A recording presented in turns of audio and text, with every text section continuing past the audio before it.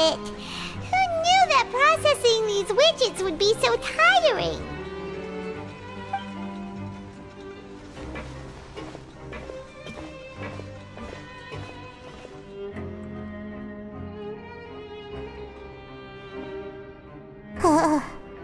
That's it.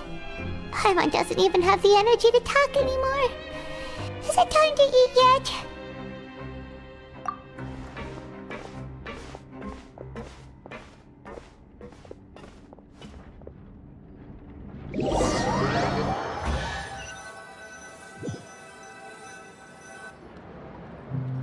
Oh, Paimon's exhausted. It's just work, and more work. Paimon's little body can't handle this much longer. Wait a sec. Now that Paimon thinks about it, haven't we been working non-stop for 3 days now? And now it's lunchtime! Oh, Paimon feels a shiver going down her spine. What's going to happen? But it doesn't seem like anything's changed at all. And we made it to the coupon cafeteria safely. Are the so-called hidden rules only a rumor after all? Well, there's no use to just guessing all day. Paimon's stomach has been grumbling the whole time. Let's just eat already! Paimon wonders what we'll get today! Maybe we'll get the super lucky meal! Wait! What? What in the world is this? What's with Paimon's food? And yours is the same! Is this stuff meat? But it looks and feels so bizarre! What kind of chef would make food like this?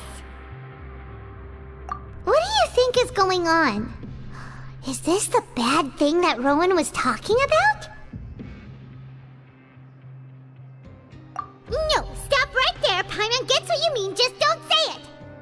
Hey, isn't that Woolsey over there? He must have made the food, right? So let's just ask him about the food and be done with it. Hey, Woolsey, have a moment? What is it? I'm about to go report the numbers for today's free meal, so you'd better make it quick. It's about the meat in our meals. Look, does it seem normal to you? The meat? Oh, that. Looks perfectly fine to me. Totally normal. You better hurry up and chow down. How could this be fun? Hey, don't leave! You barely even looked at it! Hey! What should we do now? Woolsey wouldn't even give us the time of day. Is he trying to hide something? Yeah, looks like we have no other choice. Paimon was positively famished a minute ago, but now she's lost her appetite.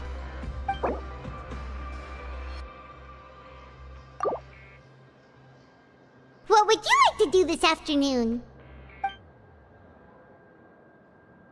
Since we have time now, let's focus on investigating some more.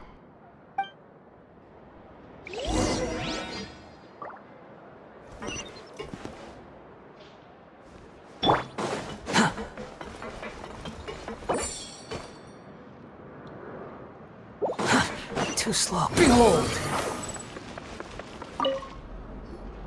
Oh, hello. You two are the ones who were with His Grace. No need to be so nervous. Sorry, I couldn't help but think of His Grace once I saw you, and Well, it's hard to say. Maybe I am. He's got a very overwhelming presence. It makes me feel like I'm just some insignificant little bug. Wait, seriously? Oh, I'm always indecisive, and I tend to make a mess of things. It's like a reflex. I just instantly start to tense up the moment I see a smart and capable person like His Grace. What? Please, don't say anything like that out loud. How could you possibly think something like that?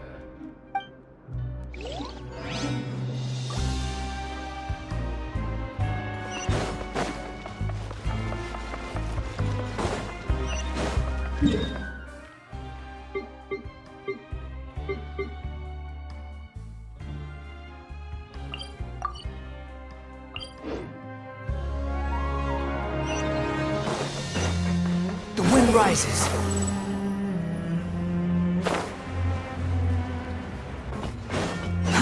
Too slow.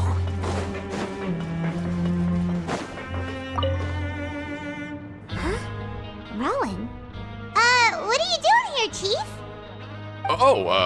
I was injured a bit just now. Nothing major, I think I just pulled something. Little mishaps like this are unavoidable at work, you know? Paimon wouldn't have thought someone as experienced as the Chief would still get hurt on the job. Shh. I just knew you would say that. This is pretty embarrassing. Where's Siegeween when you need her anyway? The one time I need to make a quick trip to the infirmary. Oh, you mean she wasn't in the infirmary? Yeah. The rumors say that there's never anybody in the infirmary in the half hour before lunch, and nobody knows where Siegeween gets off to.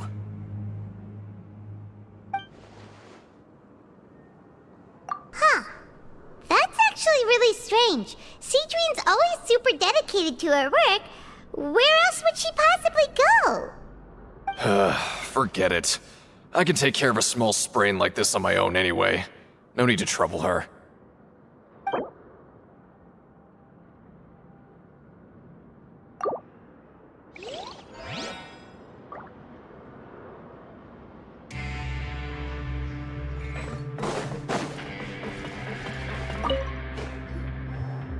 Oh, wonderful.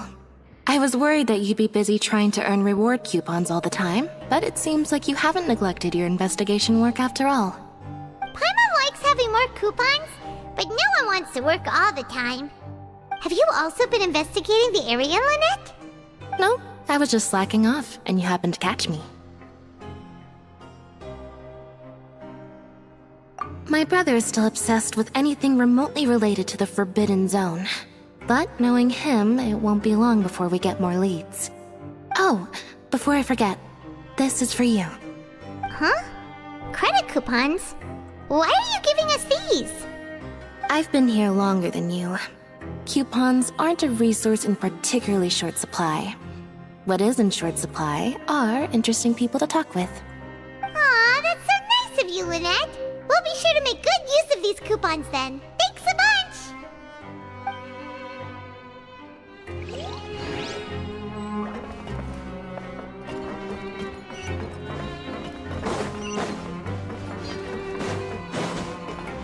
Behold! Hey, look! There's something here! Looks like a research notebook. That suspicious guy peeking into the infirmary just now. Are they a fan of Siegeween?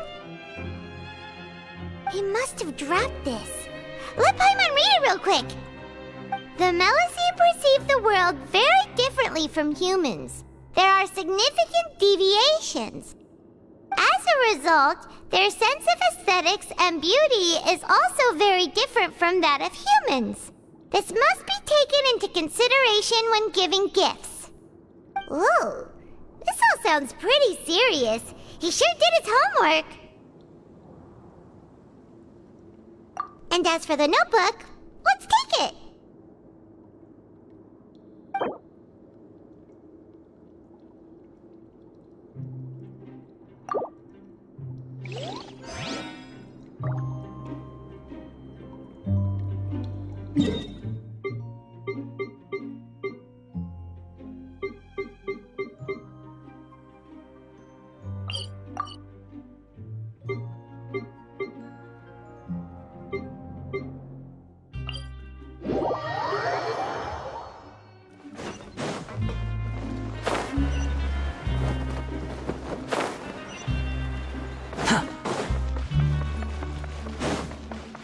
Squall Fury.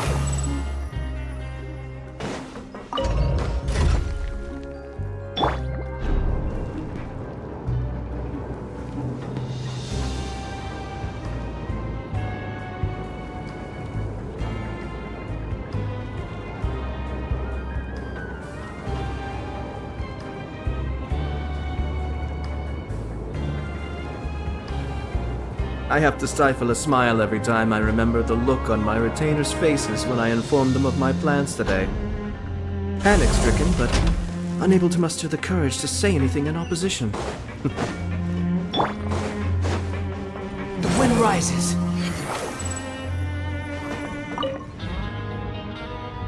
Hey, it's the Traveler and Paimon. No need to tease me, okay? I won't trip on the same step twice. Just like His Grace said, paying attention to every little detail is the key to prosperity. Maybe this is the true meaning of rebirth, not just earning credit coupons.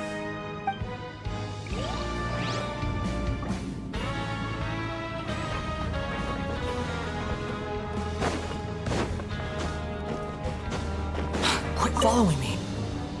Siegewing? Aren't you supposed to be in the infirmary? What are you doing in the production zone? Hello, Traveler. Paimon? Everyone's usually busy around now, and we don't have any patients to look after in the infirmary. I thought I'd come here and enjoy the sight of everyone hard at work. Enjoy? What's there to enjoy here? It's really worth watching. I often stand here and observe everyone. Humans are just so interesting and adorable. I like to watch your expressions while you work. Are you talking about pets or people? Oh, I can see why you think that, but you shouldn't jump to conclusions. See, we Melazines are a different species, and we see the world very differently from humans. It's very easy for me to observe everyone's condition. All it takes is one look, and I can tell which workers are exhausted. Wait, Melazines can see that? Huh. That does sound useful for being a nurse. Yes. Running around tending to everyone's health is very fulfilling. But I'd much prefer it if you're all happy and free from exhaustion and pain in the first place. Take care of your body and make sure you eat well. Always rest when you're tired from work and don't push yourself too hard. We'll definitely take care of ourselves. Thanks for the reminder.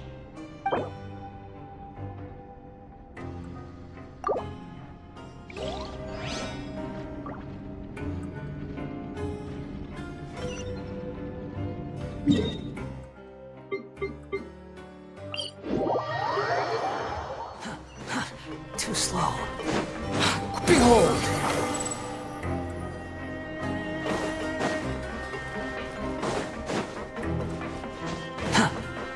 Squall Fury! Oh, you want to stop investigating and go rest? Okay, you should rest up. We'll be back at it tomorrow. So after working a few days straight, we got some strange meat in our lunch. What was that all about? Has our investigation turned up anything useful recently? Really? Then it looks like that part of the investigation has hit a dead end. Well, we'll keep searching for more clues tomorrow. Good night, Traveler.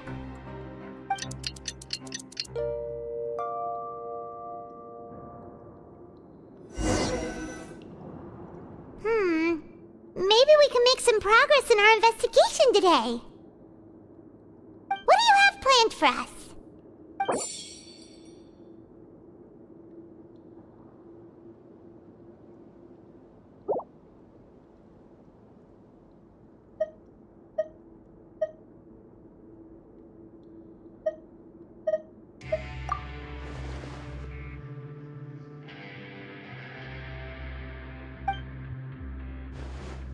After working here so long, we're really starting to get the hang of it. But doing the same thing all the time can get old pretty quickly. How are you holding up? Yeah, it's good to kick back and relax once in a while.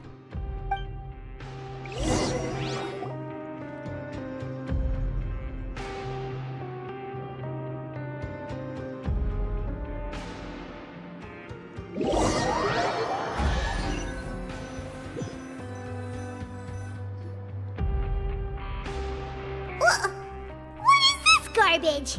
Ooh, it looks disgusting. Oh, Paimon Mom misses your cooking now. What would you like to do this afternoon? Knowing Child, he must have been there all the time.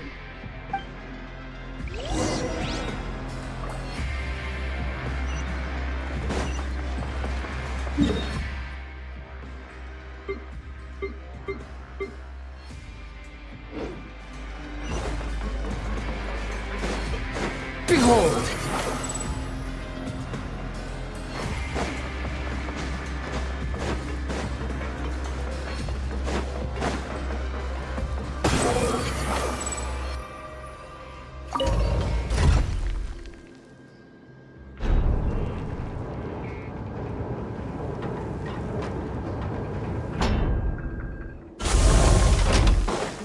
The wind rises.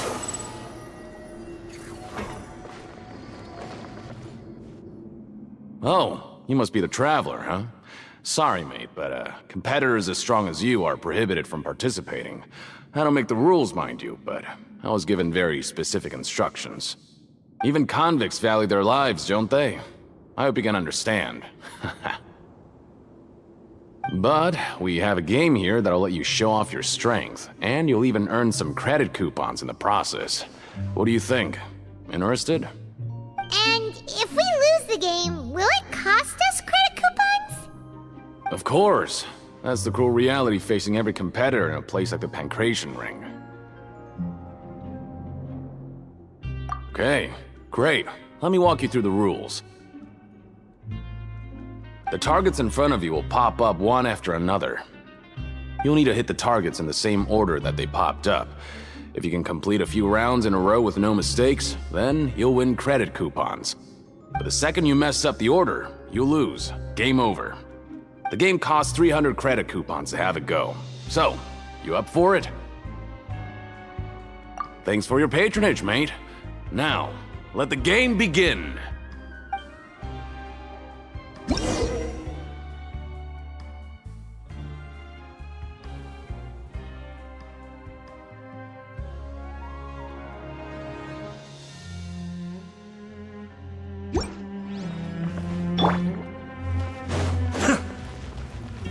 Okay, do your best to hit the targets, just like Colin said!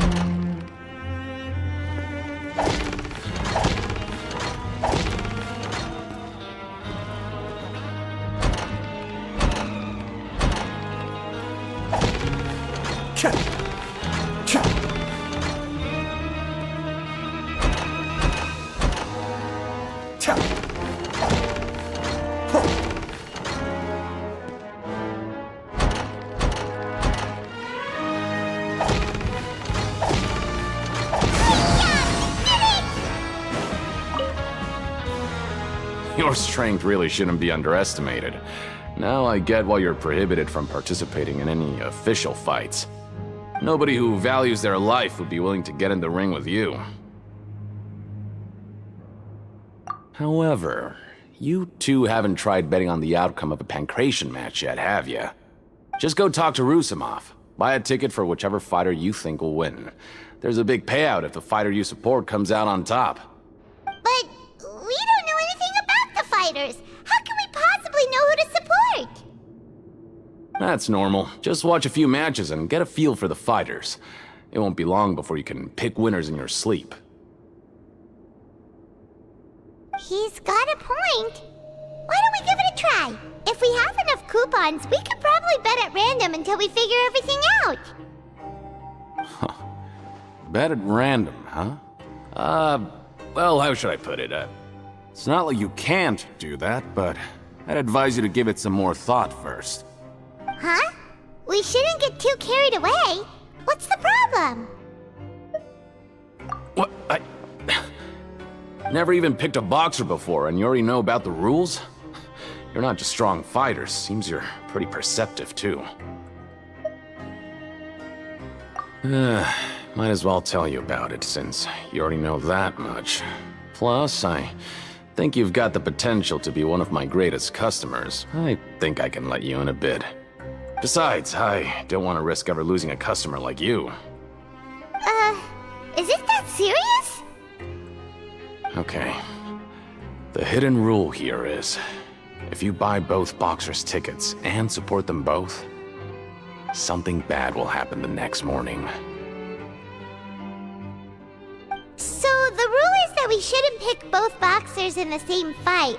But if anyone actually did that, wouldn't they be guaranteed to lose coupons? Who would do that anyway? And what do you mean by something bad will happen? How would I know? Not like I'm stupid enough to do that. But I've heard a story about the rule. According to the rumor, there was a masked boxer who possessed incredible skill and power. None of his opponents even stood a chance against him.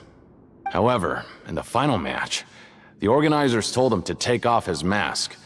He refused and never showed up to the fight. And after that, he was never seen again. Some say he died, or that he was taken care of by the event's organizers.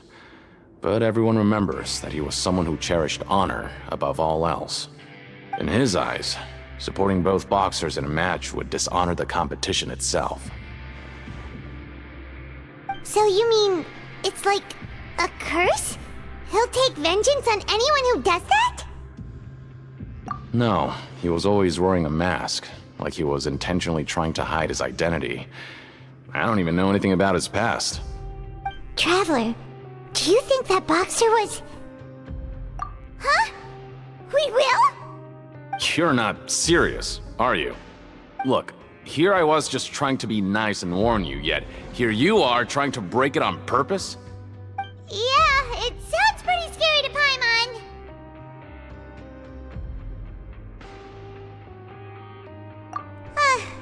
Seems you've made up your mind. Just be sure to protect Paimon, okay? Betting on both fighters will set you back about 3,000 credit coupons. If you have enough, then go ahead and give it a try. Just don't come running back to me if something happens. We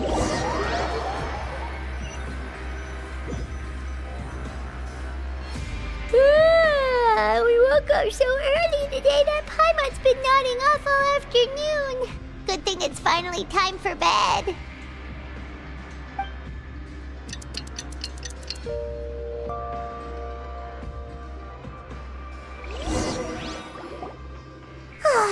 The dawn of a new day.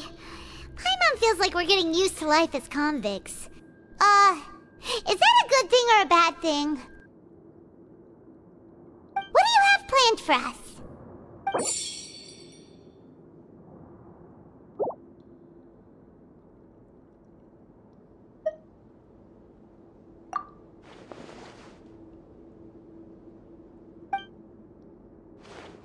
After working here so long, but doing the same thing all the time can get old pretty quickly.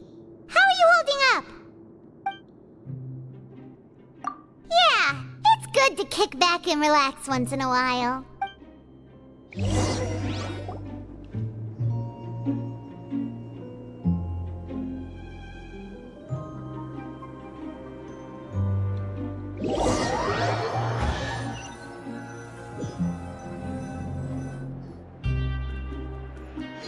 Oh, just a regular meal set.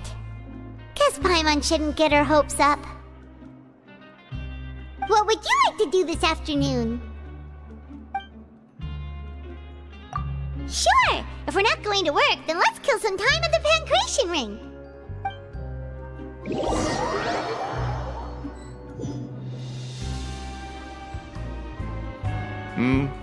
Are you two here to buy tickets? Better be quick about it. Another match is about to start. Who are the boxers in the next round? We have the reigning champ, Le Grappler, versus a contender from the Eastern Prison Block, Demon Horde. Are those their nicknames, or did they choose those names themselves? Either way, super weird. Since you're new around here, I'll help you out and give you a little suggestion. Even though Le Grappler is the crowd favorite, Demon Horde is a first-class dark horse with incredible potential. Anyway, for this match, I recommend that you pick... Huh? For both fighters? I can tell you're new to this, but, I didn't think you were completely clueless. Maybe you don't quite understand the rules, no? Let me try to explain again for you more clearly. You see... Oh, no need. We're aware that we're going to lose coupons. Alright then, if you're absolutely sure. Remember, no refunds once you buy the tickets. Yeah, we got it! Just shut up and take our coupons!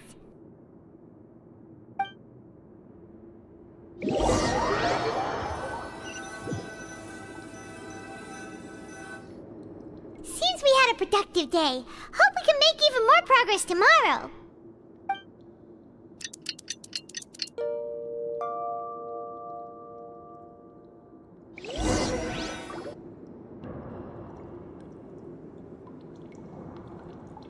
Hey, Traveler. Paimon.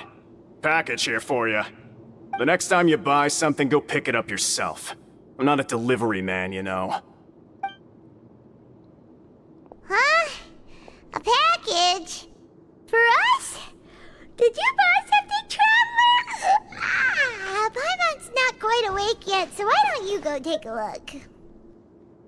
Right! Yesterday we broke the hidden rule and bought tickets for both boxers. Oh, maybe this package is the bad thing that Colin said would happen. Paimon suddenly feels wide awake. Wait, maybe let Paimon go hide somewhere first. Just call Paimon after you opened it. Hey, wait! Paimon's still here! Don't open it! Ah! Huh? What is it? Are you okay? Let Paimon take a peek too. Oh, it's just a small bottle. But the color of the liquid inside looks so wrong. Almost like... Alright, that's enough of that. No need to say it out loud. Paimon already knows what you're trying to say. Ugh, no way. Get that stuff away from Paimon. Paimon thinks we shouldn't open the bottle until we figured out what's going on. Just trust Paimon on this one, okay?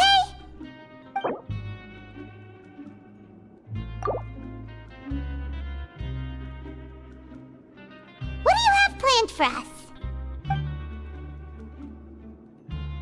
Though it feels nice to slack off a little, less work means less coupons. Let's make the most of our morning.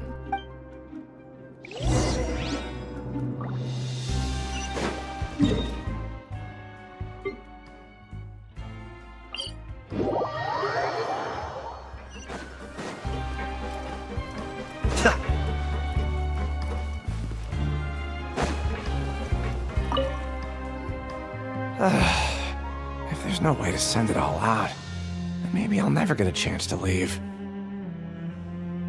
Who are you? We've never seen you before, and you don't look like a fellow convict. I'm not! Of course I'm not. Please, don't mistake me for a criminal. I'm a good, law-abiding citizen. Then what are you doing here?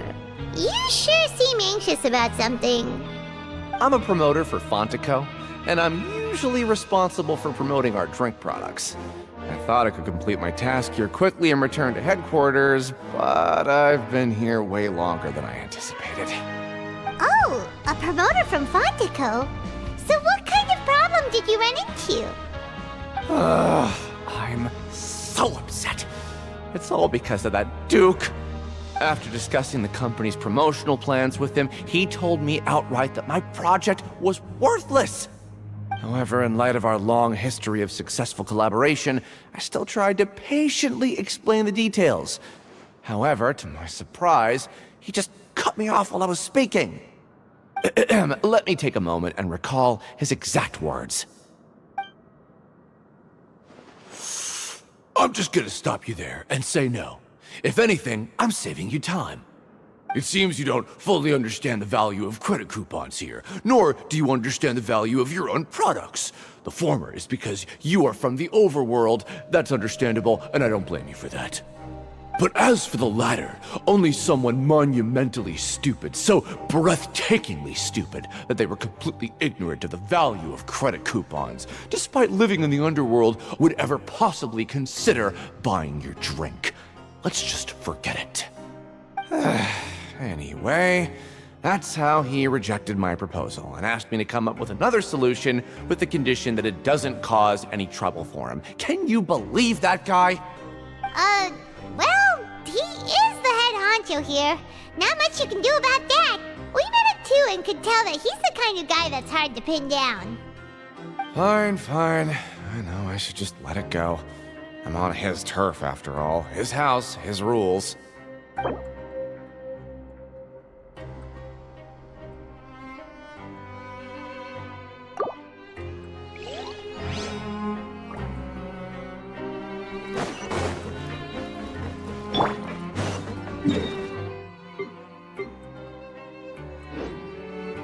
Swan Fury!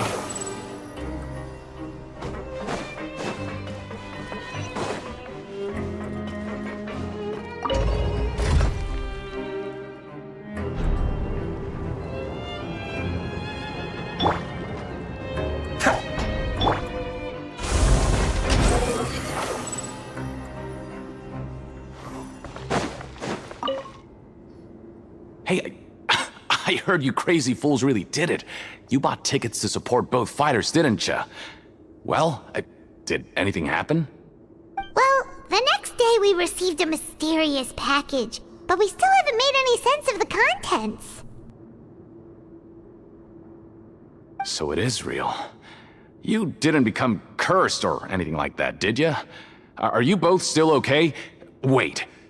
Are you sure that it's still you controlling your bodies right now? Paimon's not sure. What do you think, Traveler? Is Paimon still Paimon? Oh, okay. Well, that's good. Yeah, you two don't seem to have changed at all. But I wouldn't let your guard down just yet. Still, I didn't expect you would actually do it. You'd actually throw away coupons like that just to satisfy your curiosity? Even if we bought tickets like everybody else, it's not like we could hope to earn any coupons. When it comes to things like this, it's always the organizer who makes the real profits. Hey, just what are you trying to imply? The Pancration Ring is an honest business, and we really don't make much from selling tickets. We make so little that even the current tournaments can only be held thanks to funding from the producer of Fanta. Oh, so it's the company that manufactures Fanta sponsoring the events? Paimon thought all of this was thanks to the Duke's support. Let's just say it's a mutually beneficial arrangement. They reached out to us first, hoping to promote Fanta products in the Fortress of Meropide. Anyway, you try and take extra good care of yourselves these next few days, you hear?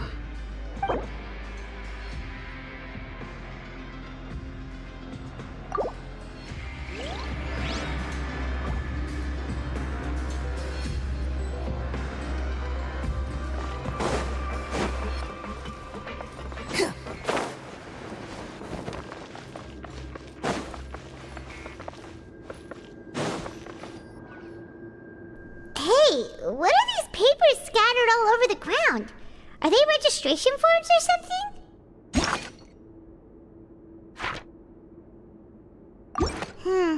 Maybe not. Every page has the Fontaco symbol on it. Maybe it's some flyers from the company. Okay. But if someone catches us, they could accuse us of trying to steal the company's secrets, couldn't they? Oh, you're right. Guess there's nothing to worry about then. Let Paimon have a look here. Without assistance from the Fontaine Research Institute, development of the new product has been slow, and some researchers on the project have voiced concerns. We have no choice but to let the new product undergo the first phase of promotional trials without a designated name or packaging. We will adjust the direction of future development according to feedback. We have decided to only conduct closed, small-scale trials for the time being. Sure doesn't seem like anything unusual. The company is just trying to develop some new products besides Fanta. But it sounds like things going well at all. Let's put these papers back where we found them and make it look like nobody went through them. Okay, good.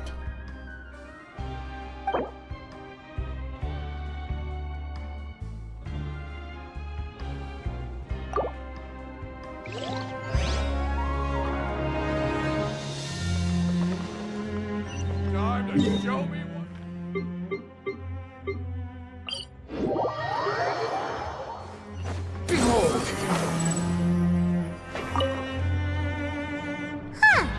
We ended up here without even thinking about it. Wanna grab something to eat? Alright, but remember that we bought this time with coupons, so let's make better use of it next time.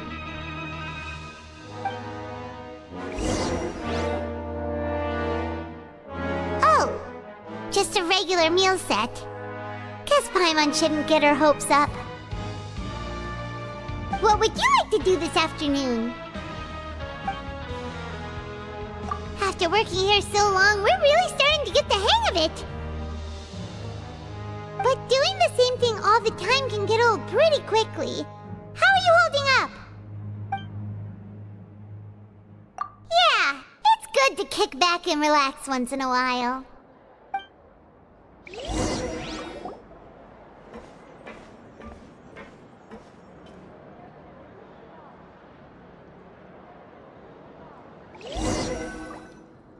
A mysterious box? A bottle of crimson liquid? Paimon still doesn't know what to make of it. Do you have any ideas, Traveler? Really? Then it looks like that part of the investigation led us nowhere. Well, maybe we'll have better luck tomorrow. Good night, Traveler.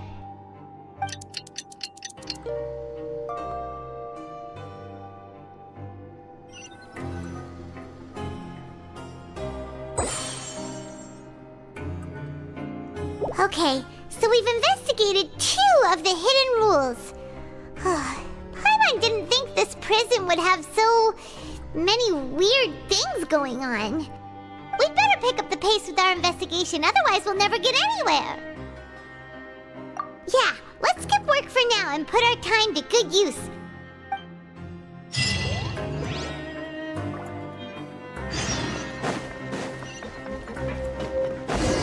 Quit following me. Squall and Fury.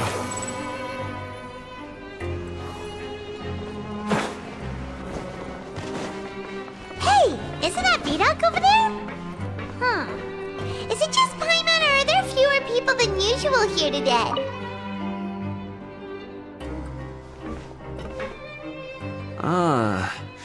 Seeing you at this time must mean you've already saved up a lot of credit coupons.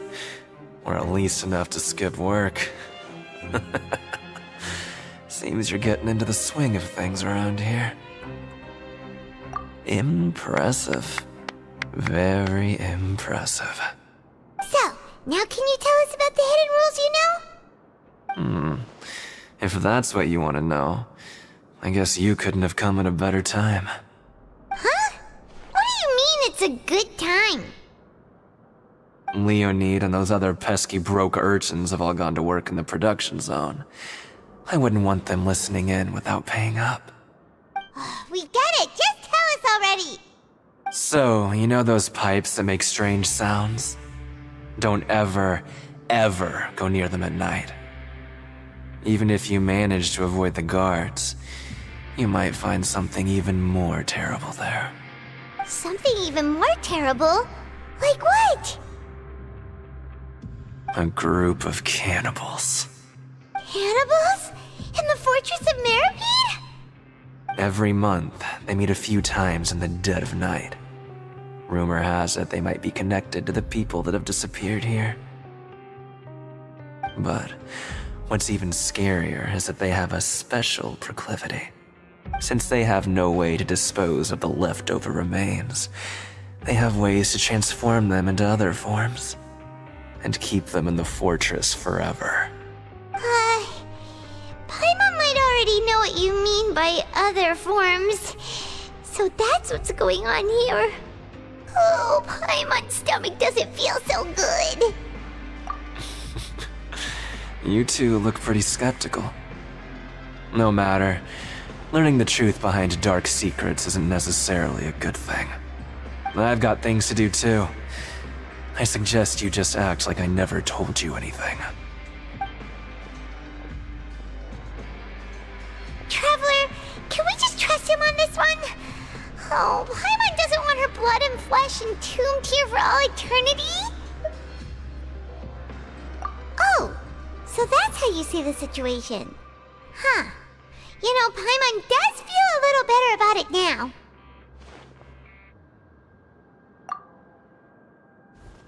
When will all the secrets end?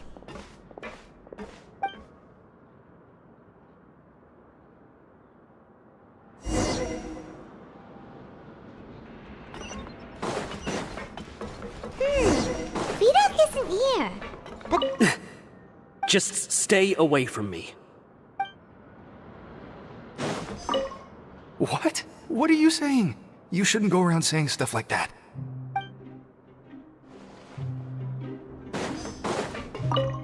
What are you talking about? Listen, you should keep your nose out of other people's business. Their attitude sure is suspicious. Like they're trying to avoid us.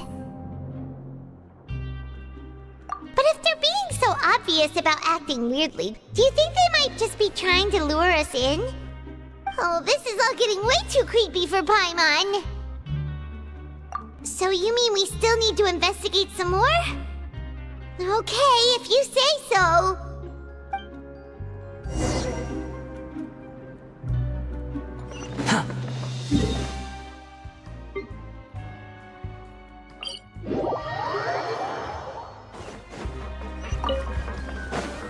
The wind rises.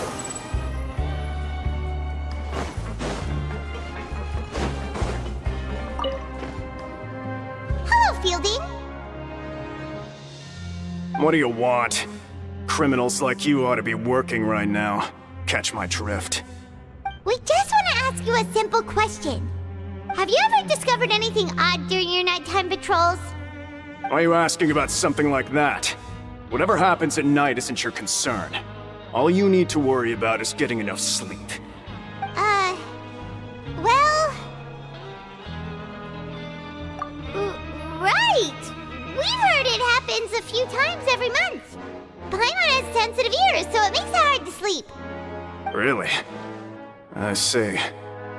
But it's not like I'm on duty every night. And now that you mention it, I recall my colleagues talking about something like that before. They say that strange things tend to happen at night on pipe cleaning days. Lots of us don't willingly take those shifts. So, what happens at night on pipe cleaning days?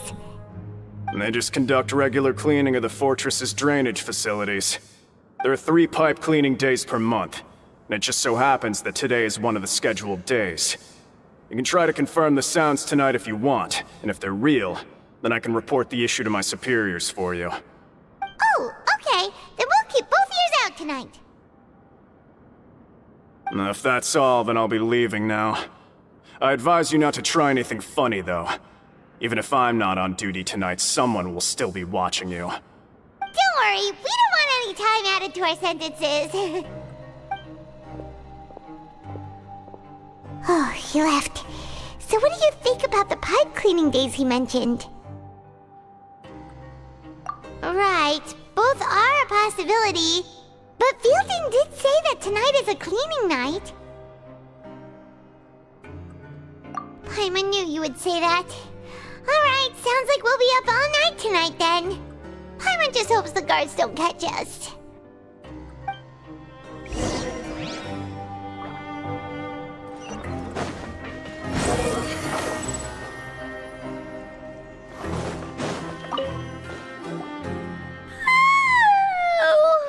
I'm so tired. But we can't sleep yet. They'll be cleaning the pipes tonight, so it's the perfect chance for us to investigate. Whatever.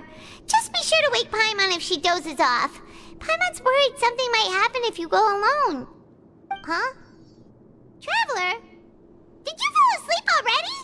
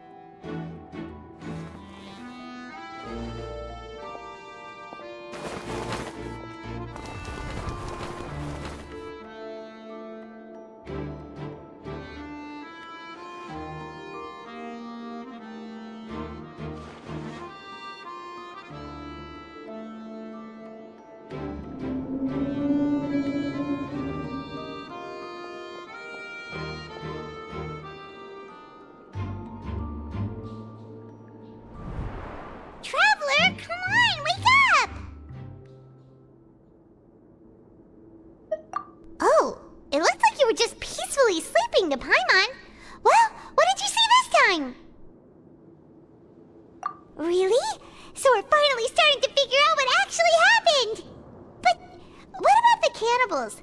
How do you explain them? Okay, well, it's about time for us to get moving. Just be careful to avoid the patrolling guards.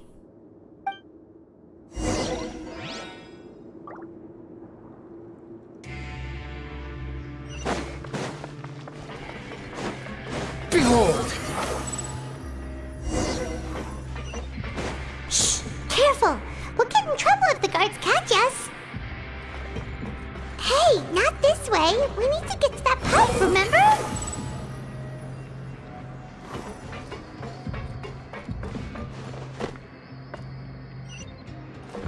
Swan Fury!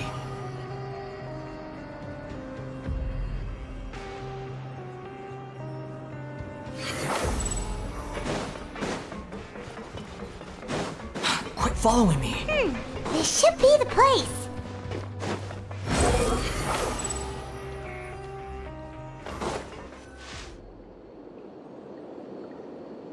What? I know you. You were the ones we saw. Huh. You've got guts showing up here. You know who we are, right? You'd better leave now. Ain't nobody coming here to save you. What'd you say? Yeah, so what if they were?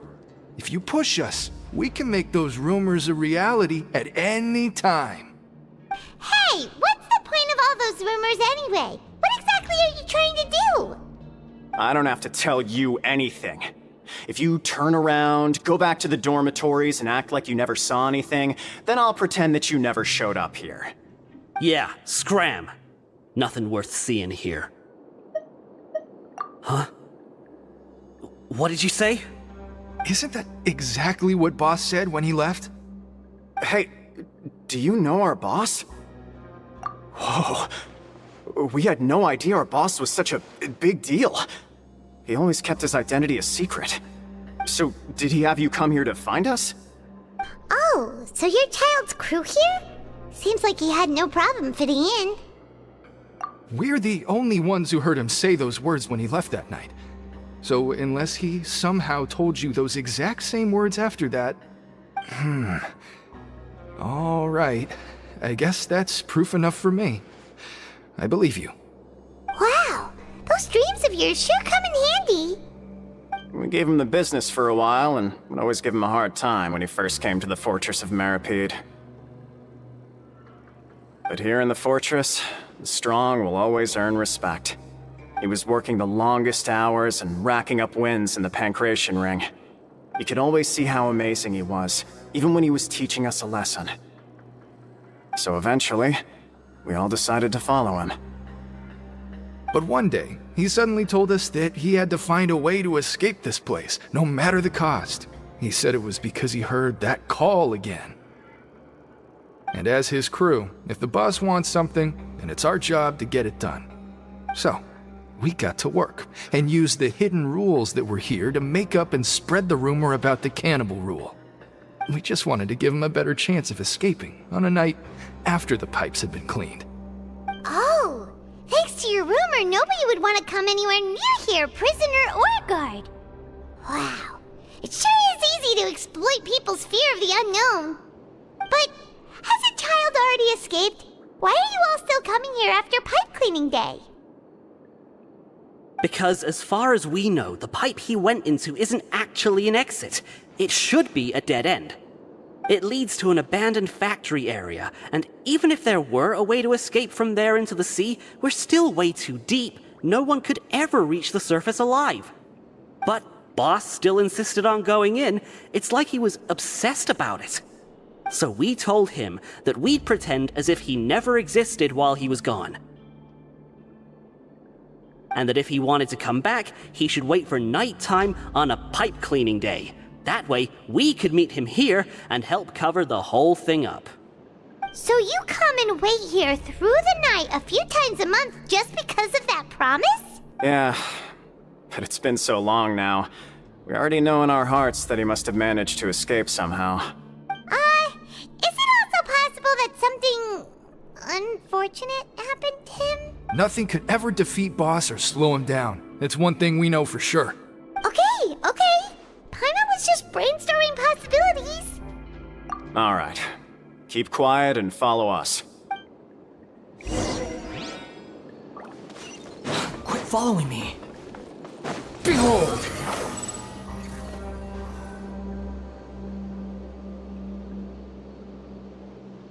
The way up from here has been sealed off. It's impossible to get through.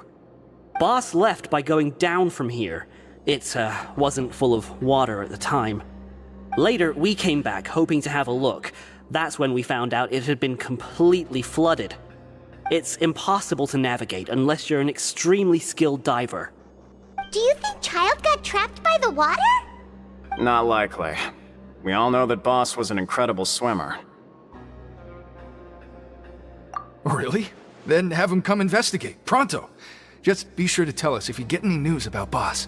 It's getting late. We should leave before the guards come this way. Yeah, we learned a lot about what happened to Child here.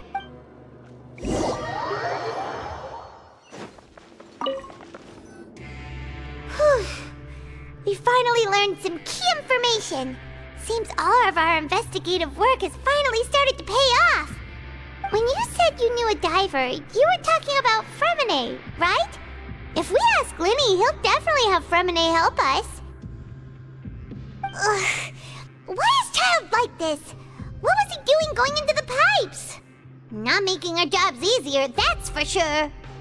Fortunately, though, it seems like it's only a matter of time now before we find out what really happened. Now that we can finally relax, I'm starting to feel super sleepy. Let's try to get some rest while we still can. Nighty-night, traveler!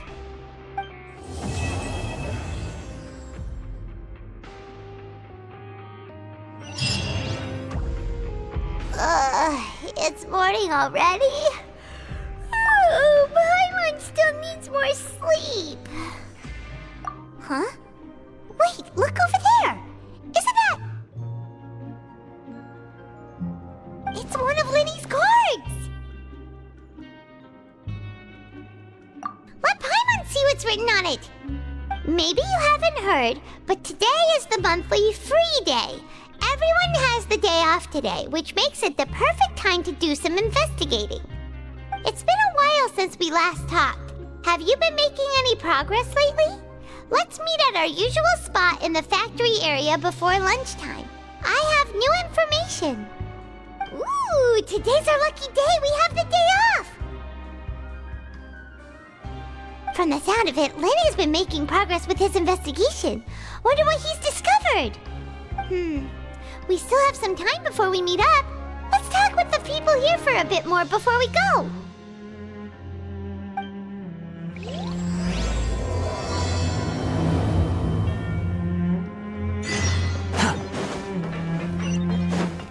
Quit following me.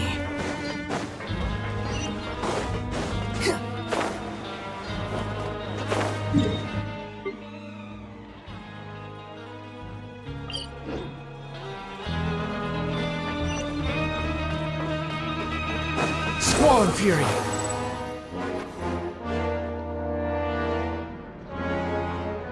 Look! There are some people talking over there! Let's listen in on the conversation.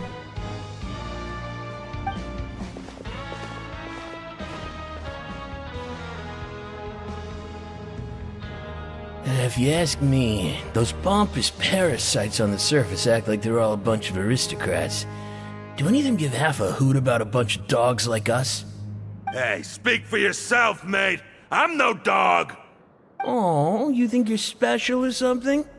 If you're here, then you're just a convict like the rest of us. I've heard that even if you're released after serving your sentence, going back to life on the surface ain't any better. Once a criminal, always a criminal. We're marked for life. I don't buy that. Hey, how cool would it be if the whole world was destroyed by a giant flood and everyone had to start over from nothing? What kind of filthy bilgewater are you spewing? I have family up there. You best shut your sewer hole with talk like that.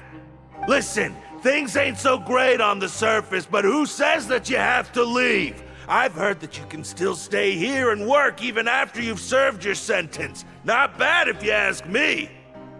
Who wants to live in the ruddy overworld anyway? And what makes you think they'd want to hire someone like you? It's one of the great mysteries of the universe, how someone as useless as you is so confident. Whoa. Sounds like they're really unhappy about the overworld. Speaking of which, Paimon never heard anyone use the words overworld or underworld when we were living up there. Is it only something the inmates down here say? That's true.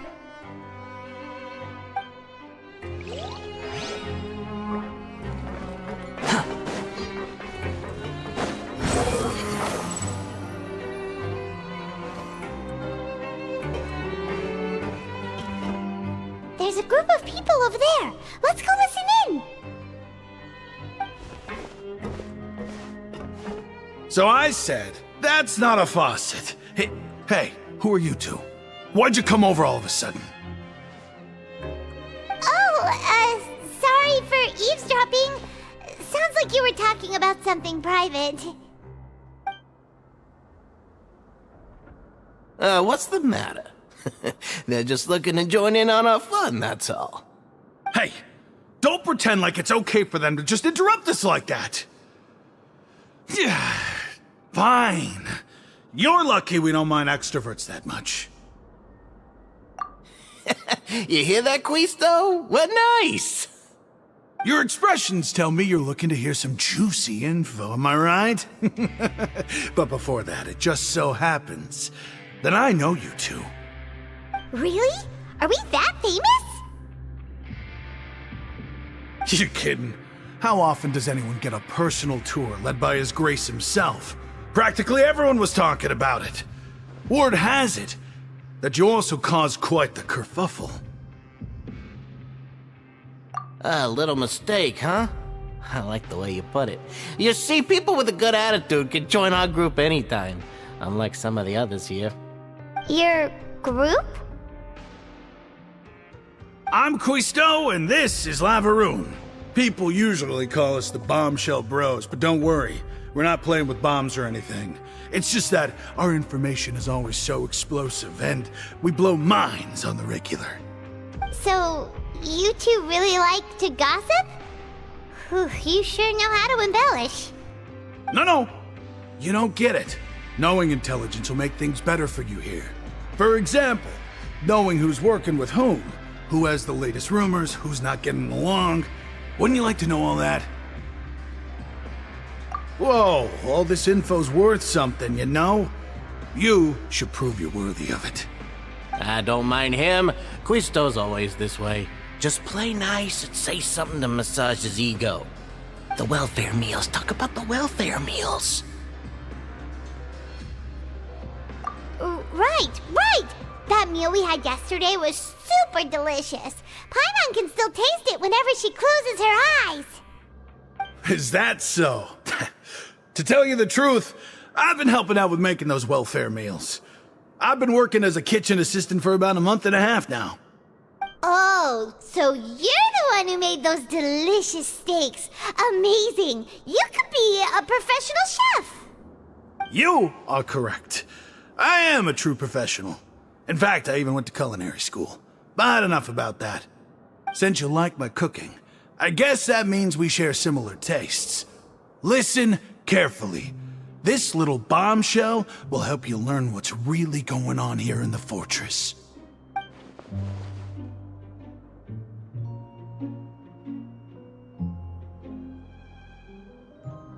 Listen, kids. The power structure within the fortress is quite complicated. The overworlders couldn't care less about us down here. We're basically dogs to them. You've already met the one person here you should never cross, the Duke, Risley. He knows more than you think. And if he doesn't care about something, then he often doesn't bother dealing with it. Those who have the Duke's attention get all kinds of special perks, even better treatment in the infirmary. I know who you mean. It's that Jurier character, right? I don't think there's anything useful about him at all. Why does he visit the infirmary practically every day? Is it normal for anyone to be going in and out of there so often? If you ask me, he's just faking it to get out of work. But did you know that Jurier was a talented researcher from the Fontaine Research Institute before he came here? There's no denying that. I don't care if he was a researcher that could turn dirt into Mora. Once you're in the fortress of Meripede, you're just another inmate like everybody else.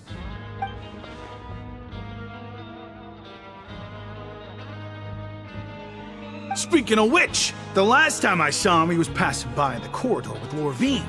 I also heard they started arguing in the library and got into a fight, right?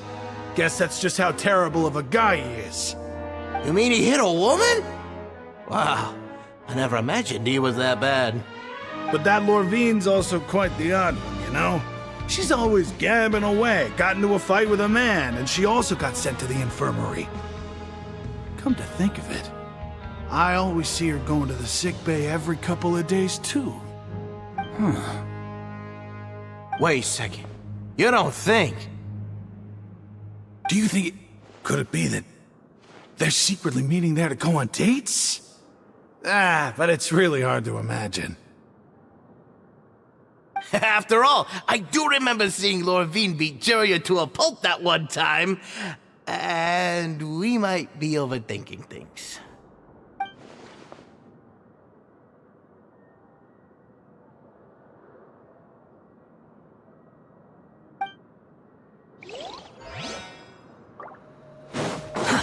Too slow.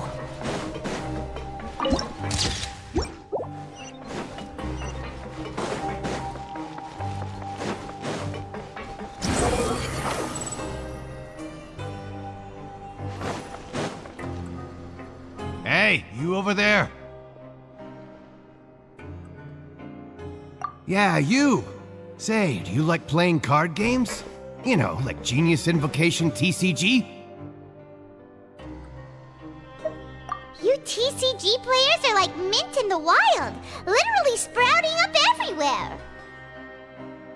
Hey, come on now. What's wrong with finding fellow Invocation aficionados?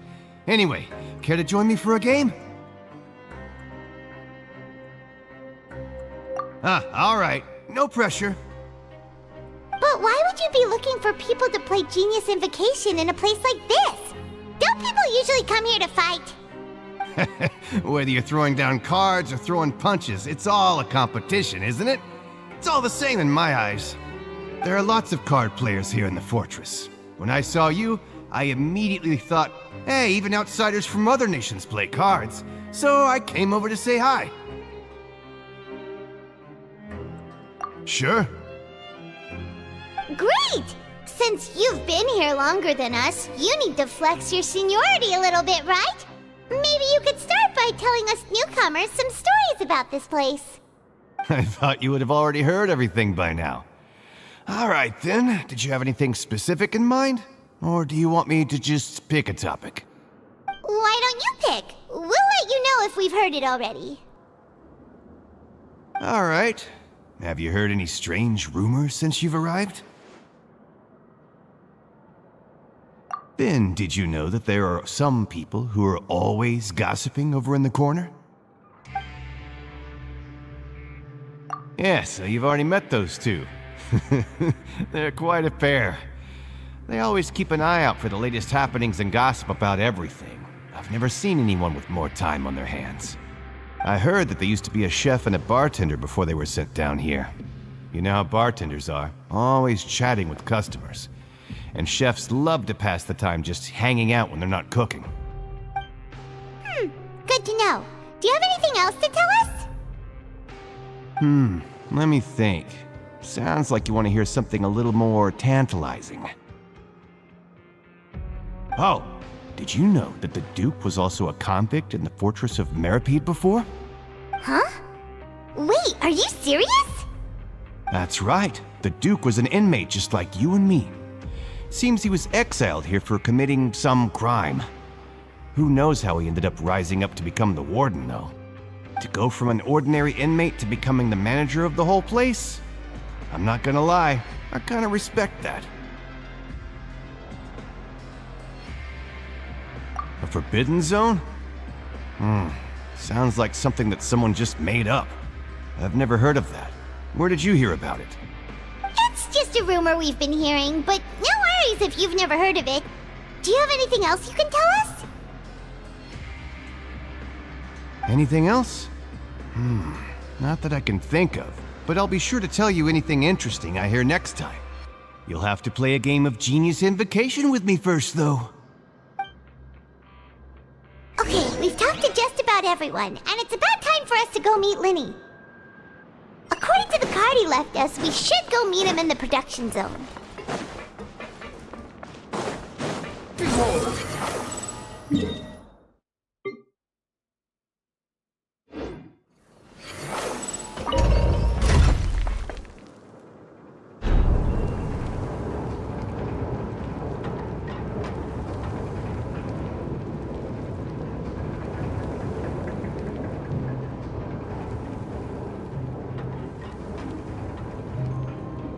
There's no such thing as pure freedom in this world. Even the wind cannot blow on forever.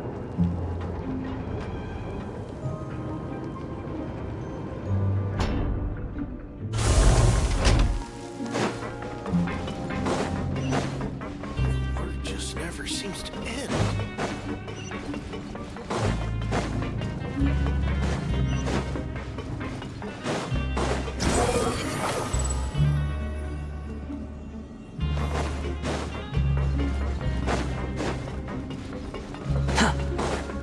Rises.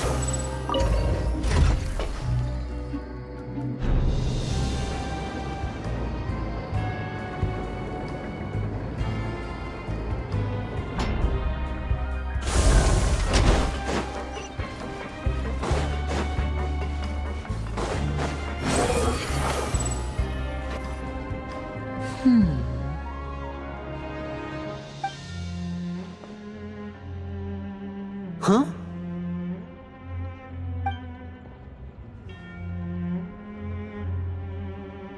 That look in your eyes. You found something? Hey, this is no time to be modest. Just tell him we found a boatload of information. Oh, as expected of the legendary duo, you have my full and undivided attention. Huh. I'd have never guessed that myself. The rumors swirling about this place are unreliable after all, and Master Child probably went missing because he found a way out. He is a harbinger after all. I suppose he's much more resourceful than I initially gave him credit for. Unfortunately, this isn't enough for our final report to Father. We need to find out Master Child's exact whereabouts. Father told me that even though Master Child said he was just coming to Fontaine for a vacation, he actually had some personal reasons. His agenda might be linked to his disappearance. His escape route is already flooded, so we'll have to task someone with professional diving skills to chase after him. Well, when you put it that way, it's obvious that only Perannya would be up to the task. Bingo! Is he around? He's working today. Coming here as a group would have attracted too much attention. I'll talk to him about it later. It's the least I can do. We're all in this together, so it's only fair for us to fulfill our end of the bargain. Honestly, I'm far more impressed by you guys managing to collect all this information right under Risley's watchful eyes. Collecting information has always been our strong point. Now, let me think. To find out more information, Perannya will have to retrace Master Child's original route. And if he's to do that, he'll have to set out on the next pipe cleaning day at the earliest. That's 6 days from now. And after that, he'll probably take another 2 or 3 days to return.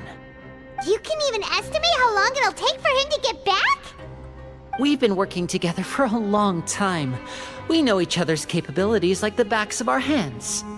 Traveler, what say you to meeting here 9 days from now? We'll be able to pick up Perannya while we're at it, too. Oh, and there's just one last thing we'd like your help with. Though we can just sit back and wait for Peranya's report on Master Child's whereabouts, we still need to make more progress on the investigation of the Forbidden Zone. Peranya's no master of disguise, Lynette's still working on getting intel from the other areas, and I'll need to spend some time helping Perannya prepare for his diving mission. So, you are the only ones we can count on. What do you Will it be hard?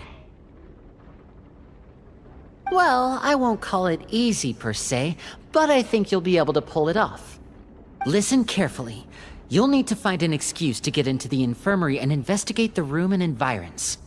You've mentioned several sketchy-looking people always meeting at the infirmary earlier, so it probably has something to do with the secret we're hoping to uncover. You've already met the head nurse, so she'll be less suspicious of you. Investigate the internal structure of the infirmary and any active dealings within, and pass those on to me alongside anything else you're able to discover. But also, there's no need to take risks. Don't forget, safety always comes first. My apologies, I just started rambling out of habit. It was almost as if I was talking to my younger brother. But that's not a bad thing, right? All right, then we'll head out as soon as we finish our prep. Let's go our separate ways for now then. Don't forget, we meet here again in 9 days. Stay safe.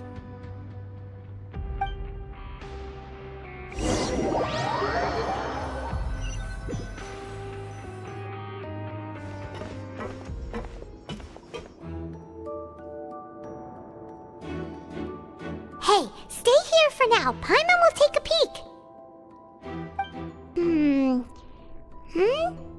There seem to be several people inside.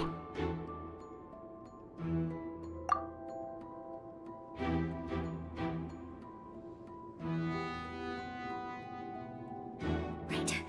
I feel like it's not impossible.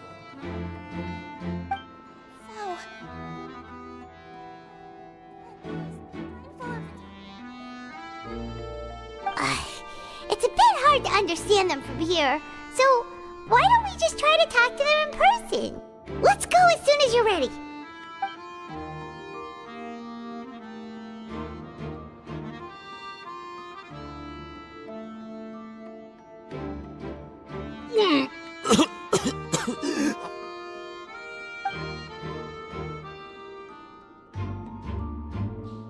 Someone, please help!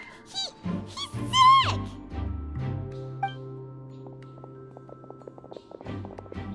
Whoa, are you okay? Oh my! What's wrong, little one? There's no need to panic. Take a deep breath before you begin. The traveler started complaining of a stomachache, and then nausea, and then collapsed onto the ground. Paimon doesn't know what to do! Freezing limbs, twitching fingers, and pale complexion? Could it be poison? Let me take a look. Please, lie down over here. Don't worry, I'll get you to the bed safely. Here, hold on to my shoulder and walk slowly.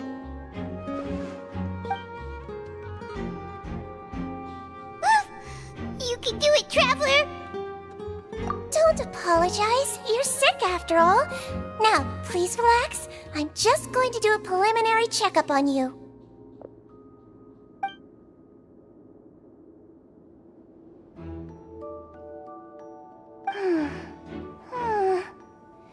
I see now. My checkup has confirmed that he's not in any mortal danger. That's our worst fear out of the way. Eh? Oh, that's good. But... I'll continue my diagnosis of the patient now. Please, relax and take a deep breath.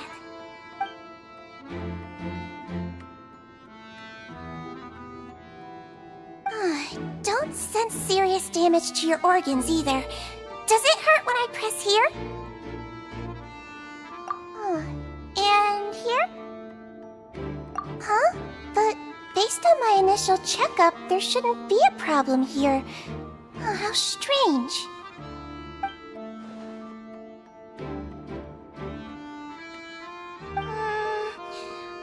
What about here? Does this hurt? Oh, I understand. So that's what it is. I think you just ate something that disagreed with you. That's all. Nothing too serious. Outside of a pretty bad stomachache when it decides to act up. So that's what it is. Thank goodness it's not anything more serious. And there have been other inmates complaining about the food recently. I'll inform our head chef, Mr. Woolsey, of this problem as soon as possible. Congratulations! The health risk is incredibly low, so you should recover within a couple days. Why don't you take a rest here while I go get some medicine for you? Miss Levine, I'll have to trouble you to help me look after this new patient while I'm gone. Very well. And she hopped away, just like that.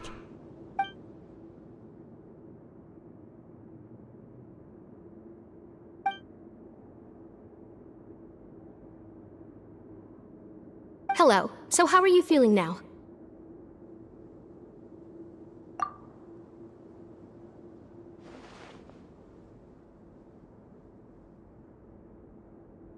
His stomach ache's really bad. He was stumbling about the whole way here, so Paimon's really worried.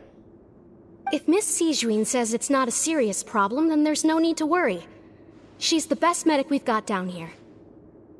But it also looks like she's the only medic you've got down here. Well, that's true. What do you mean, that's true?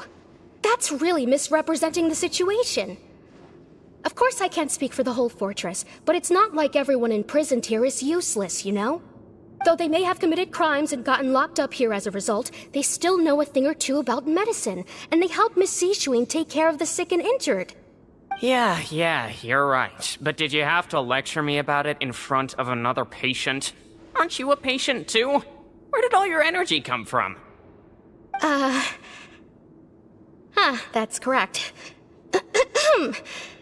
Sorry, I got a bit ahead of myself. Are you two also sick? We've been sick a while. I come back every once in a while for checkups, and to pick up the medicines Miss Sijuin prescribes for us. That's just the nature of chronic illnesses. As for her... you could say she fancies herself as Miss Sijuin's capable helper because she learned a bit of medical knowledge ages ago.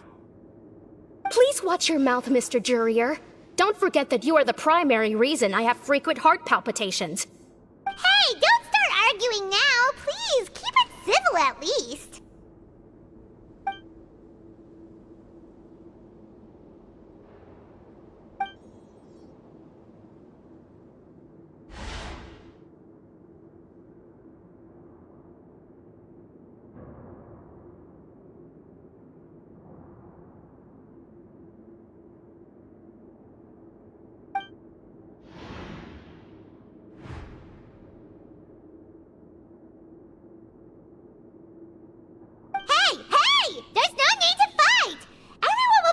Someday, so there's no need to argue over silly things like this! But... Release. It's way too early for us to even think about that.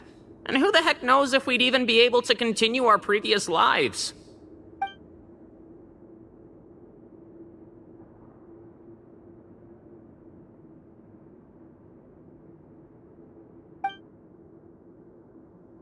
Please allow me to end this boring and useless conversation.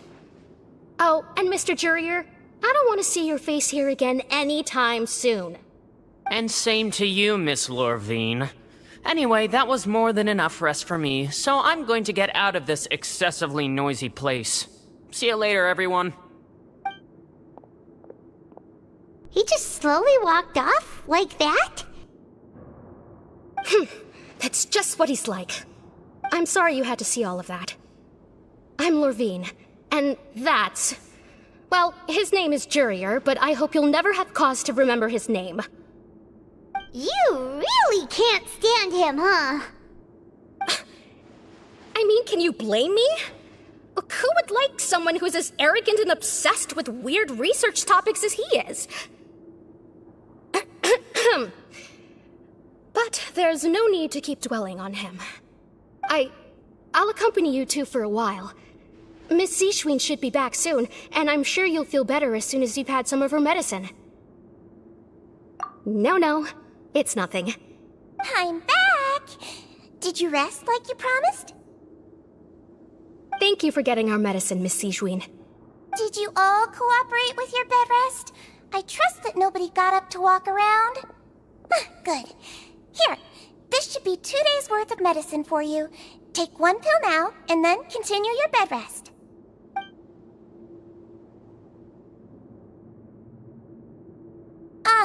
Miss Levine, I left in a bit of a hurry just now. Do you still remember if we discussed the color of the pill that you should be taking today? I remember. You said it should be yellow.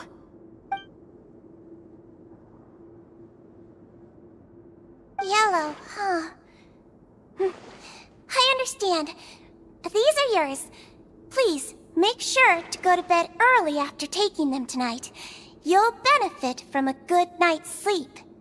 All right, then I'll also be on my way now. I hope you feel better soon, too. See ya! I'm going to fill out your medical record now. You're widely known as the Traveler, right? I just want to double-check a few details, if that's all right with you. Those two made quite the commotion just now, so why don't we let the Traveler rest? Paimon can answer the questions instead. So his primary symptoms are abdominal pain with secondary symptoms of nausea. Is there anything else? That's it. All right then. Is there anything we should know besides to take the meds? No, his base constitution is quite good, so I'm sure he'll recover quite quickly after taking the medicine. Please make sure to stick to bland or less stimulating foods, and don't stay up too late at night. Got it. Paimon will hold the Traveler to that for sure.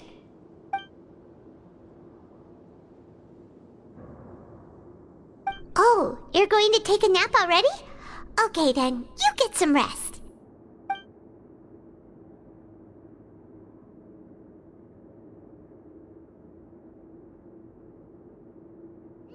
We've been to lots of places together.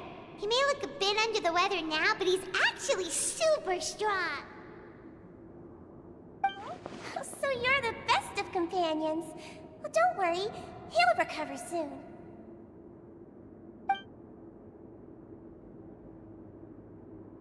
Ah, you're awake. How do you feel? You slept for a really long time, but we never left. Well, now you can go back without a worry in the world. Remember to take your meds regularly, and remember bland foods. Thank you, Miss Sigeween.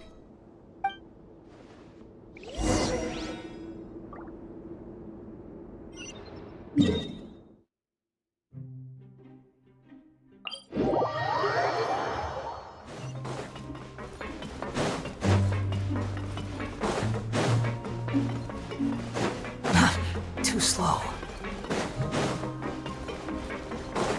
Squall and Fury!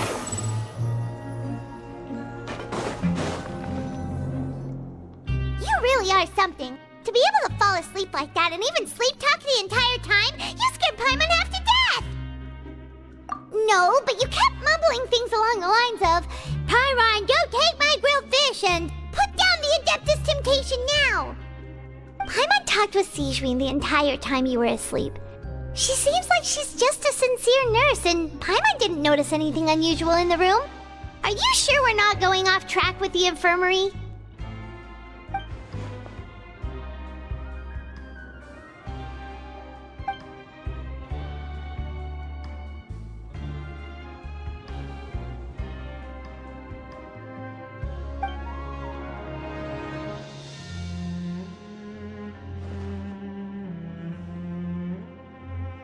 Whoa! You really are super thorough! All those tiny little suspicious things that Paimon didn't even pick up on! We've gotta give the info to Linny!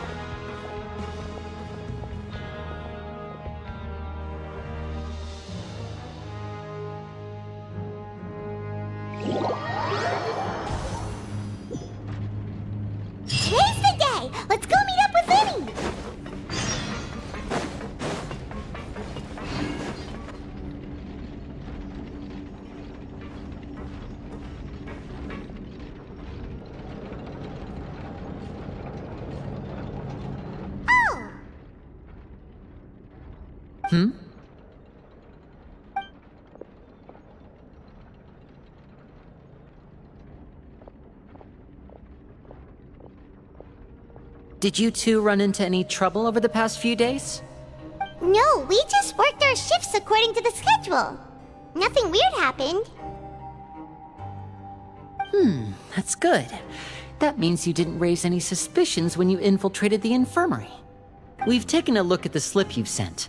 Perannya successfully left the grounds via the pipes 2 days ago, and as of last night, Lynette has also infiltrated the infirmary after faking an illness. Wait, why is she getting involved as well? You already went above and beyond when you scoped out the infirmary. To put it more bluntly, even if we were to view that as something you did in exchange for Peranya's help, you've already done more than enough. Infiltrating a guarded stronghold is a different kind of job from a one-off investigation. We want to avoid using the same faces over and over and reduce the amount of suspicion that will fall on any given person. Lynette also felt like you have already taken the first step for us, so she should be the one to finish the job. So that's what Lynette thinks. Paimon hopes everything's going well for her. Then, let's go check on Lynette before Perannya returns. If everything went well, then she should be wrapping up her investigation right about now. Is now really a good time to go over? According to my observations, Sigewinne always spends around half an hour away from the infirmary right before lunch. Lynette knows this as well, so this should be a good time to meet up with her. Also, I'm her brother, remember? It's only natural for an older brother to care about his younger sister's well-being. Okay, then let's head over right away!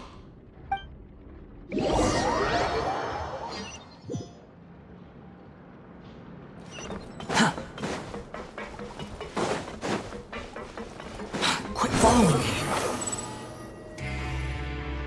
Lynette should be here right now. Huh. Strange. Lynette? As expected, Sigewinne isn't here, but why isn't Lynette here? No, Lynette rarely deviates from the plan. We agreed that if she were to make changes on the fly, she'd find a way to let me know.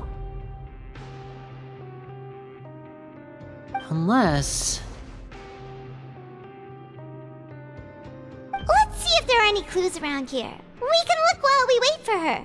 Who knows? Maybe she'll be back soon. Okay.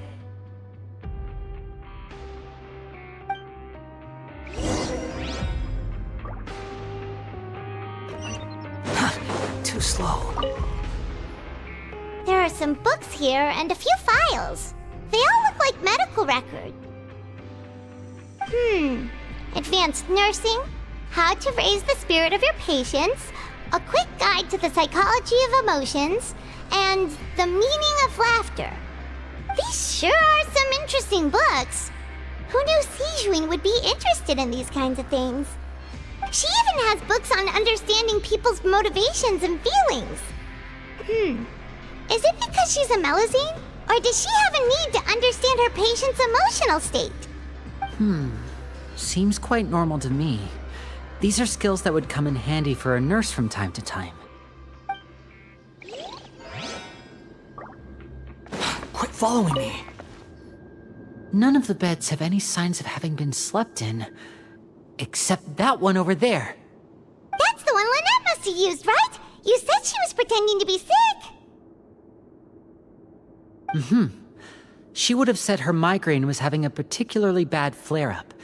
Generally speaking, the head nurse would then ask her to lie down and rest, while she left to retrieve the medication. Which means, either the head nurse didn't return the entire time from when Lynette laid down up until she left the bed, or the nurse intentionally left it this way.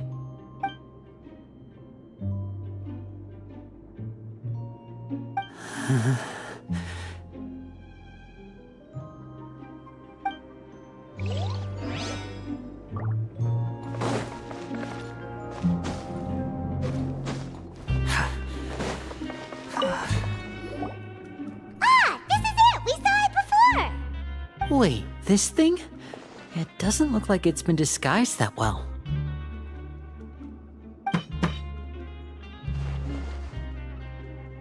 The space behind it is empty.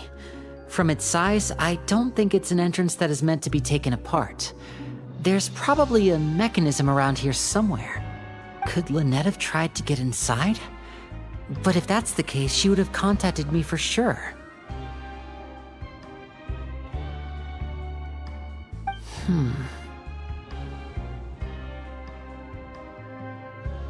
Let's look around here for some more clues. Don't panic, just take another look.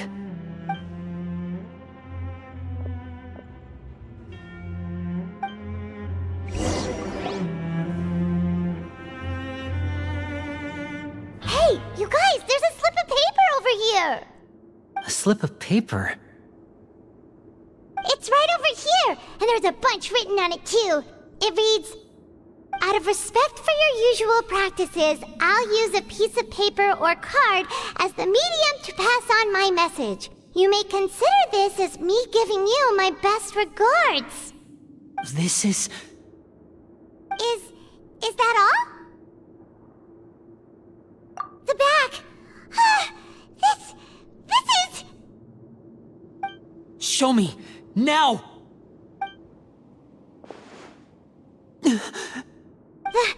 That look on your face. Paimon's reading it now. Would you care to guess where Miss Lynette of the Fatui could be right now? No. Could she have... Is she already... Writhsley.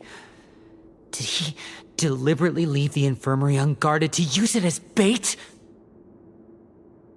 Wait, you mean he was aware of our goals from the very beginning? But why? We didn't run into any trouble last time, and he also never reached out to us since. Yes, that is a crucial question. Writhsley, he doesn't do anything without a clear goal or reason. So this means he had no concerns about your activities from the very beginning. You're not from the same camp as us. You were sent down here by Nervulet, so you have no conflict of interest with Writhsley. We're a completely different story, though. I'd like to know that, too. Why did he only go after her? Don't panic, just think everything over. I have to stay calm.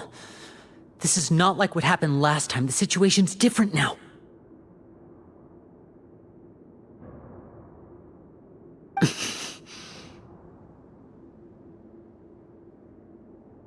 Wait, you're right. Wait, but that means... The fact that Fremine was able to leave the grounds, could Writhsley have let him go as well? But what does he gain by letting Fremine leave like that?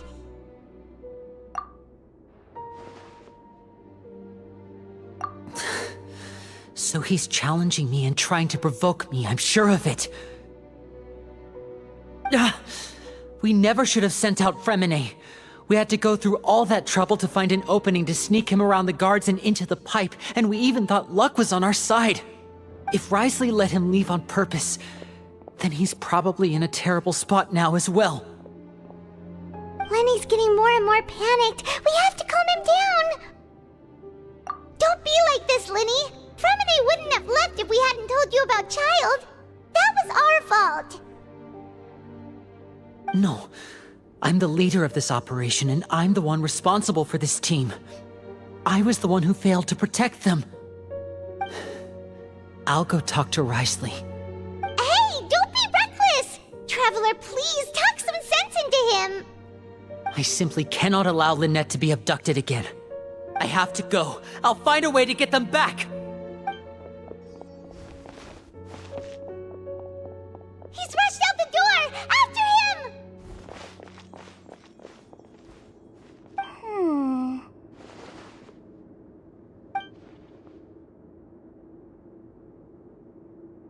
Right.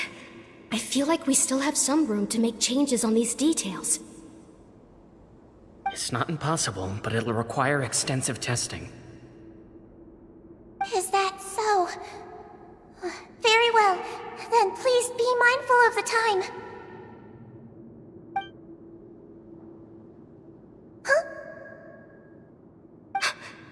someone? Pack everything up. Whoever's outside is eavesdropping. They'll probably come in once we stop talking. Someone! Please help! He's sick!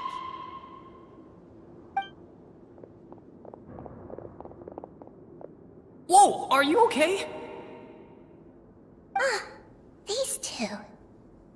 As expected, they've already found this place. Oh, they are quite sharp. What a delightful turn of events. I like smart people, but I also like playing dumb. I like the feeling of being trusted. Oh my! What's wrong, little one? There's no need to panic. Take a deep breath before you begin. Being able to read human expressions is quite the useful skill. Wait! Wait! It's no use. We have to catch up to him.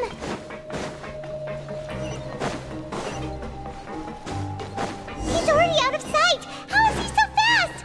Let's go head him off at Risley's office.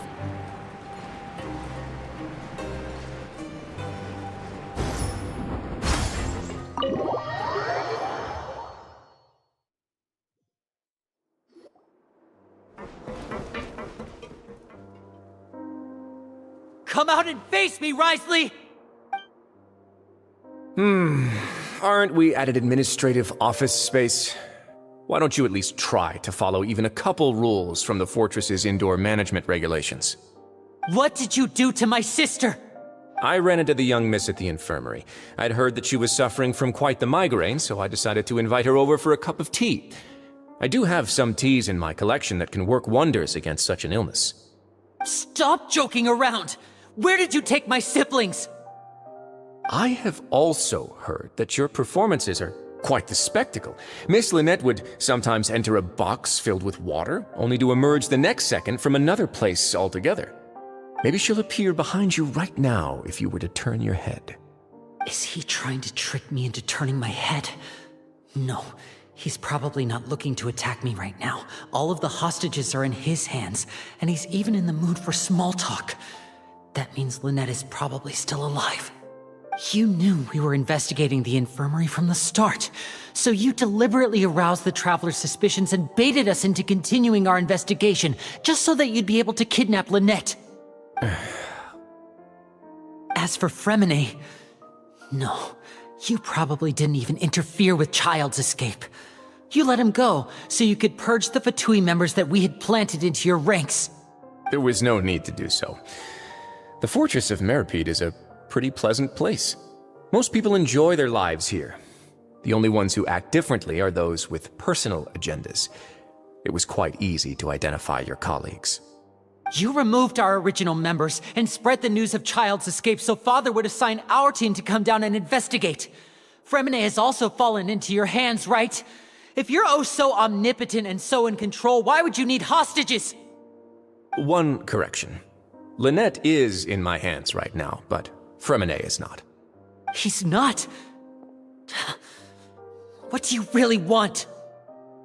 Lenny! Oh, wonderful. Everyone is here, so I'll only need to say this once. Thank you so much for cooperating with me. Eager and to the point, I see.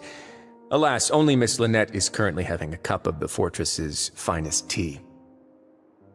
Although, as per your original plan, Mr. Fremeneh should also have returned to the fortress by now. But he has neither shown up within my gates, nor has he been taken into any kind of custody. So where do you think he may be right now? Wait, you can't mean... You locked him outside in the sea? I closed the fortress's gate to the outside world. That's all. Fremeneh's a star diver, so he should be fine, right? No, we're still here, so he'd definitely try to find a way to come back for us. So we can't assume he might have made a break for the surface. But why would I do this, you may be asking? To have an audience with you, of course. My intel tells me that Mr. Linney is a great magician, so it's only natural for me to want to have some cards of my own when it comes to negotiating. Besides, I do recall you mentioning to Miss Lynette that you've always wanted to have a face-to-face meeting with the Lord of the Fortress of Meripede, regardless of whether it was in a personal or a professional capacity. Well, you got your wish. So, you've been keeping tabs on us before we even set foot in the fortress. Some of my folks just happened to hear a thing or two, that's all. In any case, I will be straight with you. I was willing to play dumb and turn a blind eye, so we had a pleasant few days playing games together here. But once you started focusing on the Forbidden Zone, all of that changed. Mr. Linney, the cards are stacked against you right now. Miss Lynette is in my hands, and Mr. Fremenet is still slowly being pickled out there in the brine. You know just as well as I that he cannot last out there forever. You need do but one thing to guarantee their safety. I would like you to contact your superior, and ideally invite her over for a cup of tea with me. You want to see Father? But why should she bother giving you an audience? Well, if she cares for the well-being of her dearest children, she should have plenty of motivation to join me for a parents' evening. I've heard that the bonds between the members of the House of the Hearth are like the bonds of family. I don't see why she would refuse. Why did you think Father sent us to handle the Fortress of Meripede? This place is basically a no-man's land. It wouldn't be fitting for anyone as important as a harbinger like Father to come here in person. Oh, I see. So it's because she doesn't care for my place here. That's such a shame. After all, I've amassed quite the tea collection. I was looking forward to sharing it with her. Both Monsieur Neuvillette and Lady Farina have already received many samples as gifts. Was this the extent of your master plan to get to Father? No matter how much pressure you may put on me, I won't allow you to use us to blackmail her. You people really are difficult to get along with. All I'm asking for is a face-to-face conversation. Does she truly have no interest in the fortress's secret? Mr. Linney, you have one last chance to invite your father here. If you refuse... Linny!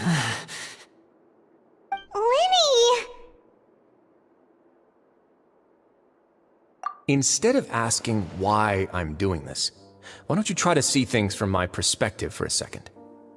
From the very beginning, the Fatui has been actively infiltrating my fortress. I gave you a warning by cutting off the first few operatives I found, but that only caused you to double down. Had you given up on the fortress then and there, I'd have no reason to want to talk. Mr. Fremenet left the fortress on his own, and Miss Lynette tried to pry out my secrets right in front of me. No matter how you look at it, the responsibility for this falls on you. I shouldn't ask Father to do anything because of us. 6, 5... Wait, 2, 1. Time's up. It really is a shame, Mr. Linney. Risley! Negotiations have broken down. Please leave, ladies and gentlemen. It's time for my afternoon tea.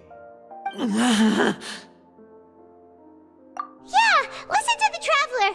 If you can't talk to Linny, can you at least talk to us? You do realize that I'm only letting you go because of Neuvillette, yes? You're here helping him out, and I've already done my best to stay out of your way. But that doesn't mean you can just do whatever you want. The fortress may be small and remote, but it still has its own set of laws. Then how about this? Those who are capable deserve respect. You've spent quite some time investigating my home turf by now, so why don't you tell me a thing or two about what you found, I'll ask you 3 questions. Answer all of them correctly, and I'll agree to your request. Question 1. Regarding the hidden rules of the production zone, what is the truth behind the one about not being allowed to work for 3 days in a row?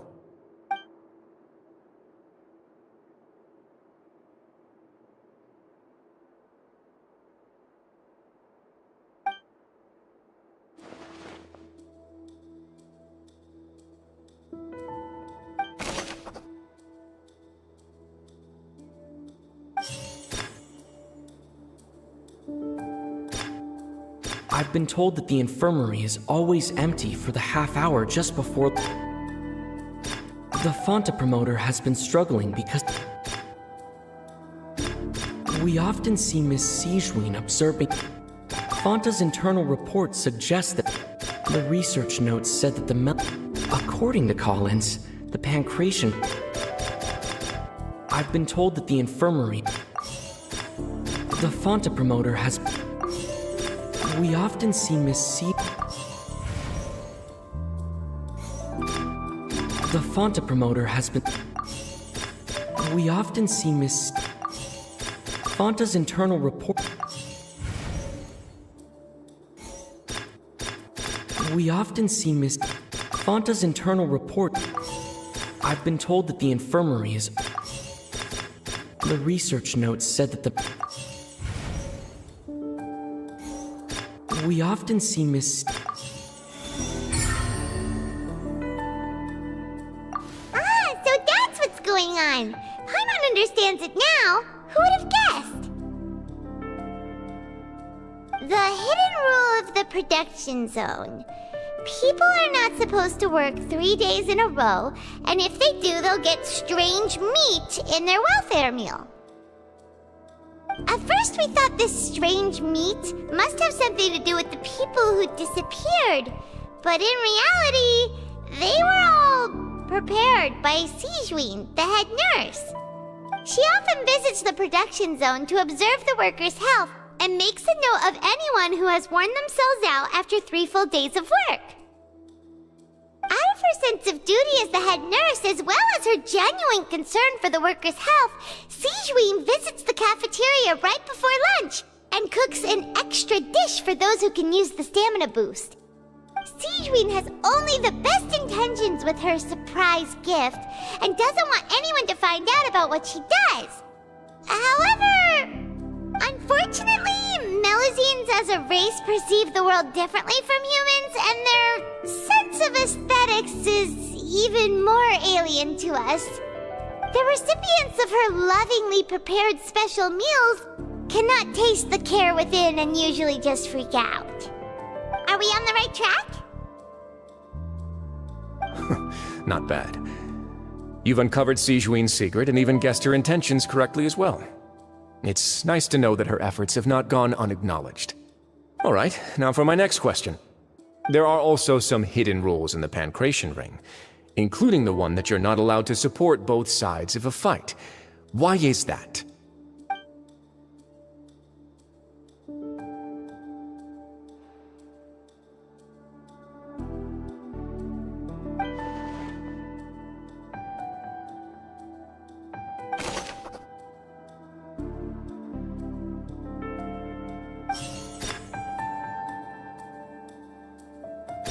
I've been told that the infirmary is always...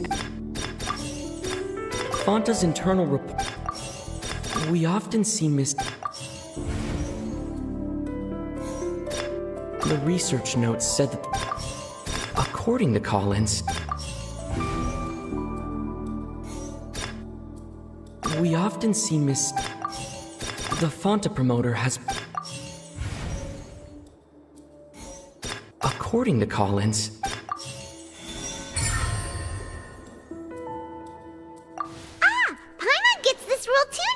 So there really was nothing to be afraid of.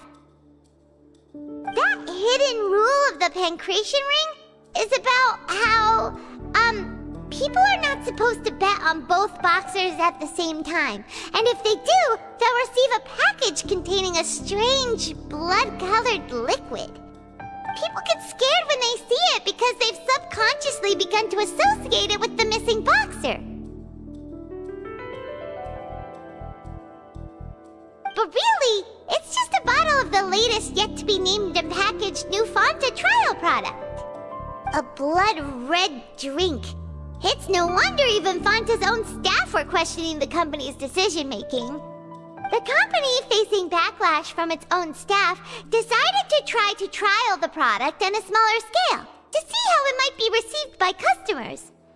They came to the fortress of Meropide, and offered to sponsor the Pancration tournament so they could push their new product. But the Duke completely refused to even entertain the idea. The Duke, knowing how valuable coupons are in the fortress, knew that only total idiots who didn't understand their true value would bother buying a Fanta product here. And so, only those who proved their stupidity by being dumb enough to bet on two opposing sides of the same match were selected to receive the drinks. I acknowledge the effort you've put into bringing the truth of this mystery to light. Although, based on your description, that Fanta promoter is a bit too careless with his words, I may just reconsider my collaboration with the company. All right, and here's the final question. What's the secret behind our head nurse and all of her patients in the infirmary? Stop your cruel and pointless games, Risley! You know that we haven't finished our investigation, so there's no way we can answer the last question. The thought of sparing Lynette and Fremine never even crossed your mind! You'll pay for this! Ah! Lenny, are you alright? Oh, close one. I owe you, Sigewinne. That was a fantastic shot. It was nothing, Your Grace. Sigewinne? Though this gun may look like a toy, it's actually fully functional, as I just demonstrated. Sigewinne... You... Not at all. I am merely a resident of the fortress, and thus protecting it is my duty. When Monsieur Nervillette asked me to come here, he told me that my job would be to take care of the well-being of everyone here. I am merely discharging my duties. But if you mean what you just said, then isn't Linny someone you should be looking after as well? Isn't he a resident here just like the rest of us? But I really am just doing what Monsieur Nervillette told me to do. Everything I did, I've done to protect them. Had I not, they would be in far more dire straits right now. His Grace knows it too, right? Your Grace? Mind proving my innocence to them? My dear Sigewinne, whatever shall I do with you?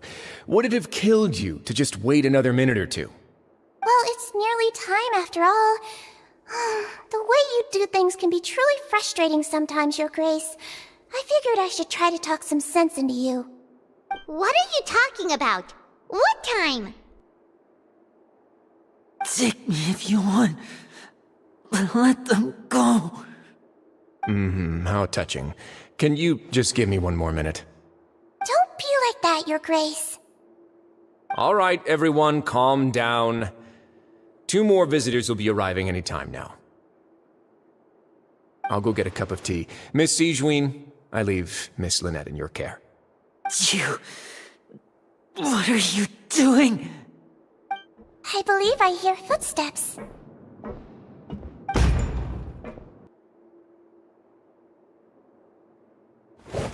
Some space, please. Ah, Miss Clarande. My door. Fremine. Fremine! What's going on? What is Clarande doing here? Work. I'm sorry about shooting you, Mr. Linney. The tranquilizing effect will begin to wear off soon. Please take it easy in the meantime, though. What happened to Fremine? Wasn't he diving just outside of the fortress? Why is he looking like this?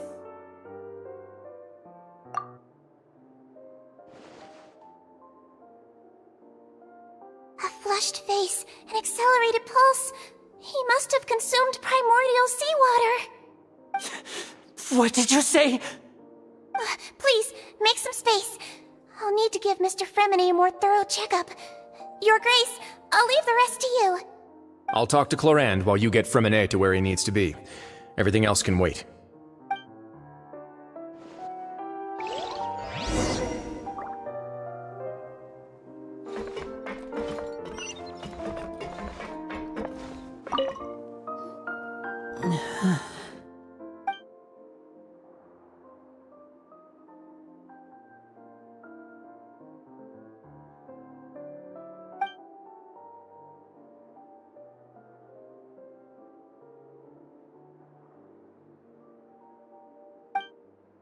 How is he? These symptoms are probably caused by an acute ingestion of a large amount of primordial seawater. Still, his condition is not critical. Of course, it would be best if he stayed for further observation. Let's leave him here for now, and move him to the infirmary once he's recovered a bit more. Sorry. I am aware that the infirmary may not be your favorite place in the world at the moment. We do only have a single clinic in the fortress, however. Why would he ingest a large amount of primordial seawater after leaving the fortress? How could that possibly happen? Please, look after Mr. Fremine for the moment. I'll go fetch some medicine and a respirator. Oh, I'll bring Miss Lynette back with me. Where is she? How is she right now? Oh, she just took a nap in an empty room after I tranquilized her. If my calculations are correct, she should also be waking up right around now. You might not believe me, but His Grace and I actually made some snacks and tea for her.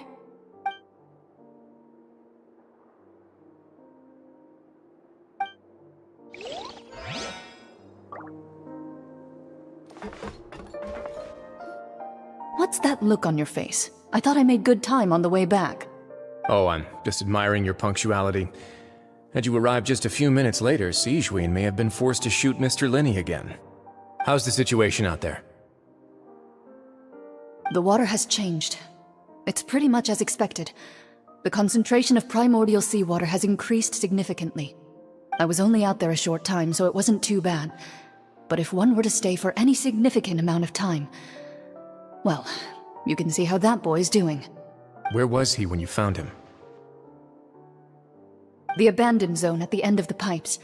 A good distance into the water. Closer than I thought. He must have recognized it early on and tried desperately to swim back. Locking the door was necessary. I don't think we could have saved two. Well, I did try to convince him that I had my reasons. Never seems to work, though.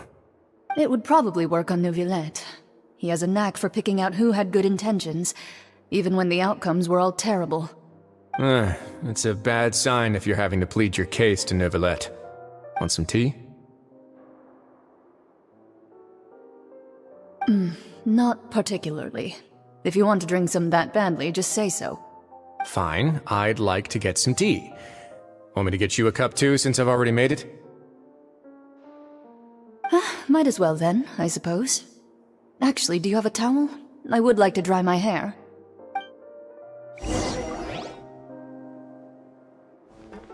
Linny, are you okay?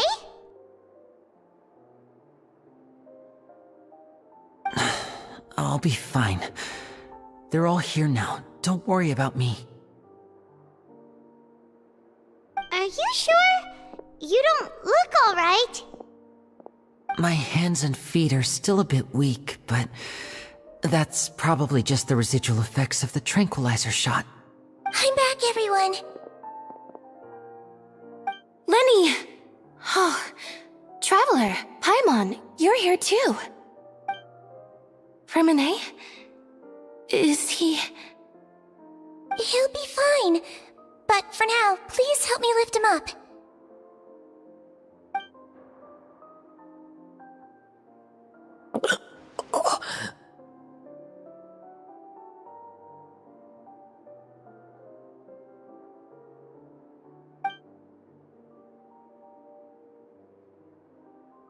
His breathing's beginning to slow down. Give me a hand and help me get him to the infirmary.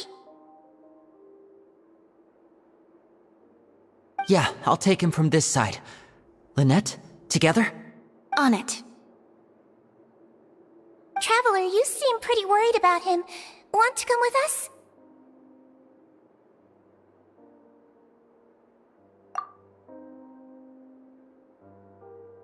The Duke and Clarande are gone.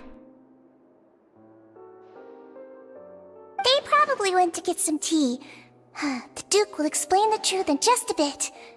Miss Clarande will need a break, since she only just returned from rescuing Fremine out of the sea.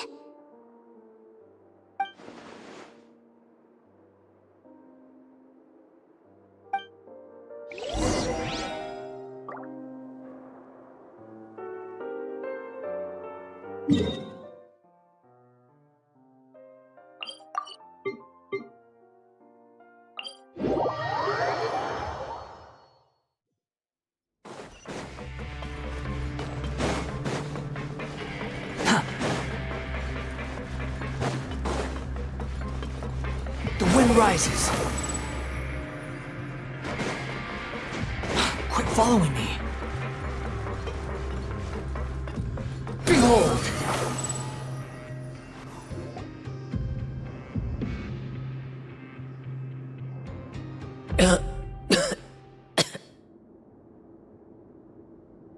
He's awake.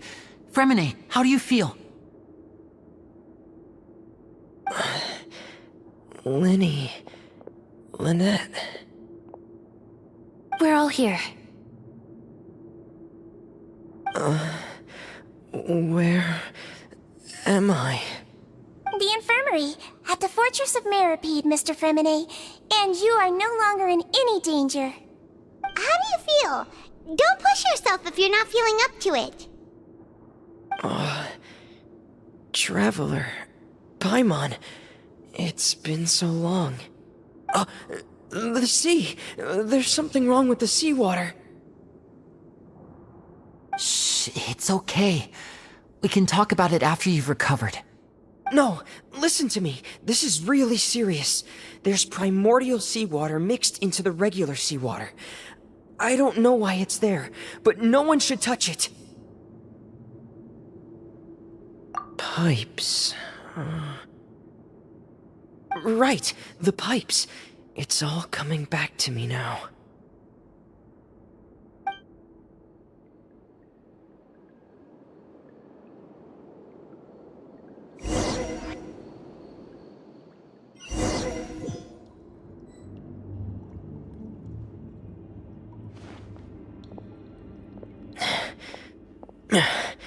I'm in. Seems like this pipe hasn't been used in a long time. It looks abandoned.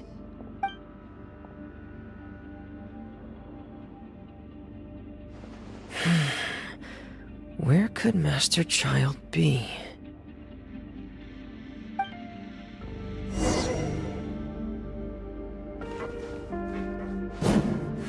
Getting gear!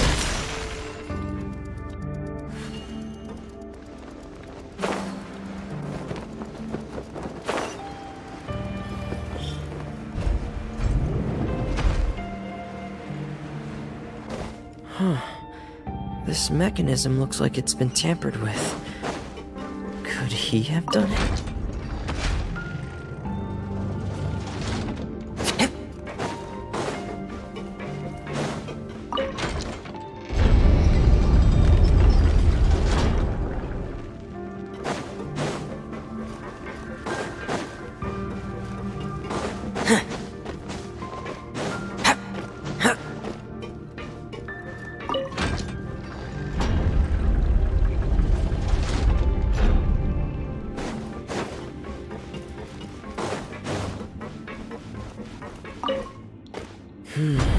It's getting stuck on something.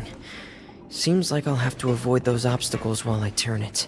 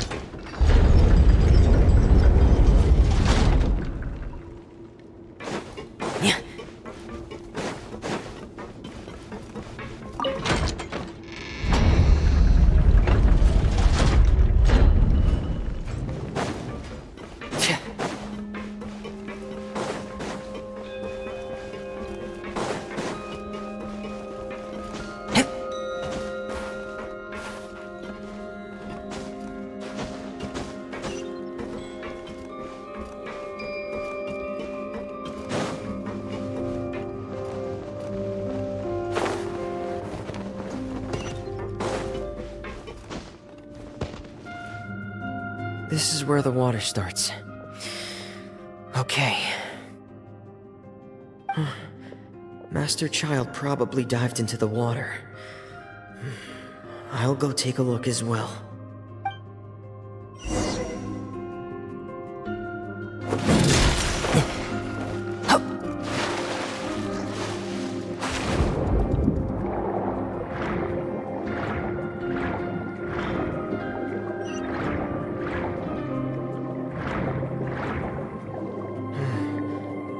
vegetation here is a bit more sparse. These traces aren't natural. A person must have left them, and recently. Oh, there are traces here too. I need to keep going. Huh? The traces are gone. But I don't see where he could have gone from here. Wait. What the?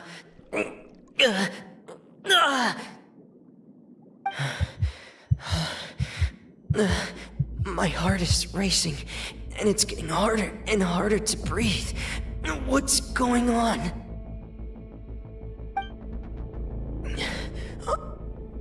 No good. I have to get back. They still don't know anything about what's going on. If I turn back right now, I should still be able to make it.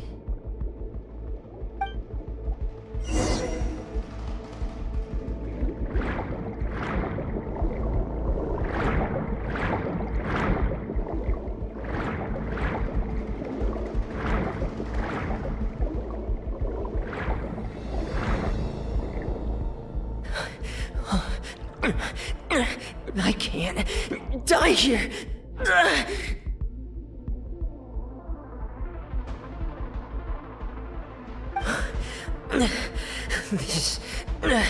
This is bad.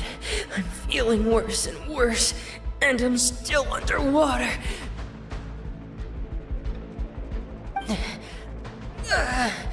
I have to push on.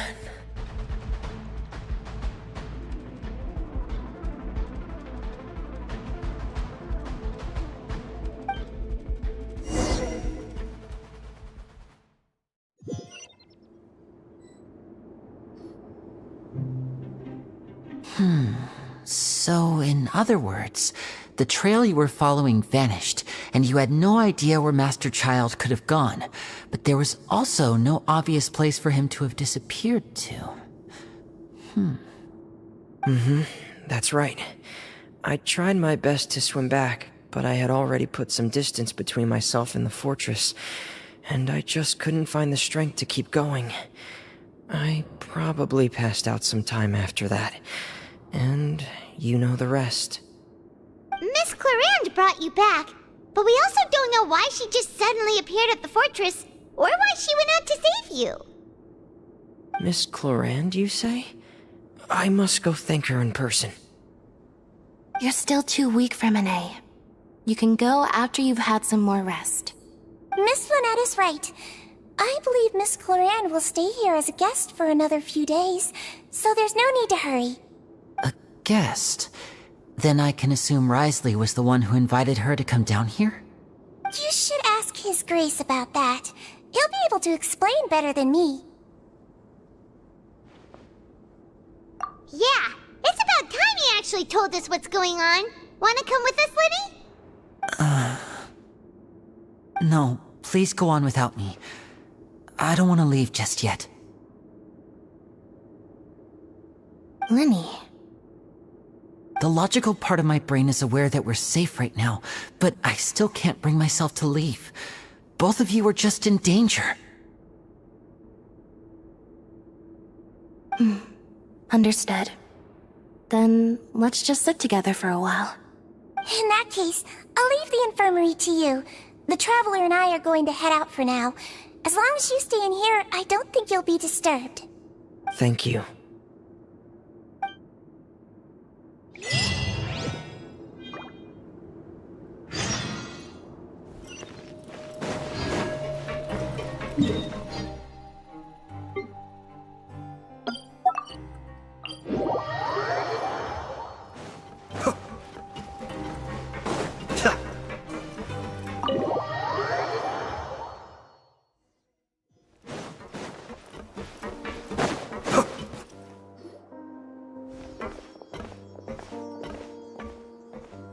Excuse me. I take it Mr. Fremonet's condition has stabilized? Of course. I wouldn't have left the infirmary otherwise. I've been expecting those two, but might I inquire as to the purpose of your visit, Miss Siegewien? I wanted to check up on Miss Clarand. How are you feeling? Mostly fine, I think.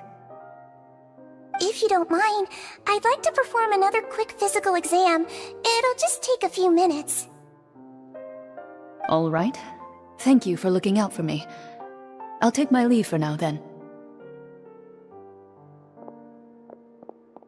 Well, want to explain yourself, Risley? Of course, but I'm not partial to the word choice of explain. How about enlighten? Where should I begin? How about you start by asking me any questions you have? You can start with whichever one you'd like to get answered the most. Then Paimon will begin.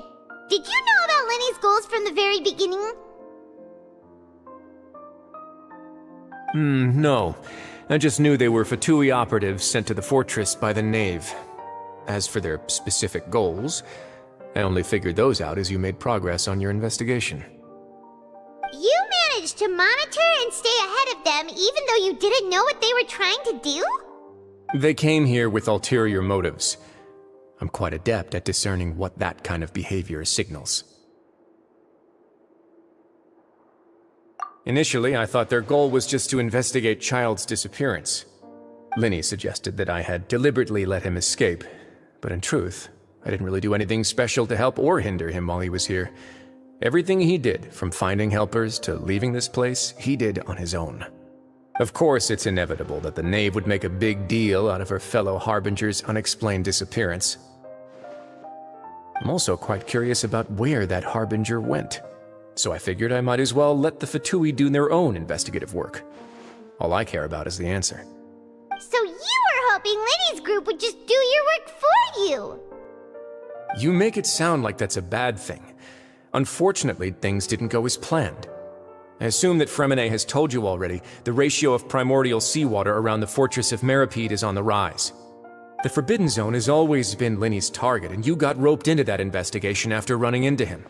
I began to intervene out of concern for your safety, and also to prevent the fortress from becoming entangled in more irksome matters. Are the rumors true? That you're also a former criminal? Why would you put it like that? Isn't staying here all day and serving as the manager of the fortress a kind of sentence unto itself? Another form of prison? I just happen to have some support from the rest of the inmates, that's all. Oh, right! Paimon wanted to ask, who invited Cloran down here? Me, of course. I paid her good mora to come down to the fortress for some field work. As a champion duelist, Miss Cloran could be considered to be an independent party. I needed to find an exceptionally capable person to help me get through the impending crisis. And saving Perannya was part of that crisis? You can think of it like that, yes. Credit where credit is due, that boy is quite adept at diving.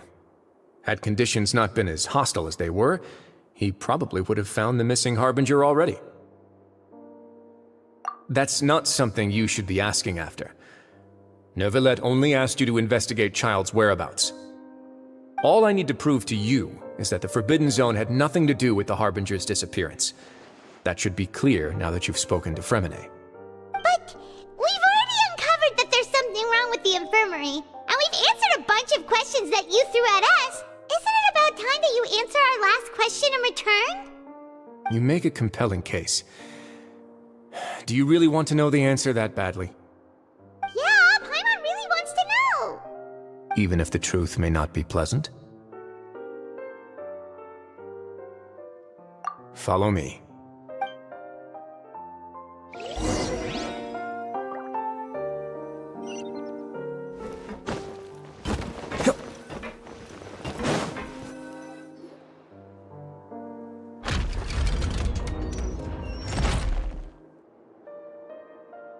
There's a hidden door here? And a whole basement behind it? Huh. You're pretty good at hiding stuff, Risley. It seems you've forgotten just what kind of place the Fortress of Meripede is.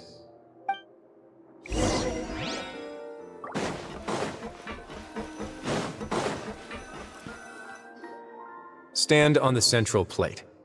Wait, is there a secret mechanism or... Whoa!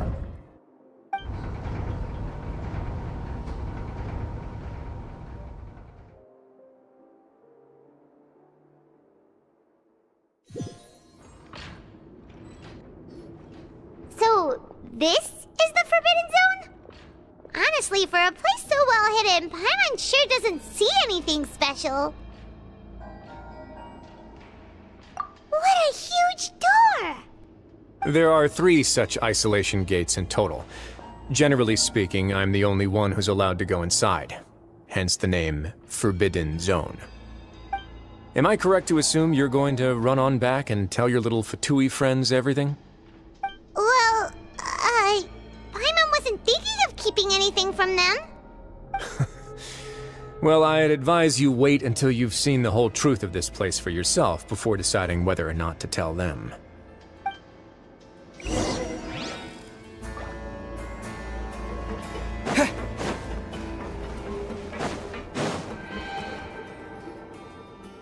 Huh. So there's a switch on the side. Stand back.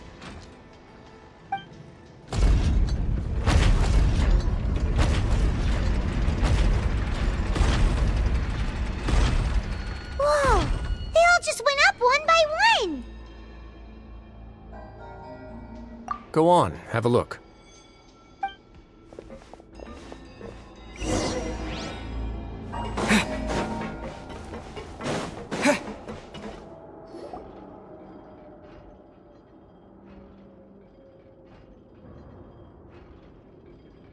I've been interested in what lies beyond that gate ever since I assumed leadership of the Fortress of Meripede. Of course, it would be unwise to recklessly open it, but it'd also be risky and negligent to simply ignore any potential danger that could be behind it. The readings on that dashboard have not budged since the day when I first laid eyes on this place. But over the past year, the needle has crept upwards from its original position, likely because some parameter it's been tracking has changed, if only infinitesimally. Normally, I would have ignored it, but I happened to have some free time when I noticed it, so I investigated. Any guesses what the reading could be tracking? Very reasonable guesses. I've considered both of those as well. Unfortunately, our dashboard is tracking something less ordinary. The temperature should vary with weather and climate changes, so for something that rarely shifts, the water pressure is more likely. We ran a few tests to increase the pressure from the outside, but the readings didn't change at all. Later on, a few more possibilities occurred to me, such as a potential connection with the primordial sea. I began to make a few preparations based on that hypothesis. Over the past few days, the needle has moved again. With that, and the symptoms that Perannya displayed after leaving the fortress, I can now confidently conclude that the readings represent the concentration of primordial seawater in the seawater nearby. The concentration of primordial seawater? But we're already under the sea! And that is precisely the problem. We're at the bottom of the sea, and now we're surrounded by toxic seawater. Somehow, primordial seawater got mixed in, and the concentration is steadily rising. Yes, that's very likely. But forget about the two of us! Not even Novelette knows where the primordial sea could be, much less where we could find and plug a leak. Oh. Oh! Seems like you've figured it out. I believe the primordial sea lies directly beneath this sluice gate. For some reason, the primordial seawater levels have risen significantly, and it's now very close to us. The indicators are now red. Although the gate still stands, some primordial seawater has already leaked out and mixed into the sea around us. If this continues, soon it will no longer be able to hold back the primordial sea at all. Yeah, you know what the legends say. If this place falls, then everyone in Fontaine will be turned into puddles in the span of a night. But that's just too weird! Why would the Fortress of Meripede be built right above a sluice gate for the primordial sea? Who built this place anyway? Your expression tells me you think this might be part of a vast, complicated conspiracy. To be honest, you might find the actual answer may be exceedingly boring. It's just that the secret of the Forbidden Zone had been long forgotten by the nation before I rediscovered it with my research. There's no single founder of the Fortress of Meripede in any traditional sense. What we know about its history has been left to us by the people who used to live here. When the previous Hydro Archon Egeria ruled the land, All convicted criminals from Fontaine were exiled. The people drove the criminals away like a wolf pack chasing away the banished. The criminals received no sympathy of any kind from the people. They were exiled to the desolate seaside, where they experienced only pain, struggle, and the bone-chilling cold. Some of them began to repent and prayed to the Hydro Archon, asking if there was still anything they could do. The Hydro Archon took pity on them and said, "You may go guard my secret, deep underneath the waves." And so, leaning on the power of the Hydro Archon, they gathered underneath the sea and began to build a fortress. They became a community down there in the deeps, and over the years helped it to grow. As the number of exiles increased, more and more people joined the community. When the first group of exiles died, they left the yet unfinished fortress to their successors. The Hydro Archon continued to lend her support, allowing the fortress and what it stood for to continue growing ever larger. Before long, this dark underwater fortress became the sinner's only home. And with that, the people here stopped referring to the fortress as a prison.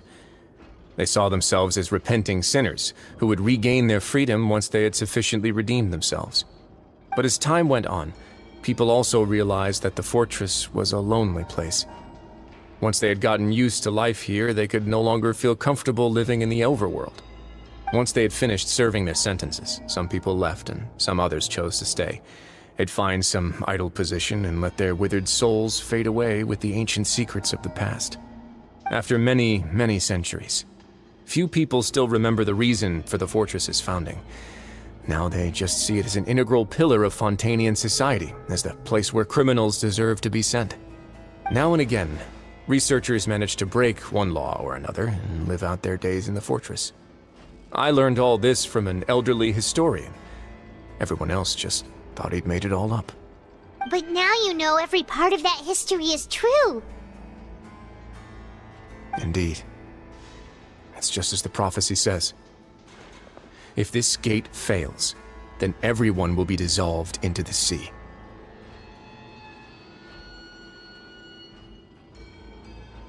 To be frank, not really. But sadly, that hasn't stopped this prophecy from proving all too accurate. Prophecies are troublesome things. Just hearing one will create the first wave of panic. Seeing signs of it will bring about the second, and actually witnessing it in real time, the third. Let's go somewhere else. I want to show you something.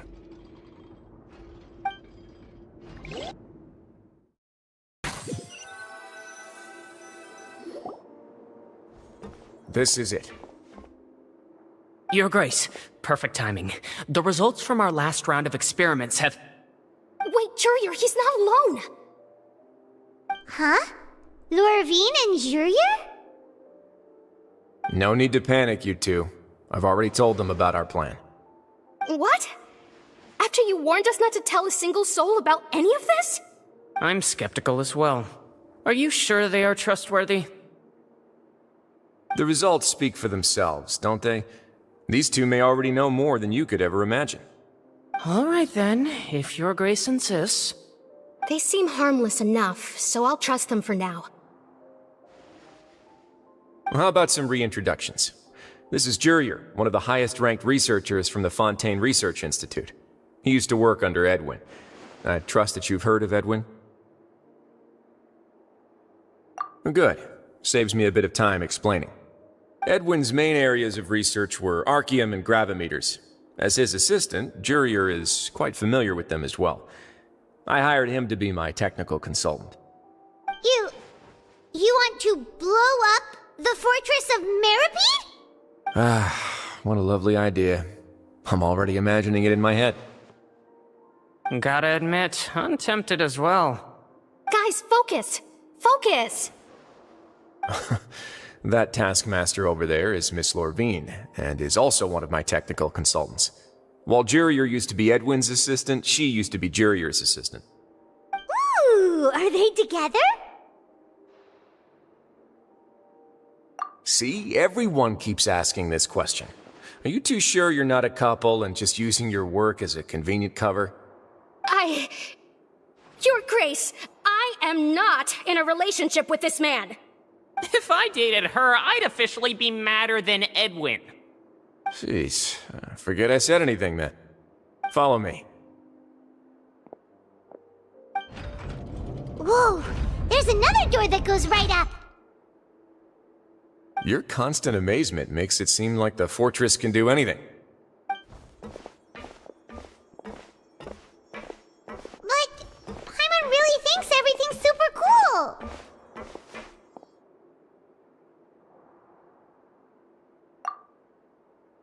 Well, let's spice it up a bit. And here you go.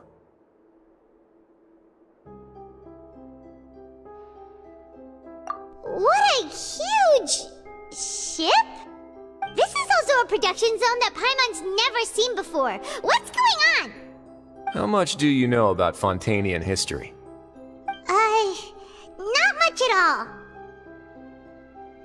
Well, then maybe you haven't heard the story of ancient Lemuria. To give you a quick rundown, Fontaine used to be ruled by the Lemurian dynasty. According to legend, the Lemurian king Remus came to this land after being inspired by divine revelation and found the seer Sibila, who had taken on the form of a golden bee. Taking the golden bee with him and riding on a huge ship, the Fortuna, he created his nation above the surging waves. He called his nation Lemuria and used the Fortuna to incessantly search for new tribes and islands, calling on them to join his empire. There's a ship in this story too? Where there's water, there'll be ships. People believe that hope can always be found at the end of a voyage. Do you believe that too? To a point, I think. As you've already seen, I have a whole factory's worth of labor, materials, and technology at my disposal. Certainly can't hurt to give it a try. So the moment I began to speculate that the primordial sea might lie underneath the gate, I also began this project. Were you inspired by the legendary Fortuna? Maybe. Fontainians need something to hold on to cope with the impending disaster. Were the workers to find out the truth behind this ship, riots would destroy the fortress faster than any catastrophe. As the fortress's administrator, I'd never make such a reckless call. Alright, that's enough talking for now. I'll need another 3 cups of tea to soothe my throat. Do you have any other questions? Seems like you're good. Come on, I'll take you back.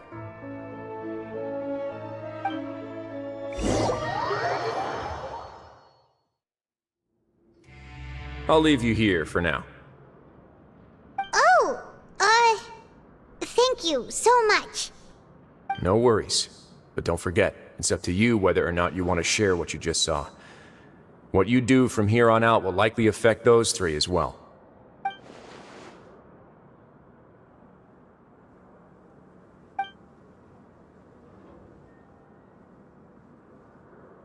Yeah, we'll put a lot of thought into it for sure. Great. I look forward to what happens next.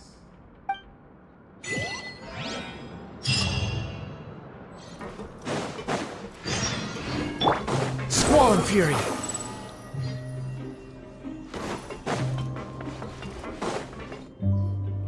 We're back!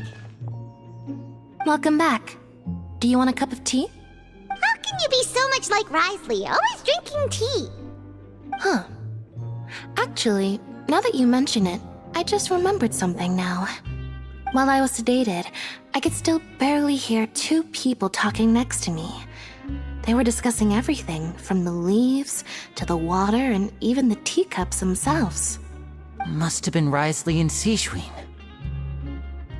Yeah, I heard 1 male voice and 1 female, so it should have been the 2 of them. They really were just talking about brewing tea. I really can't make sense of this place.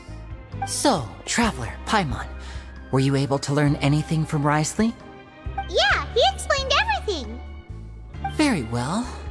Then, would you mind checking your answers against my speculations?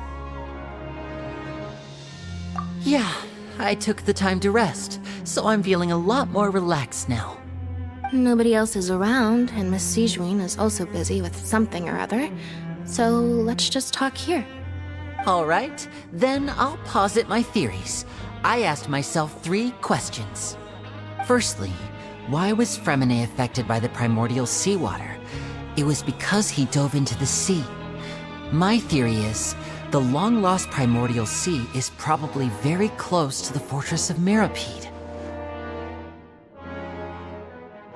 Ooh, he's good. He got that right on the first try. That's our Lenny. Secondly, Wriothesley's attitude changed dramatically during the course of our stay here. He ignored us completely at first, then suddenly roadblocked us. Why? I spent quite a long time thinking about this. If he has been monitoring the Fatui since the very beginning, he probably ignored us at first because he was hoping we could find Master Child for him. What's more, the Fortress of Meripede is not part of Fontaine's court system, nor does it report to Iudex Nervulet. Wriothesley is basically the king of a no-man's land. As long as the fortress doesn't do anything about Master Child's disappearance, Father can use it to pressure the Fontaine authorities. And while the 2 factions are pitted against each other, Wriothesley will be free to move between the parties of interest. If I had to guess, he probably has something that he's working on himself. It's likely related to the secret of the infirmary, but I just can't think of what it could be. You're super smart. Thanks so much. Then finally, there's the last question. If Wriothesley does have a plan, what could it be? All I know for now is that his plan probably has something to do with the changing nature of the seawater. He's even gotten Cloran to help him out. That can't be the full extent of what he's doing.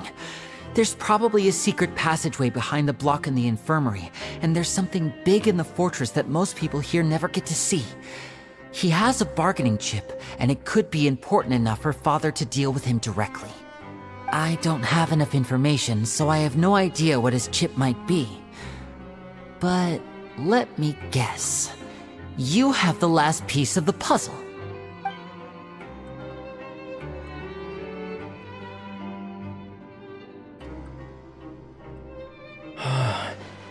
I can't believe it.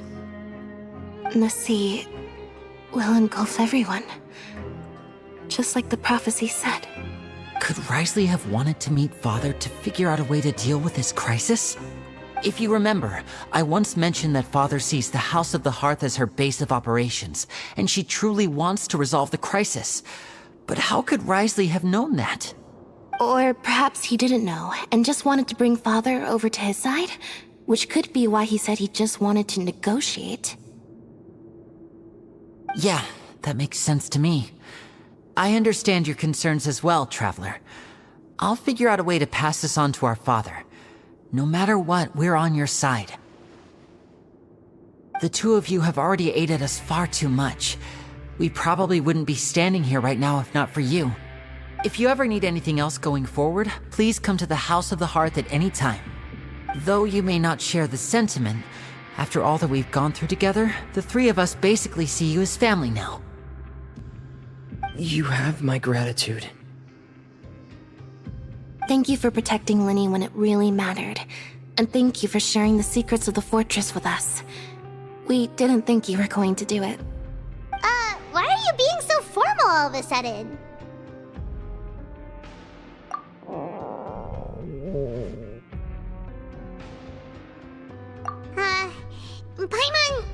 Paimon's hungry. Oh, you've done so much already. Go get some food. Alright, then we'll catch you guys another time.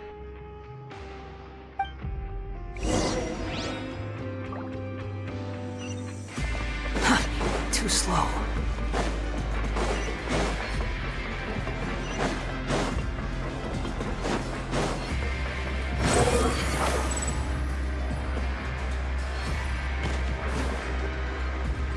The price! It's time for dinner. Welfare meals now being served in the coupon cafeteria. Come on, let's go pick up ours as well. Traveler and Paimon, over here.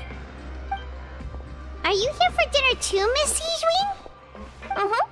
And I'm taking the opportunity to prepare Miss Cloran's dinner as well. Huh.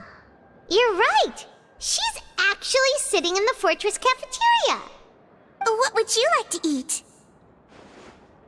Yep, you can. I've already talked to our chef, Mr. Wolsey. It's all on me today, so you can get whatever you'd like. Me too! Don't forget Paimon! No problem. Just leave it to me.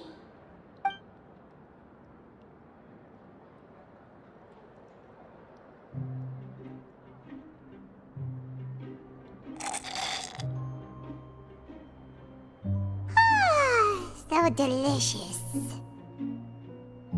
Paimon's so happy. Paimon wants to feast like this every day. Feeling full yet? How's the food? Delicious. I'm so glad to see you all so happy. Oh, see the expression on your face just now? The muscle here just moved, which suggests that you're feeling quite relaxed at the moment. Sijween, do you do this to help your patients or to better understand human beings? A bit of both, I suppose. I'm a melazine, which means I'm very different from human beings. I must know what you're thinking if I want to take good care of you. You're really good at taking care of people. Even though you're so short, you still talk and act like an older sister. Really? You're reminded of an older sister? That's great to hear. Oh, and what did you mean back in Risley's office? When you said that you were protecting Linny and his siblings as well? Oh, that. I just asked His Grace to look out for those children, especially that diver boy. I was getting a bit worried after hearing that something was wrong with the water. Thankfully, Clorand is very strong and managed to save him in the nick of time. His Grace also sealed the pipes after Clorand left, to make sure that Linny wouldn't impulsively chase after his brother. Although the path was blocked, we still stationed some guards there to stop anyone from approaching. They were instructed to only open the door once Miss Clorand had returned. Oh, and I was keeping an eye on Mr. Linny as well. We had to press him, but we couldn't allow him to be in any real danger.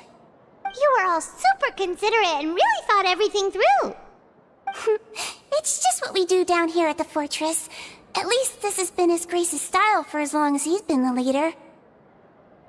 Oh, I really wish Monsieur Nervula would come down here more often too. I feel like he'd like it here, with all the darkness and chaos.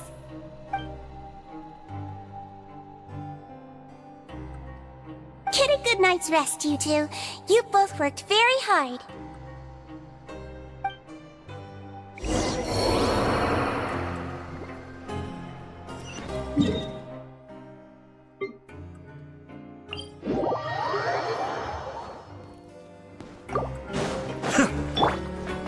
Behold! Too slow. The wind rises. So much has happened. Paimon just feels absolutely exhausted now that she's finally relaxed. Paimon's super sleepy. Are you sleepy too?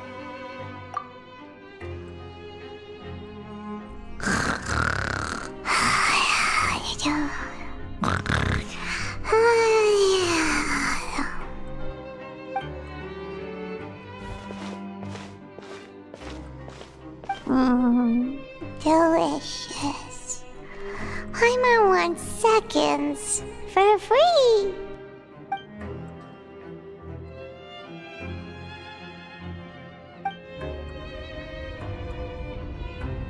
Out of my way! Get out of my way! What happened? Why is everyone running? No idea, but something must have happened. Stop asking!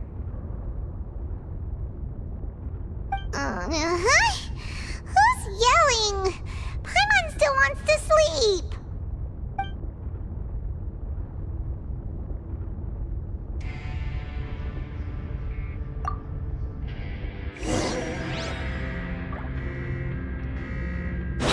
following me.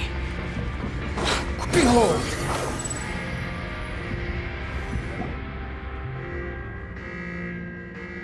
What happened? Why is everyone running around? Hey! What are you doing? No time to explain, mate. Goodbye! Hey! Wait! What's wrong with these people? They won't even talk to us. They're here! There you are! Oh, thank goodness! Cristo and Lavaroon, do you know what happened here? We came here especially to inform you. Something seems to have gone terribly wrong just now. His Grace is telling everyone to evacuate and get out of here. Lavaroon was saying you two are new here and you don't have many friends, so you might slip through the cracks. Haven't you heard all the stories like that? An evacuation is successfully completed, yet you only find out once you do a head count that 1 or 2 people are missing. Wait, weren't you the one who brought that up? Why is it suddenly my idea? Hey, shut up! Okay, whatever. The point is, you should come with us. Yeah, he said to get as far away as possible, upwards and outwards.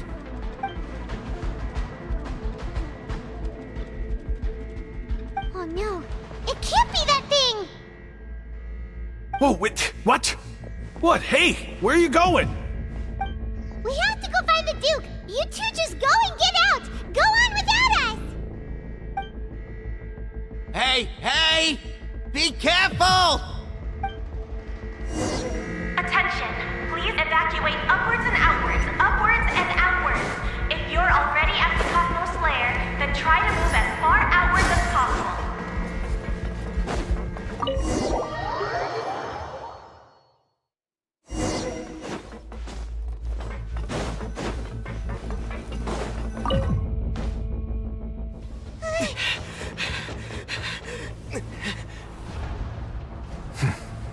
They're here. Just like I said. What happened? Huh.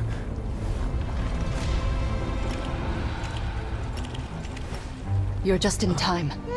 But be ready to run.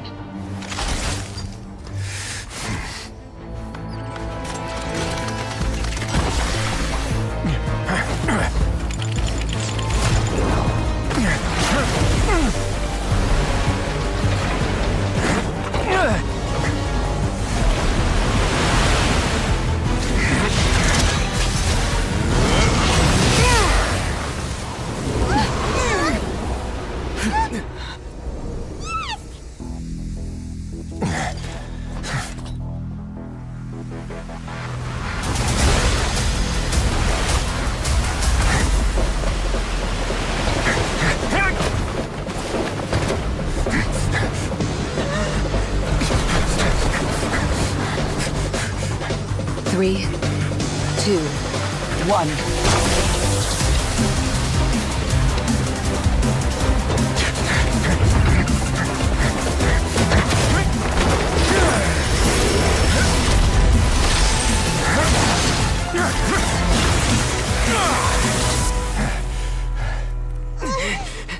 This won't hold it for long.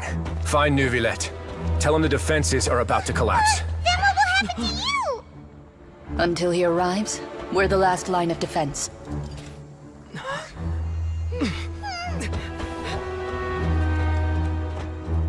The gate. How long do you think it'll hold?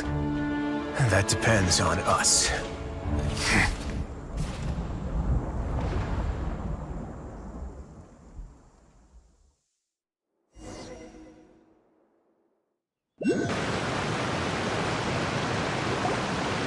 Neuvillette? Why are you here? Traveler, I need you to head to the Opera House immediately. Farina will soon be meeting with the knave there. You must protect Farina, and make sure she doesn't spend too much time alone with her. Will do. You have my sincerest gratitude.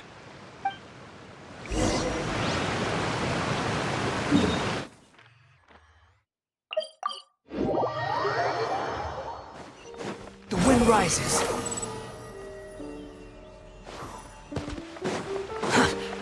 slow. Behold!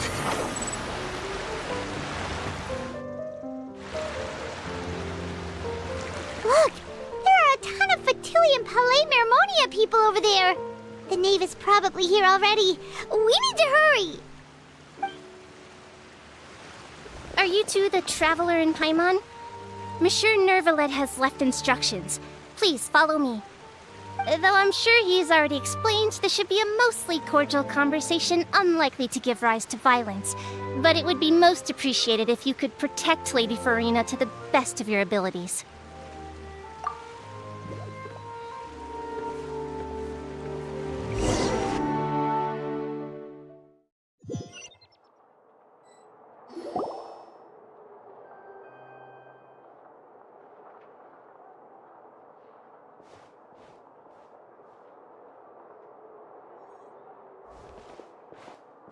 Oh, so you two are the honored guests Miss Farina mentioned. Of course! How could they not attend a meeting such as this? I must always have 2 or more guests at my dessert table. Otherwise, the occasion would be too lonely and unbecoming of my station. It is my pleasure to make your acquaintance, traveler. I have heard much of your accomplishments. I am the Knave, one of the 11 Fatui Harbingers.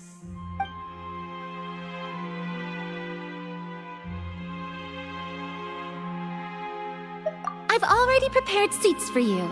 Come, sit beside me. Perhaps you two are unaware of how Miss Farina and I do things. You see, we actually recently agreed to get together for tea when we had the time. See this? This is a limited type of confectionery that Miss Farina simply adores. There are only 16 slices sold every day. Here, why don't you and Paimon have a taste?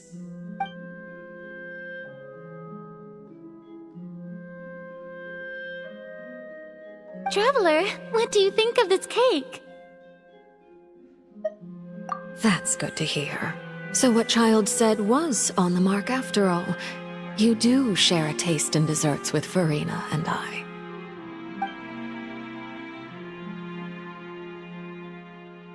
I wonder how he's doing nowadays. You must have heard, right? He's suddenly gone missing. I'm really worried about his safety, you know. Here's to hoping that he's an excellent swimmer. Since we're talking about him, I feel like I should add something. His martial prowess really looked certainly pretty impressive, yeah.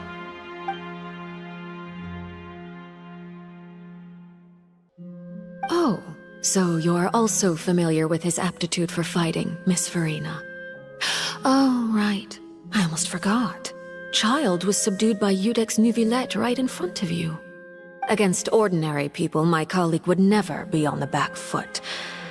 But alas, he just never imagined he'd run into such a person. I must express my admiration for Monsieur Neuvillette. Coming from you, that's not surprising at all. But I thought you would be happier to hear the news. Of course, but it's still a bit of a shame. You see, I would have been far happier had I received this news somewhat earlier. As you well know, a long time has passed since Child disappeared.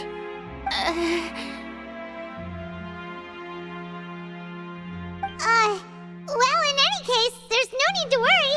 We know for sure that Child is still alive. Oh, and just how do you know that? Because we found evidence that proved he left the Fortress of Meripede. And where did he go after leaving the fortress?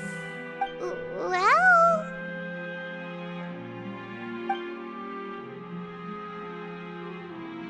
The Fortress of Meripede lies deep beneath the waves. Unless he pranced right out of the main gate, he must have had to swim for it. Do you have any proof that he surfaced safely?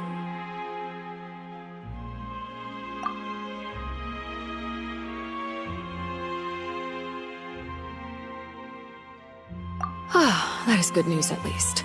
His sister Tonya sent a letter to Fontaine not too long ago. Since he was unfortunately unavailable, I picked it up on his behalf. Do you have any idea how he usually writes back to his family? Dear Tonya, your letter made me feel like we were still enjoying our time in Snezhnaya together. I'm currently admiring the scenery on the streets in front of the opera house. Is it something like that?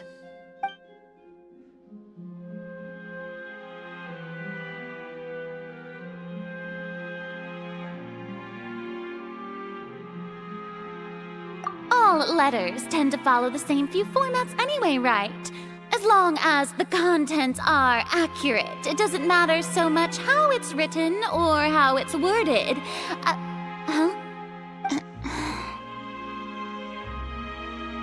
Hold on. The water in the teacup is shaking.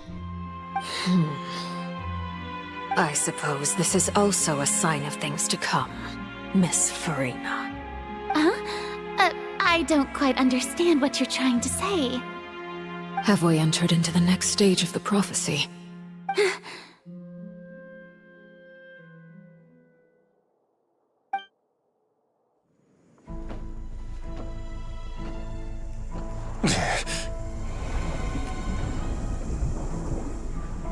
My thanks to you both. I will take it from here.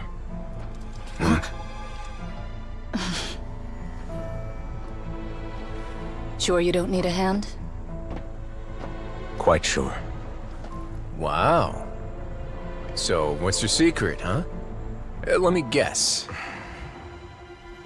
Nah, who knows? Maybe it's just your sense of responsibility. Sounds about right.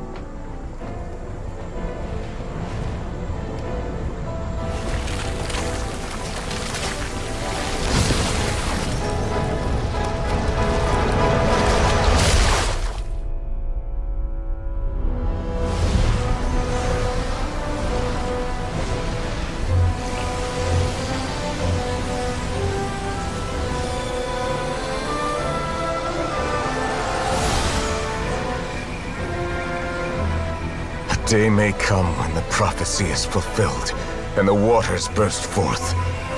But it is not this day! This ancient power could easily obliterate an entire race. A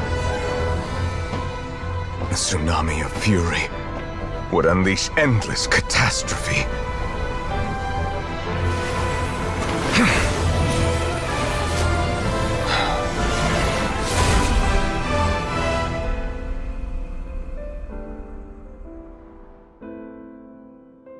This sentence is too severe. Forgive me for overruling it.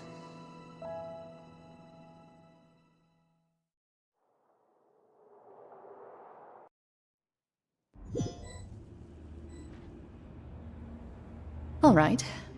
Seems like the problem inside has been suppressed. Let me guess. We're safe for now. Indeed. But only for now. I win this bet.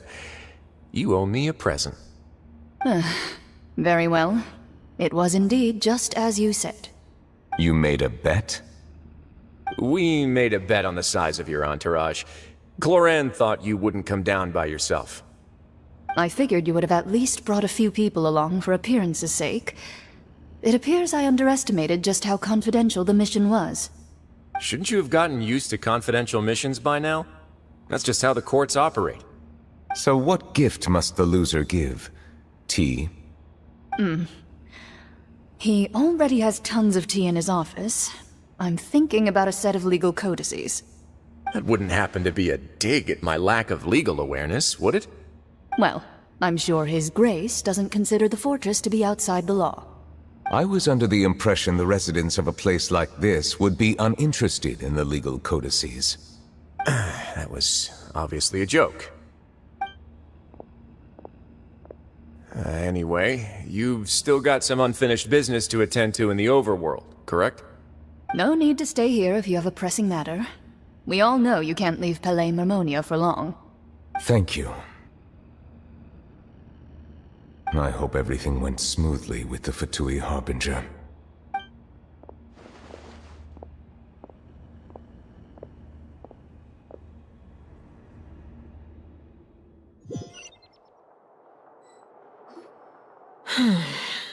I must say, we've spent long enough playing house. Miss Farina, as the Hydro Archon, I am sure you understand the exact meaning of the phenomenon we just witnessed. Or should I say, that's what I originally thought. But looking at your expression, was I wrong? And you haven't a clue? What are you trying to say? At this point, I don't think there's any more need to speak as diplomatic representatives. Allow me to speak to you now as just a Fontainian. You know the prophecy by heart, and also that every part of it is being proven true. Yet, here you are, relaxing, drinking tea, and eating desserts as if it's all nothing more than a few stray bugs in your garden. Do you really think that's acceptable? The prophecy's hanging above our necks like a guillotine. Every faction is looking for a way to either avert the disaster or save their own. Even the orphans of the House of the Hearth have devoted everything to saving their homeland. But you? It beggars belief just how nonchalant and carefree you have been. From the very beginning, you, the god Focalor, you have utterly failed to take action. You're wrong. I've never ignored the prophecy, nor have I just been passing the time in self-indulgence. Retract your accusation and stop doubting the wisdom of the gods with such absurd conjectures! I am not alone in my doubts, you know. All the children of Fontaine may be harboring the exact same thoughts right now. Oh, great Hydro Archon. How are you going to save them? Save us? How are the people you've sworn to protect supposed to survive in a land that will soon disappear beneath the waves? I have my ways, and I've been working on them for all this time. Even if you look down upon me, you have no right to judge me. Fontaine will be saved. Even if I still cannot see the true future right now, as long as I continue on as I am, I will be able to hold my head up high!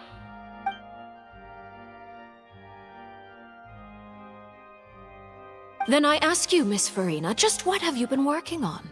Where can we see it, and what is it doing to help?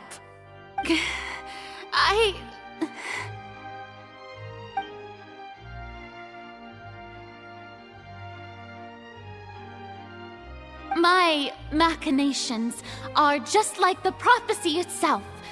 They will only reveal themselves at the fated time. It is just that beings like yourselves are unable to perceive them as of yet. I see.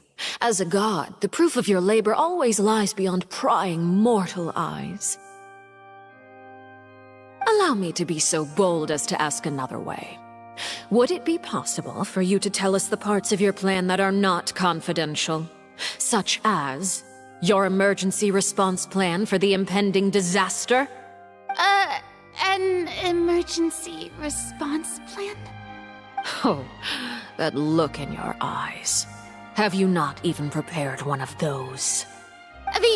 The emergency response plan is also strictly confidential. Then allow me to jog your memory. Miss Farina, what is the purpose of your Oratrice Mekanik d'Annelise Cardinal? And what do you plan to do with the massive amounts of indemnitium that has accumulated over the years? The Oratrice? It's just like it appears to be.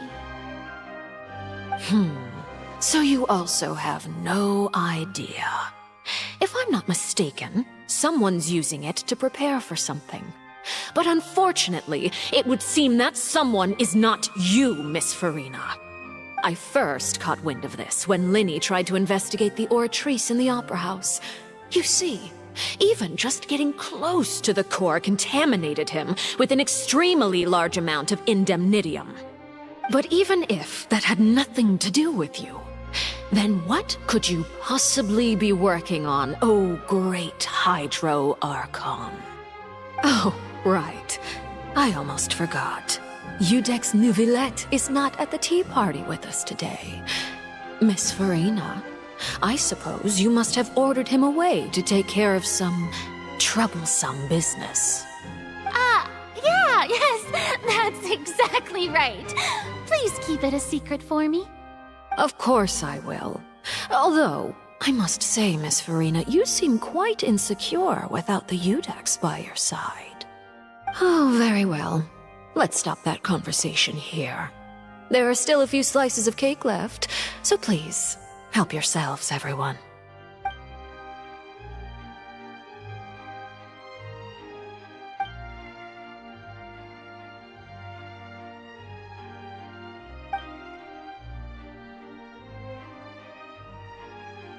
Traveler, I heard that you were recently commissioned to handle a few matters on behalf of the Udex.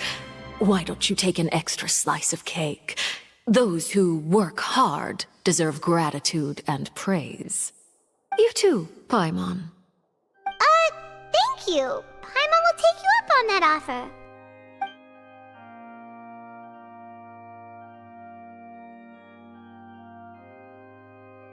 Oh, Paimon's super full. That cake was great. If it's on my tea table, it must be of the highest quality. Yes, and we must thank the knave for bringing these over as well. You're welcome.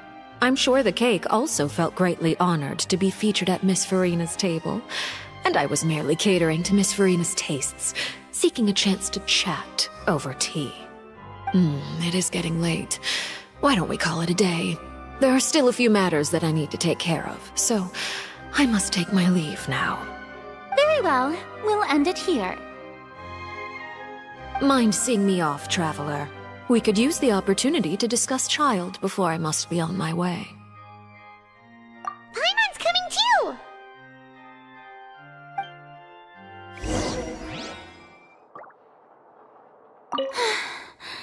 The tea party turned out to be even more difficult than I'd imagined.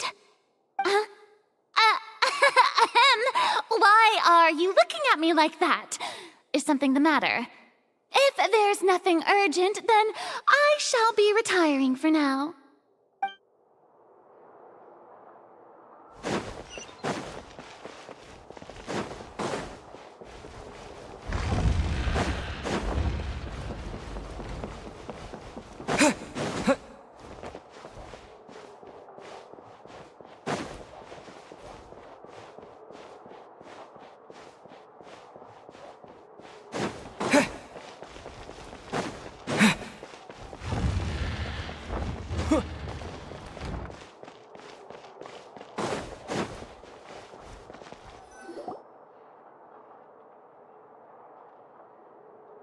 I'm glad that you were willing to come with me.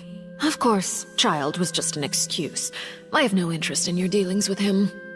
That's what Paimon thought. You lent your aid to the children of the House of the Hearth. As their father, I would like to express my gratitude.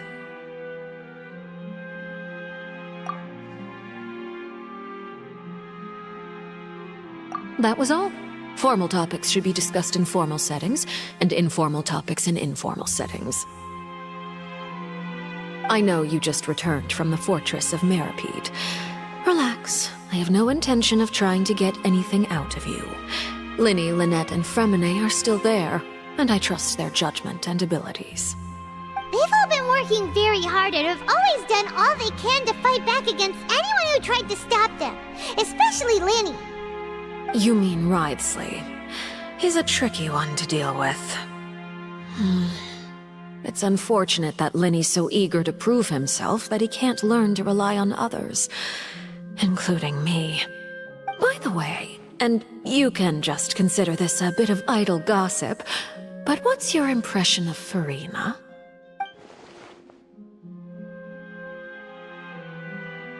You are outside of our disputes, and the freest person in all of Fontaine, able to move around most easily. Allow me to share my perspective with you. And that's everything that happened during the trial. Master Child was declared guilty and immediately transported to the Fortress of Meripede. Didn't he say he was coming here on vacation? Does he not feel an ounce of shame for all the trouble he has caused?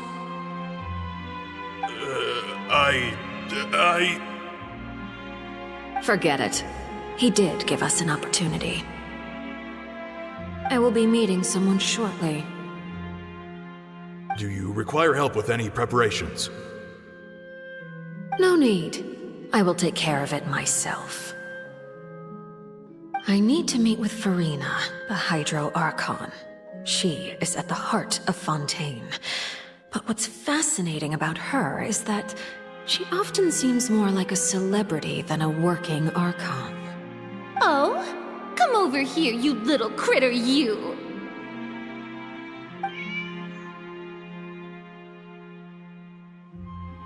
You dare to run from me? Stop right this instant! My goal is just to discover the location of the Gnosis. But I didn't expect the chance to approach Farina to be handed to me on a silver platter. This is so easy, it's actually making me a bit suspicious. Anything left unguarded is usually just bait. But no one will blame someone for taking the bait. After all, from the moment it was attached to the hook, the bait is meant to be sacrificed. It's just as I guessed in the second before I struck. The Hydronosis is not currently held by the Archon. In fact, this Archon doesn't seem like a god at all. And I sense that she's under some kind of curse. Who are you? And what are you trying to do? Please don't kill me! I'm begging you, please! The fear in her pupils is genuine, so perhaps she's not bait after all. Either way, targeting her has lost all meaning. I left the scene with ease. Nobody came looking for me, and nobody could serve as a witness to my near assassination of Focalor. I suspect even Farina dares not mention this incident to anyone. Not long after, my informants confirmed what I had guessed. After returning to her quarters, Farina quietly cried alone. She was so scared that she could not sleep that night, nor could she even bring herself to eat her cake. There's no doubt that there's something wrong with her. I began to entertain the possibility that she is not the true Hydro Archon. Perhaps Iudex Neuvillette is actually the genuine article. I have to find the Gnosis. If the Neuvillette hypothesis is correct, he is probably in possession of it. Alternatively, it might have been hidden in a place that's hard for ordinary people to access. Yes, Father. My dear children, please speak. News from the fortress of Meripede. Master Child has gone missing. On top of that, the contacts and guards we bribed at the fortress have all gone quiet as well. Probably the handiwork of that Ridesley. I'm afraid so. This is a good opportunity. The value of a Harbinger is much higher than most would imagine. We now have an excuse to exert diplomatic pressure on the Fontaine authorities. Set up a meeting for me. I would like to meet the Hydro Archon and Iudex Neuvillette. Oh, and I have an additional mission for you three. Yes, Father. Tartaglia's disappearance was not a part of my plan, but I can use it to make a breakthrough. With this as my excuse, I can ask for an official audience and continue my investigation of Farina and Iudex Neuvillette. The initiative belongs to the House of the Hearth. My wish to investigate the fortress of Meripede will be a front. Linny and his group will be responsible for the actual intelligence gathering.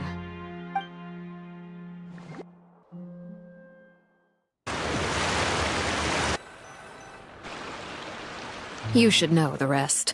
Linny's group is quite close to you, so they wouldn't have hidden anything from you.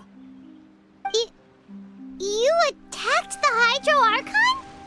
It wouldn't mean anything, even if you shouted it from the rooftops. After all, Even Farina herself is still pretending that nothing of that sort ever happened.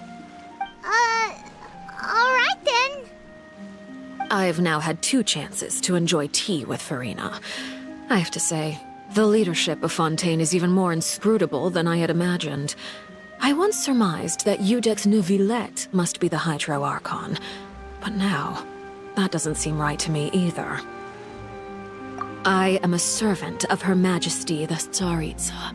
Over my years of service, I've learned how a real Archon conducts and carries themselves. Whether Iudex Neuvillette or Farina, neither fits the bill. It's hard to imagine either of them as the Archon.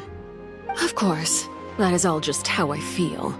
Gut feelings often do not require justification. It is, however, quite amusing to me that after all my years working in intelligence gathering, I've come to realize I am at a complete loss regarding the identity of the god of the land of my birth. Don't you think Fontaine is quite intriguing? A catastrophe looms, yet many secrets have yet to rise to the surface. It looks like Fontainians will have no choice but to save themselves.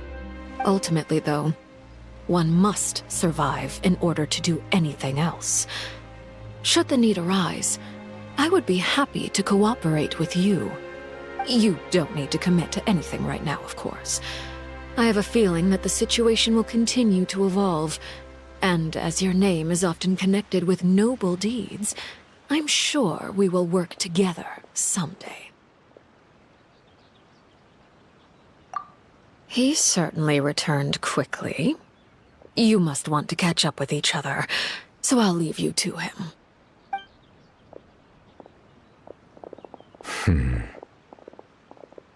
Neuvillette, is it over? For now, yes. But this issue will prove quite thorny in the long term. I'm concerned that sooner or later the prophesized events will occur. Thank you for protecting Farina. To put it simply, I used my power to force back the primordial sea and reseal the sluice gate.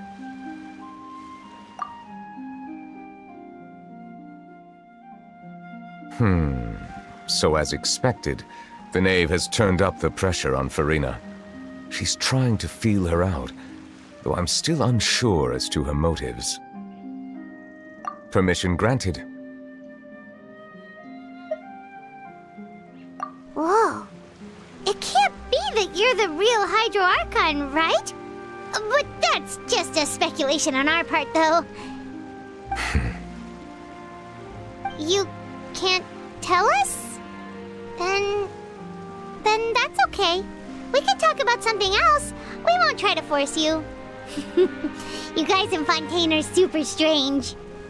If by the phrase, you guys, you are referring to Farina and I, then although I'm not sure just what you are trying to imply, I must clarify that I do not share her positions on a multitude of topics. I believe so. The fortress has a long and complex history.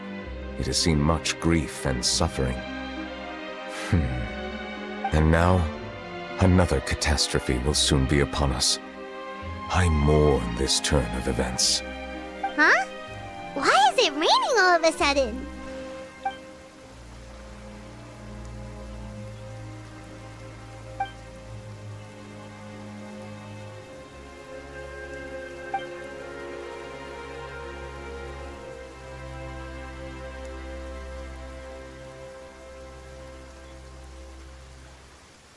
You may be closer to the truth than you think. Oh? And what are you thinking? The dragon of... what? Huh? Please do not be so surprised. Farina?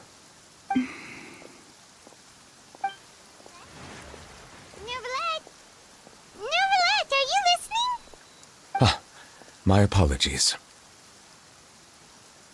We were just guessing randomly. We didn't guess right, did we?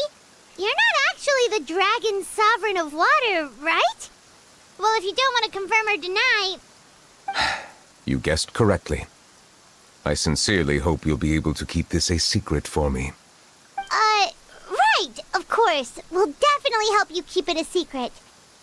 There's still something Paimon wants to ask you, though. Please, go ahead.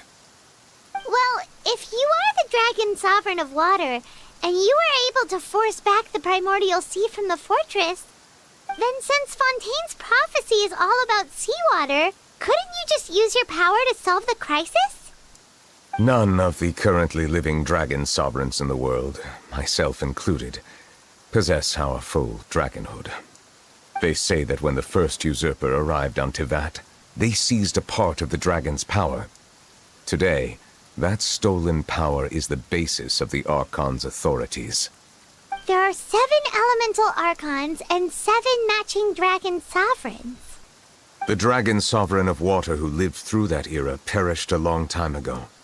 As their successor, I know far less of that part of our ancient history. In any case, I believe I will not be able to do much unless the Archon disappears and returns their elemental authority to me. Given the status quo, however, I would recommend finding another way to deal with the prophecy. Oh, so even you can't solve it. I still have some urgent matters to attend to at my office. If you have any more questions regarding ancient history, you are welcome to discuss them with me at a later time. Please go right ahead. There's a place that Paimon wants to go too. Traveler, why don't we pay another visit to the Fortress of Meripede? Paimon is a little worried.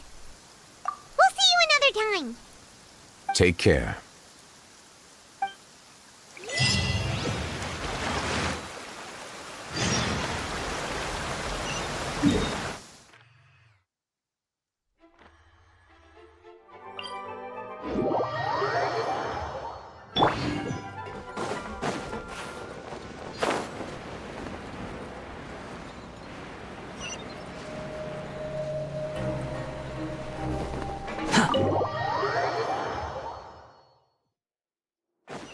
Quit following me.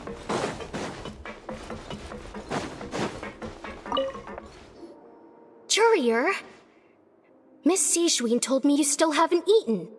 Yeah, I was working on something, so I forgot. That's no excuse for... Huh? What's you two? Courier, Lurvine, we're back!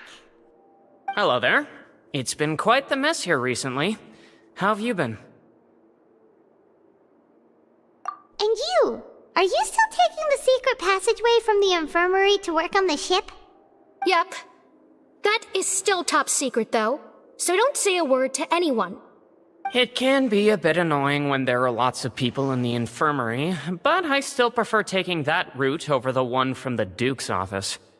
I mean, the infirmary does make it easier for you to slack off. Oh yeah? Then why are you also here so much? You two really are just using your jobs as a cover for your relationship, aren't you? Not at all!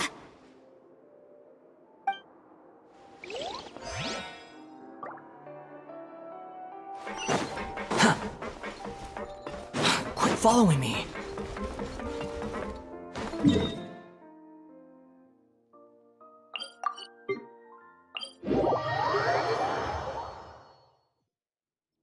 Quit following me. Squall Fury!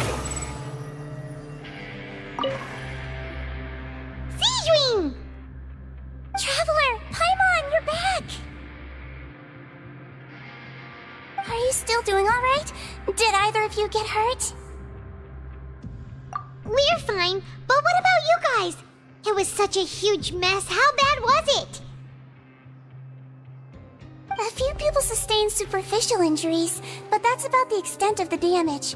Monsieur Nervulette paid us a visit. It was all thanks to him that we managed to suppress the crisis for the time being. Of course, we must also thank you for the help you provided. How did Nervulette know that he was needed here? Well, Monsieur Nervulette has strong resonance with the hydro element. When the water level rises, he can feel the waves produced. I ran into the bombshell bros while bandaging the injuries of the wounded. They were mumbling the whole time about how you just ran down without a word.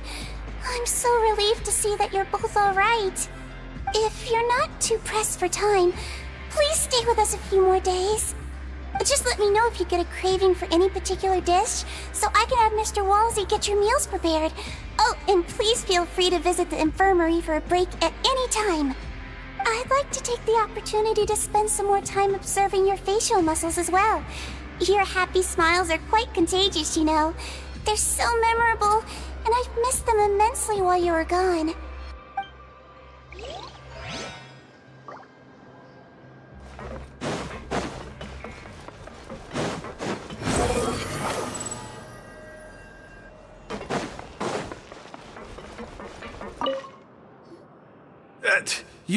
You guys are back?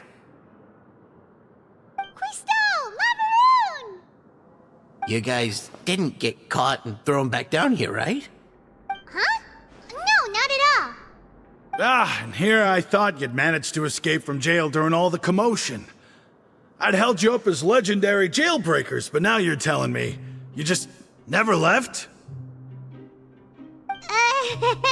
We're sorry, but we just had some business to take care of. All right. There's no need to get caught up in the details. We're just relieved to see you. He was super worried about you, you know. Hey, it wasn't just me. Weren't you super worried as well?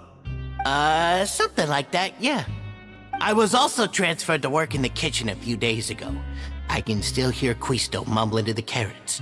Are those two all right? Do you think they made it out alive?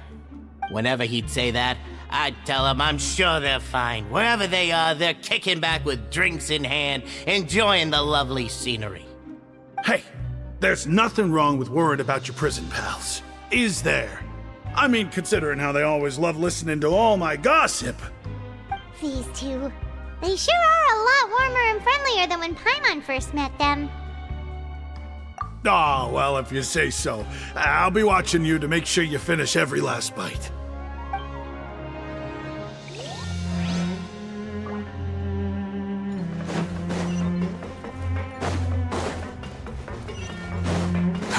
Too slow.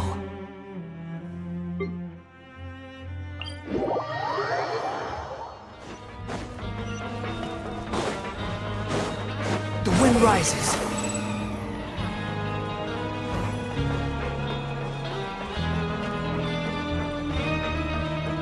Quit following me. Behold!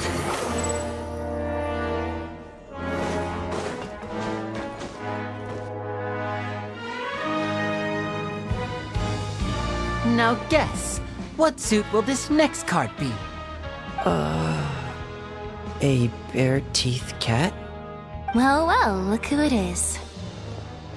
Traveler, Paimon. Hello, everyone. Looks like you're recovering nicely from it, eh? Thanks to everyone's support. Oh, right. I managed to work up the courage to thank Miss Clarant in person. Whoa, how did she react? She told me that it was nothing. It was as if saving a life wasn't a big deal to her at all. She also told me not to worry about it. She didn't want to stress you out, that's all. She's right, and it's best not to dwell on it. Yeah. Okay, but check this out. We went back to the opera house and we met the knave. You met Father? Did she say anything to you? She said a few things that were, a bit hard to understand. And also that she's looking forward to working with us in the future. Her attitude towards you is even better than what we'd imagined. That's fantastic. You should believe her. She has her own way of doing things, and she'll do everything in her power to help those she considers close, which now might also include you. Father is very capable, and also trustworthy. Oh, Paimon just remembered that she thought Linny was a bit too proud as well. She said that you should learn how to rely on others sometimes. Got it. That does sound like something that Father would say. Hey! Are you going to stay here for the next few days? Looks like it, yeah. Excellent. I will host a tea party. For real? Then Paimon wants another serving of cake. Another implies that you were already served some delicious cake while you were up there. How lovely. Well, next time, you're going to have tea and snacks with us.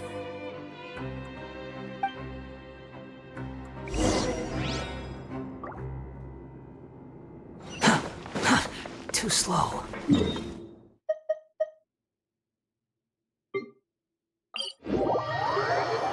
Squall of Fury. Quit following me.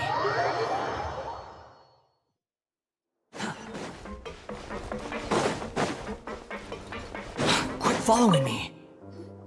Do my eyes deceive me, or did I just see two inmates come back after making it to the surface? Some strange winds blowing of late. We wanted to see how the fortress is doing. Is everything still alright? We're fine, for the most part.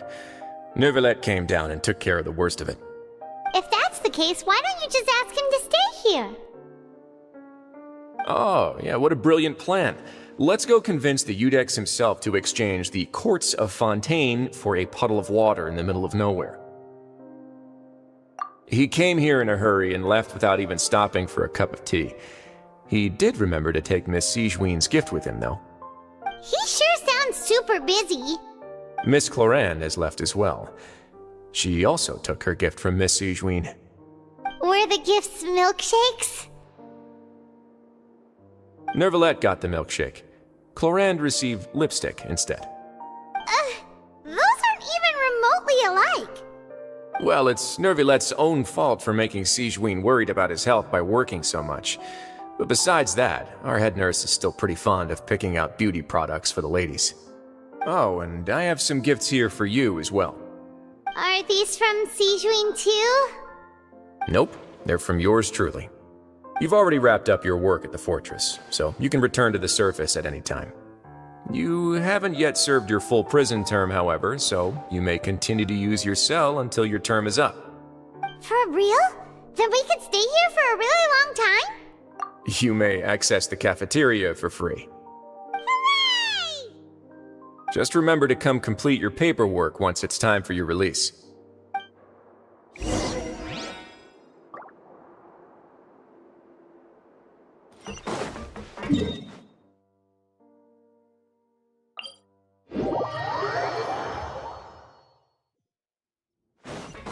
The wind rises.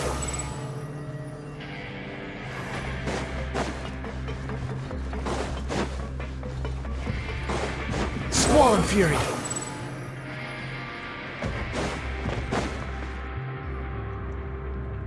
We're back in our cell again. We're no longer prisoners though, so it really doesn't feel the same. Sure feels that way. But the truth is, we never did anything bad to begin with, so I'm not sure why we put so much pressure on ourselves. Huh? How did you know? Hey, that's not true! Alright. Okay, Paimon just wanted to say that we really are an amazing duo after all. It's like, we've now gone to so many places together and become friends with so many people. We've never stopped traveling or stopped meeting new friends. There are so many bad things in the world, and we're just two people, but we've still been solving problems no matter where we go. Isn't that pretty cool? You're counting Paimon today? Aren't you the only adventurer here? Then let's ask Catherine to give Paimon an adventurer handbook as well. Paimon will also be an adventurer from today forward. Just the thoughts making Paimon giddy. Paimon's gonna crash, so you sleep soon too. The last time we fell asleep here, we woke up to a whole mess outside our cell. The primordial seawater nearly rose up. That was so scary.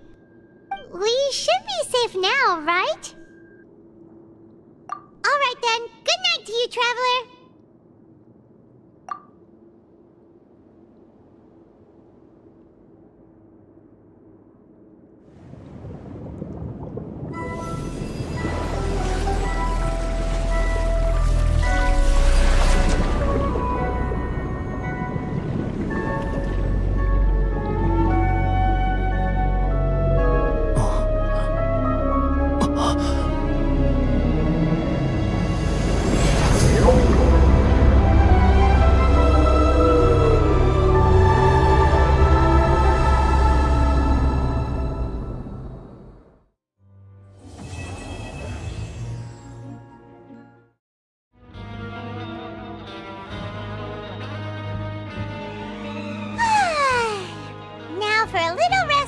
after breakfast.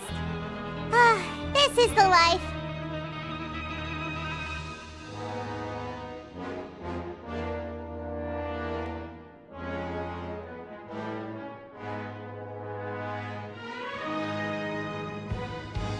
Wait a sec. Isn't something important supposed to happen today? Oh, today's our big day! We're supposed to leave the Fortress of Mirapede! Come on, we've got to go complete the release procedures now!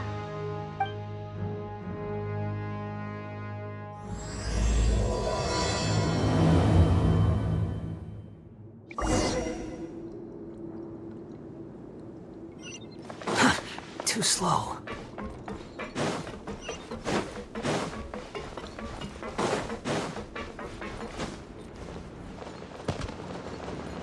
Everything was futile.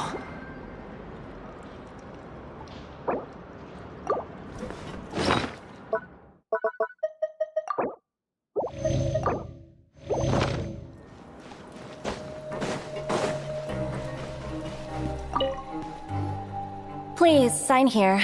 This document will be effective immediately upon signing, and you two may exit the Fortress of Mirapede via the regular channels. It's been so long since we've been to the surface. Let's hurry up and... Huh?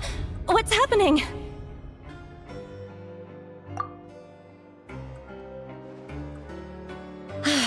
I'm fine, thanks. But I wonder what that tremor was just now. Let's go ask the Duke.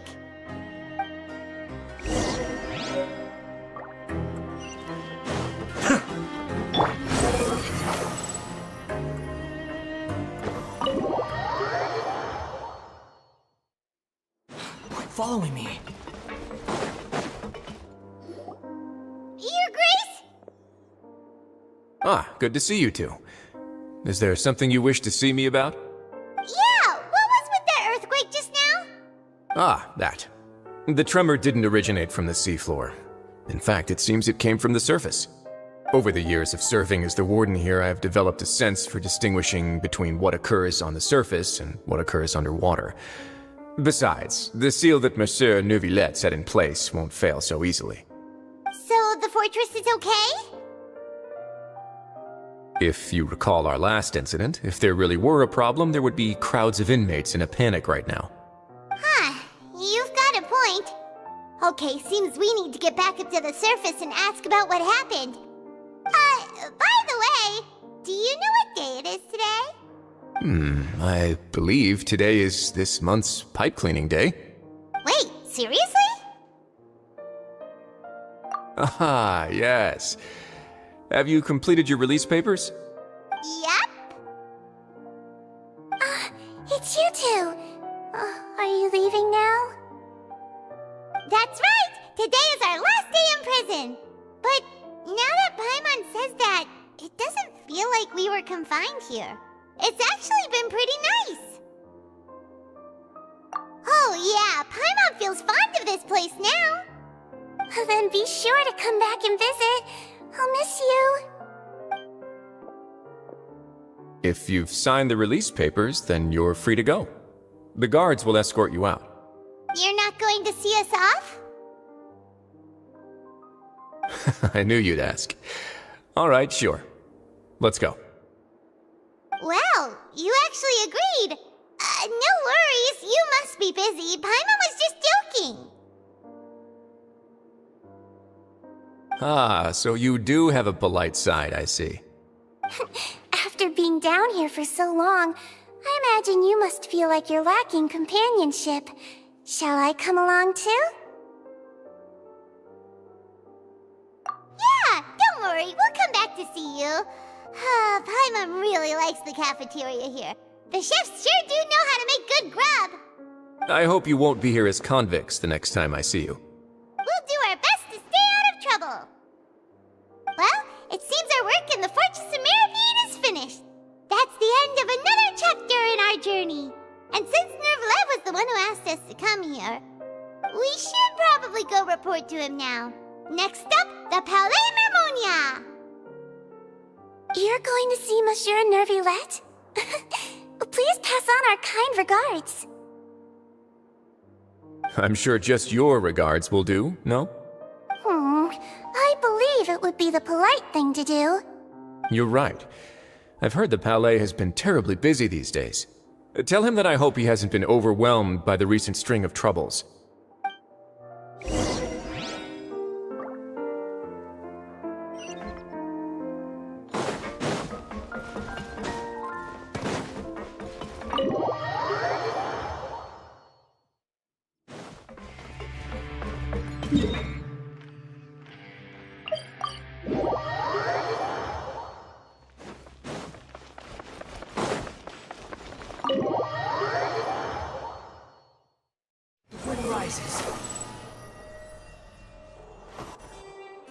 The Palais Mermonia sure is buzzing with activity today. Halt! Huh? Oh, it's you two. Apologies. Monsieur Nervalet did say you'd be welcome at any time. Excuse me, would you mind helping me take a look at this report? I'll be right there. Sorry, I've got my hands full here. You can see yourselves in. Everyone's so busy. Seems a lot has been happening.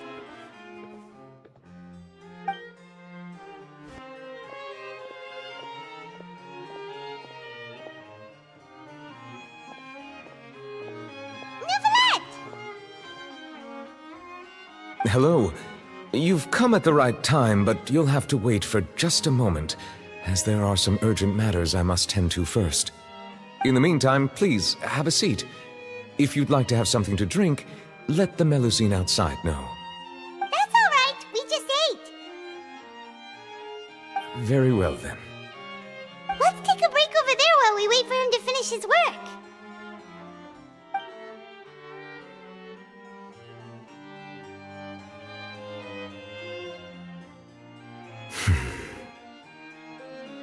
All right. That should wrap things up for now. Are you done with your work? Yes, sorry to keep you waiting. Today should be the day you were released from the Fortress of Meripede, and it appears that you've managed to complete all the release paperwork. That's right, and we came here to see you right away!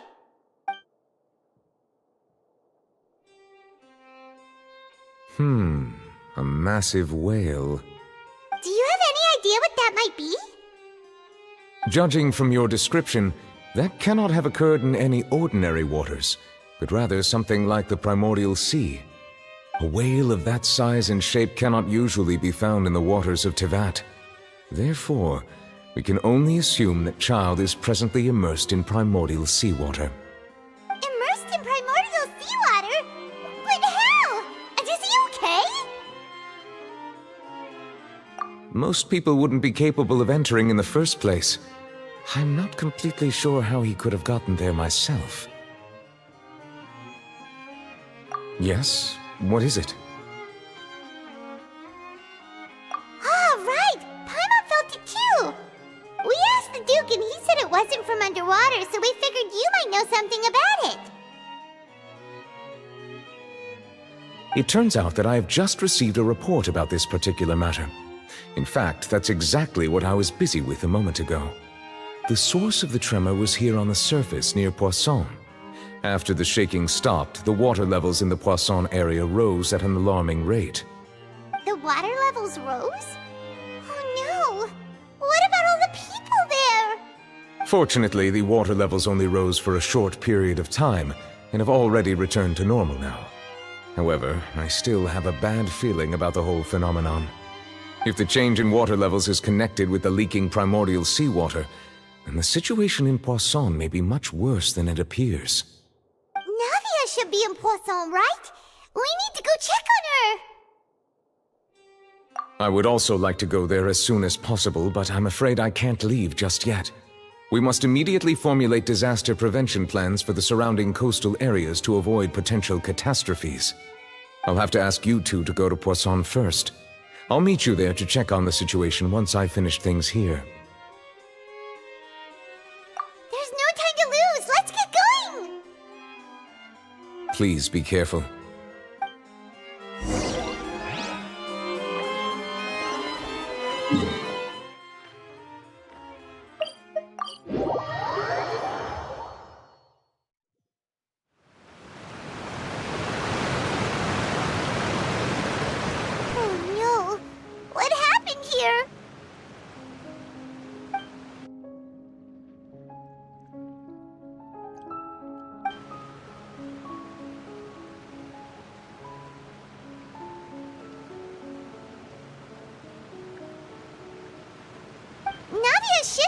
around here, right?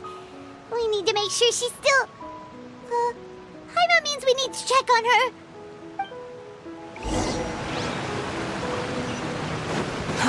Too slow.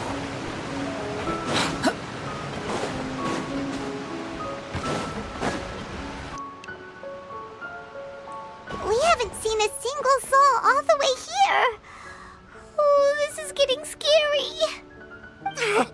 What will I ever do now? Look, there's someone on the roof over there. Just stay put. We're coming up. Watch your balance. All right, just hurry.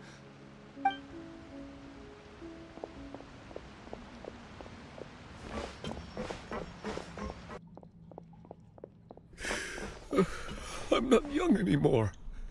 How will I survive on my own? My Desiree! Oh, he looks pretty sad. My leg! My leg!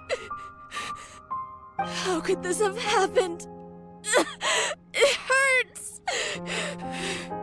Just hang in there. Help is on the way. You can hold my hand if it makes you feel better.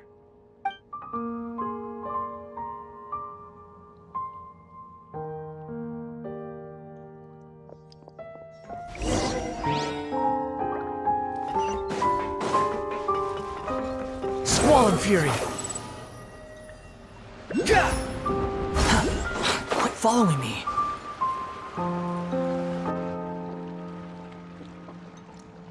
Oh, it's Navia. She's over there. Hey, Navia, are you okay?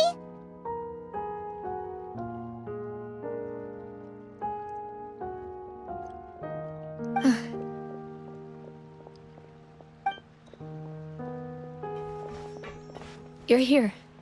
We heard there was a situation in Poisson, so we came as quickly as we could. Yes. As you can see, the water level suddenly rose. It caused quite the disturbance, in fact.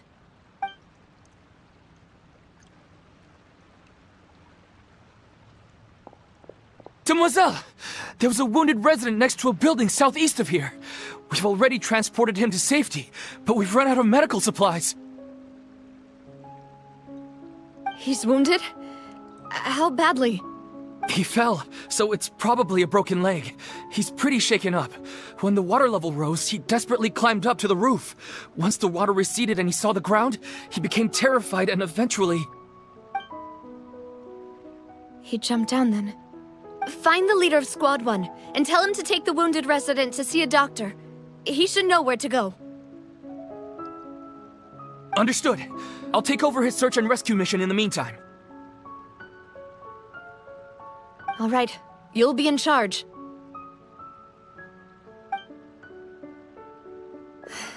I'm sorry. Where were we? The situation in Poisson? Ah, right. Allow me to explain. A little earlier, we suddenly heard a loud noise. At first, everyone thought that something might have exploded in the waterways. But before we knew it, water started pouring out from everywhere. The rushing water seemed a little odd, almost like the unique color of primordial seawater. Some people didn't realize the danger and thought it was just ordinary water, leaking from somewhere. Everyone on the street who happened to be close to the water didn't have a chance to escape. As the water levels rose, they suddenly disappeared. They were all dissolved.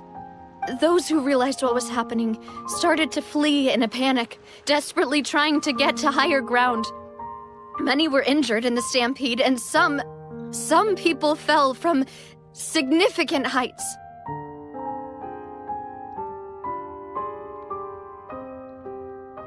The Spina di Rosula initiated rescue operations as quickly as possible, but there have been a lot of casualties. Fortunately, the water began to recede after some time, and the chaos came to an end. The water that flooded the area contained primordial seawater, so the lower levels of Poisson are still hazardous. To ensure everyone's safety, I've asked the people there to leave as soon as possible. No one knows if this could happen again. All we can do for now is try our best to help evacuate the residents. We still haven't completed the head count, but we'll have some numbers soon. How awful. And all of this just came out of nowhere. It was quite frightening indeed. I only wish that everything that just happened was a bad dream. Is there any way we can help, Navia? Thank you for being so willing to help in a moment of crisis like this. You don't know how much it means to me. I really can't express how grateful I am.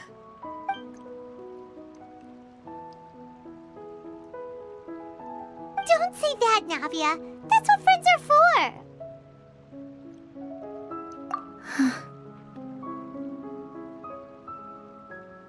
Demoiselle! We've got a situation here! I'll be right there. Sorry, I need to go for now. And out she goes. Seems it might be a while before she can take a break.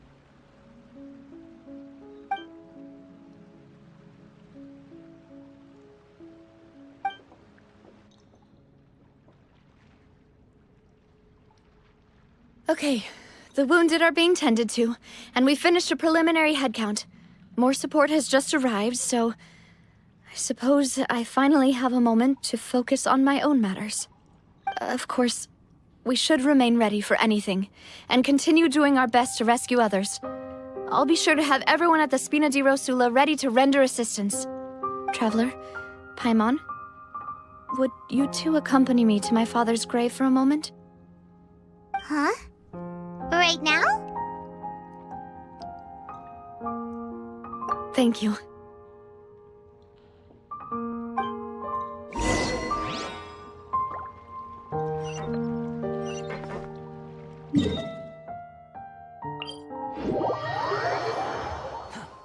The wind rises. Yeah.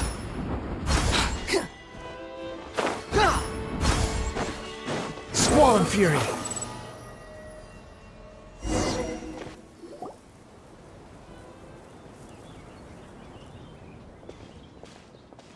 Not a lot of people here, huh?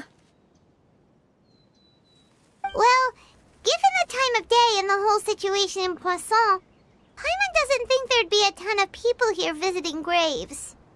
Right. That's how things are now. The living are so exhausted that they've no strength to spare any words for the dead. Navia?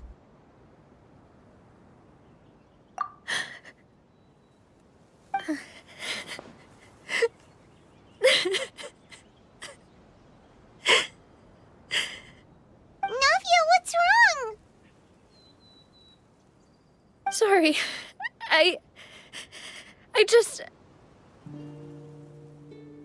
Malus and Silver. They won't ever come back here again.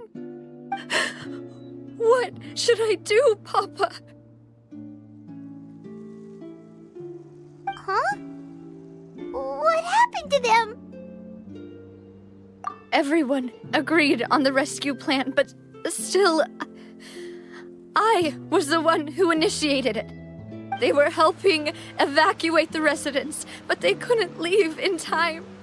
And they were caught in the seawater.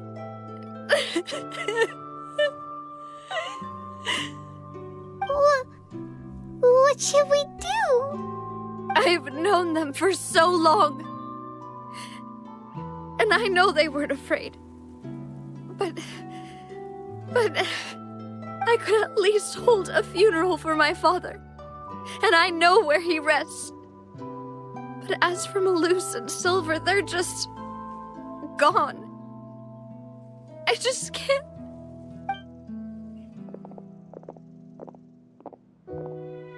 Everything looks so clean after it rains. Even the gravestones. I didn't expect that you'd enjoy a glass of red wine in front of Master Callus's grave. I can understand. Besides, the scenery here isn't half bad. See, it's not just me. I always want to bring something when I visit Papa. Perhaps we might even have a picnic. He wouldn't be angry, would he? How could Master ever be upset with you, demoiselle?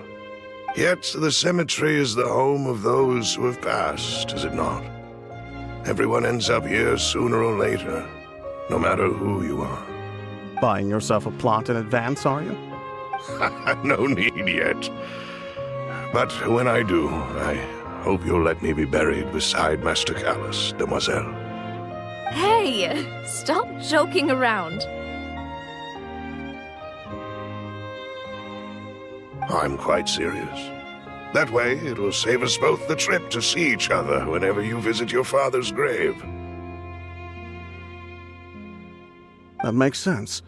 In that case, could I be buried on his other side? After all, besides you, demoiselle, the two of us could certainly be considered Master's closest companions, no? Personally, I believe we fill those shoes just fine. Why are you bringing this up all of a sudden? Seriously. All right. I'll remember your requests. But I'd really prefer not to talk about this stuff. And what do you mean by saving me a trip? I'd make the journey even if I had to visit you two somewhere else. I'd promised to let them rest in peace here. But here I am breaking that promise. I'm sorry for letting you see me in a mess like this. I don't usually cry, really. Paimon doesn't know how to help you feel better. But, well, she understands how you feel. I'd always thought I could make my wishes come true. But now that I think about it, that never solely relied on me. Many things can only be accomplished with someone else's help. Musuh and Silver have helped me so much. But by contrast, I could do nothing for them. I'm so sorry. You can spend as much time as you need here, Navia. We'll stay with you. Thank you. Right now, you don't know how much that means. By the way, you can have a look at this.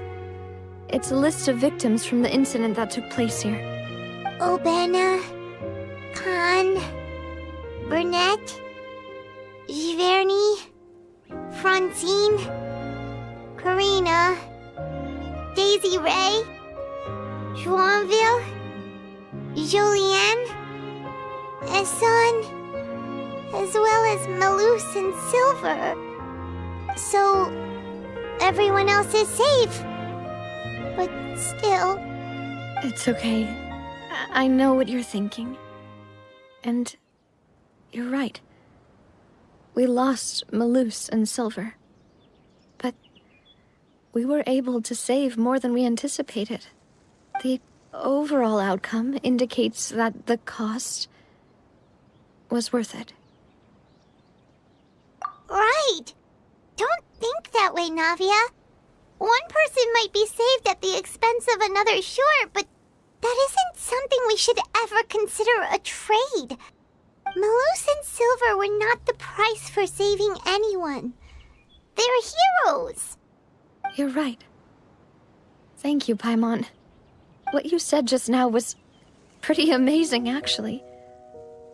I'll remember your words. Oh, really?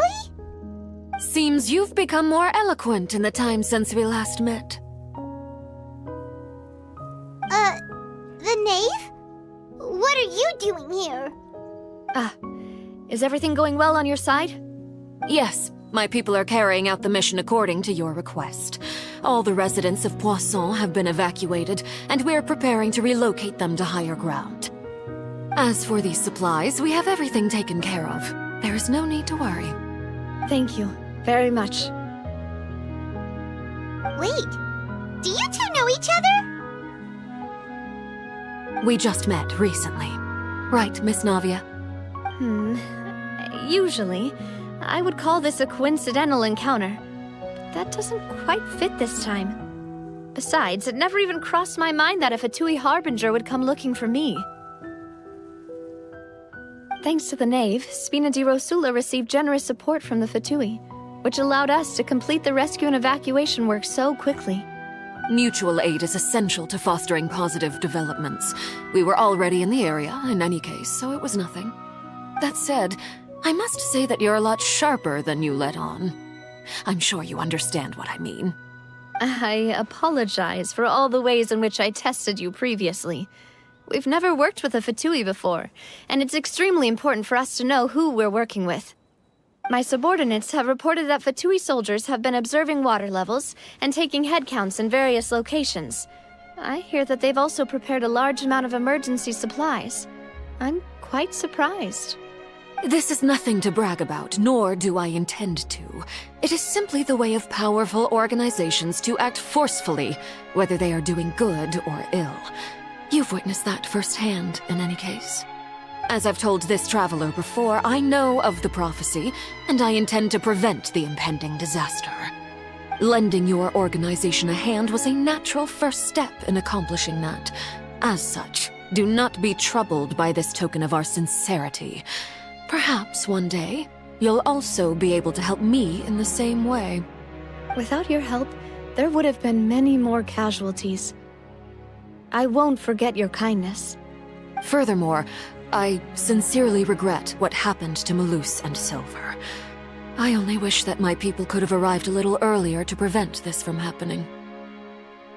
Don't say that. You and your subordinates did everything you could. As Paimon said, Malus and Silver didn't choose to sacrifice themselves for any specific person. And they weren't the price paid for other salvation. They chose to become heroes themselves. I've never liked hearing people put it that way. It's like trying to relieve pain by saying some noble-sounding words. But right now, there's nothing more suitable. They really did become heroes. You're right. I'm sorry for your loss, Miss Navia.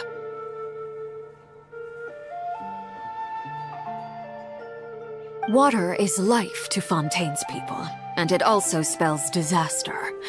It's no wonder that people always say that prophecies represent fate. Fortunately, I've never been one for such opinions. So, you're one who will try to change fate, then? Of course. That is why I'm going to Hotel Bouffe de Thé. I still have some things to take care of, and the children need my attention. By the way, Traveler, Paimon, one more thing. Alright, then we'll just... Huh? This isn't right. Paimon thought you would ask us to walk with you for a moment so you could tell us something in private. That is a clever and useful conversation technique, which I do like to use when necessary. But there's no need today. It would not hurt to have Miss Navia listening in. Traveler, I'm sure you remember that I said we could work together when we had the chance.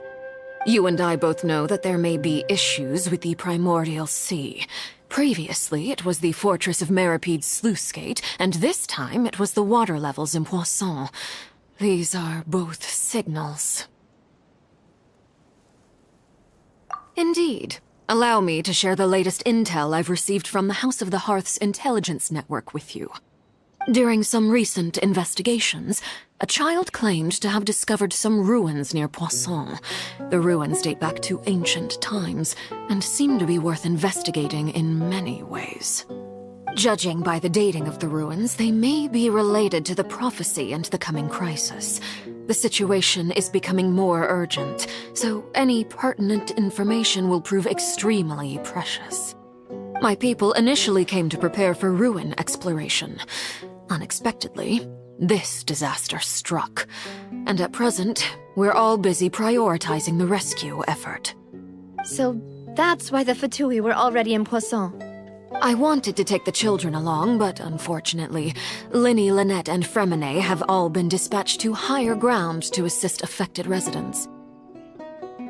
Linny told me that outside of the house, the person they trust most is you. Which is why I want to give you this task.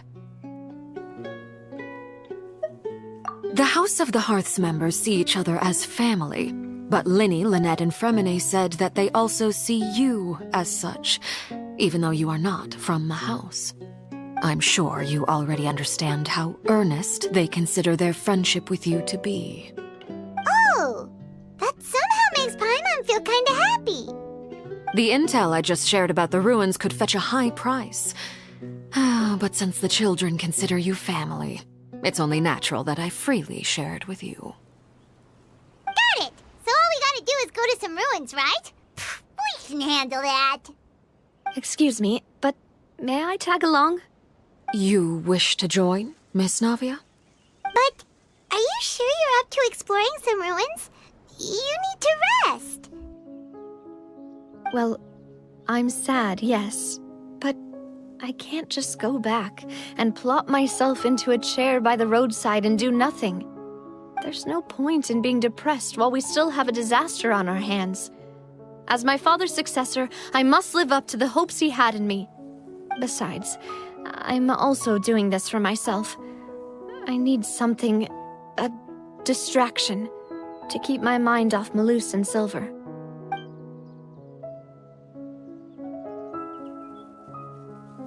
Since you put it that way, I have no objections. What do you say, traveler? All right.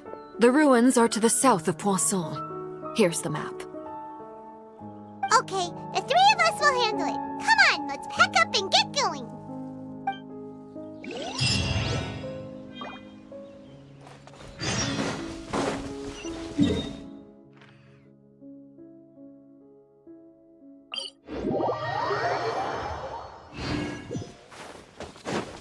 Behold!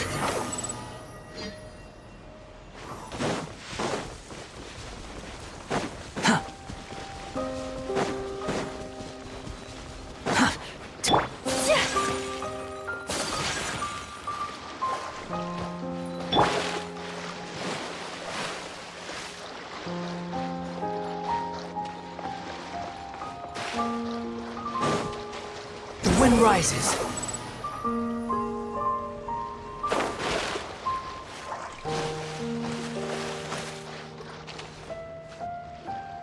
So, are these the ruins the knave was talking about? Whoa, talk about old. They seem to be pretty ancient, all right. Let's go in and have a look. Just be careful.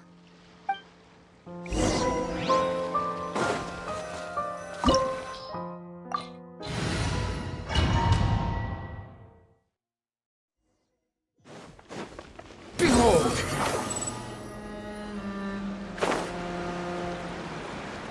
Quit following me. Too slow. Into the wind! Whirling snow!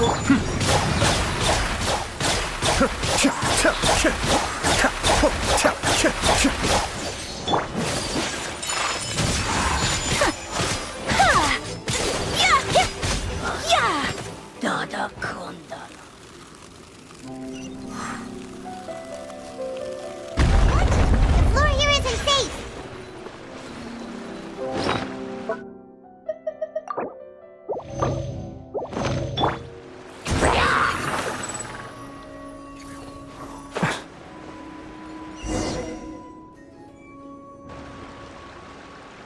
This place has also been contaminated by primordial seawater.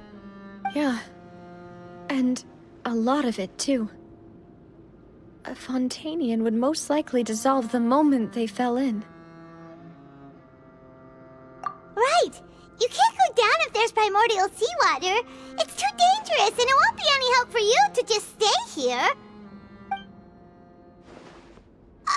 Don't get Paimon wrong. We're not saying you're useless. It's just that... No, you're right. I can't do anything in this situation. I'll leave this to you.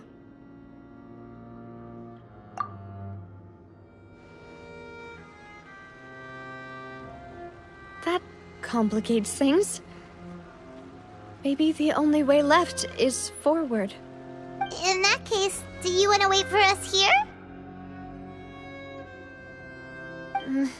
The water levels here are unstable, and there's a chance the water will rise. So, staying here wouldn't be safe either. I'll go together with you. Perhaps we'll find the exit just up ahead. All right. Come with us for now then, but please be careful.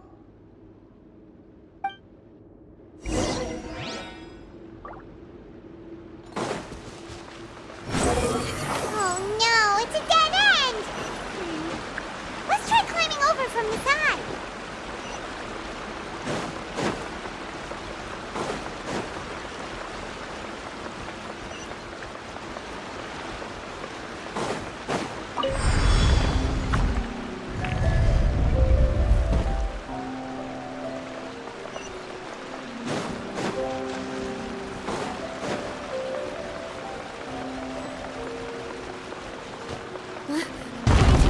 There's something wrong with this bridge!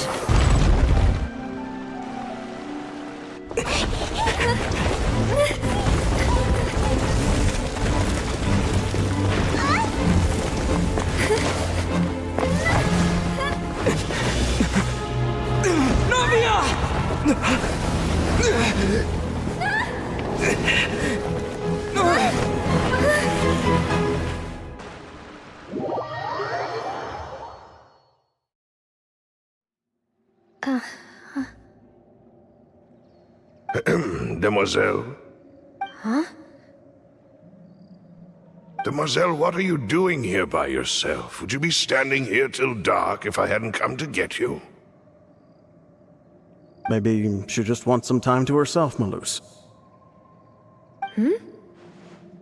Oh, was I sleeping? Yes, it would appear so. I must be tired. That's quite possible. However, you were the one that suggested we go out for a walk. Oh, right. I nearly forgot. It must have slipped my mind when I dozed off. I haven't had a nap today yet. Have I? This is a familiar feeling, yet something's a little strange. Is something the matter, Demoiselle? Oh, no. No, I'm fine. I was just trying to recall why we came out for a walk. Do you remember Mr. Giverny? He'd requested our help before with foreign merchants who had a debt dispute with him, and we'd resolved the matter not long ago. We were headed to see how things were going with him at the moment. Ah, right. Yes. I remember now. Oh? Miss Navia. Ah, Mr. Malus. And Mr. Silver, too. It's good to see all of you. How have you been? I've been great. Thanks to your help, those bothersome merchants finally realized that I wasn't the one they were looking for. Why, I wasn't even the guarantor for that person. They were knocking at my door day and night. Even my neighbor, Obina, was getting fed up with them. Sometimes force is required to calm someone down and get them to listen to what you have to say. That's right. Oh, by the way, Burnett, what was it that you wanted to give to Miss Navia again? Oh, yes. One moment, I have it right here. Miss Navia, these are some flower seeds that I prepared. Please take them. They're a very good variety, and they'll become very big and beautiful once they bloom. I don't know what we would have done without your help, so this is a little token of our appreciation. I hope you won't refuse. Ah, did you cultivate them yourself? Thank you so much. I'll certainly take them. Malus, we do still have some empty flower pots at home, right? Why, we can have as many pots as you'd like, demoiselle. Perfect. In that case, we'll swap out some of the decorative plants for some of Mrs. Burnett's flowers. Very well. Wait. Something seems to be off here. Excuse me, madam. If I'm not mistaken, your name is Burnett, correct? That's right. Is something wrong? No, it's nothing. This is the first time we've ever met, but your name seemed familiar to me. I must have heard it when I was discussing things with your husband previously. I've heard this name before. Sometime recently, I'm sure of it. And why are there so few people around here? Where did everyone go? We must mind the time, demoiselle. We still have important things to attend to today. Huh? We do? Like what? Well, now, did you forget? Miss Navia, here you are. I've been looking for you. Please, come to the Opera House. Your trial is about to begin. My trial? Wait, why would I need to go to the Opera House? Yes, she's right, demoiselle. It's just about time now, so we should get going. Oh? All right then.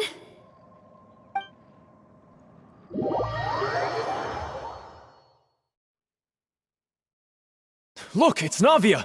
She's here! And her two attendants are with her!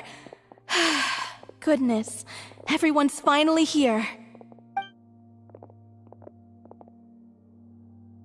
There sure are a lot of people here to see the trial. And they all seem to be oddly excited about something. I even know some of these people. Karina, Desiree, Joyville, Jolien, Essen. Why are so many people here? And why do I have no recollection of this case? And as for the judge... huh? Where's Monsieur Neuvillette? Please sit in the defendant's seat. Don't worry, Silver and I shall accompany you. All right. But are you sure you can stand behind me? Typically, it wouldn't be allowed, but today is an exception.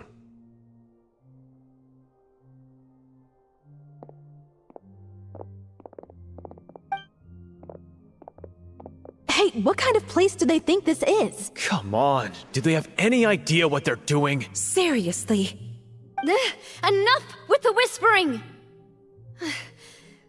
Could someone please tell me where Monsieur Neuvillette is? And why I'm standing trial? My dear Miss Navia, have you not yet realized what you've done? In that case, allow me to explain. As all here know, you are Master Callus's successor, the head of the Spina di Rosula, someone held in high regard by every soul in Poisson. After you took over the Spina, you treated all of us just like the late Master Callus had. If anyone in need reached out to you for help, you responded. Not only you, but your butler, your subordinates, nearly everyone in the Spina di Rosula fought for the well-being of those in Poisson. Wait a moment. Aren't you just proving that I'm a good person? Yes, correct. Absolutely right. And that is why you stand accused. You have helped so many people get through so many difficulties. You are one with us. We are inseparable. We are one big family, all of us who are from Poisson, inextricably linked. And with you being so important, we couldn't possibly do without you. Therefore, this fair and honorable court shall declare you guilty, and you shall stay here. You will be together with us forever. Huh? What are you saying? Everything you have said is correct. I have indeed done a lot for my hometown, and I would be willing to be with you all, but What is the purpose of having me stand here like this? What is there to discuss? Ah, well, if that's what you think, then I have no further comments. How wonderful, Miss Navia!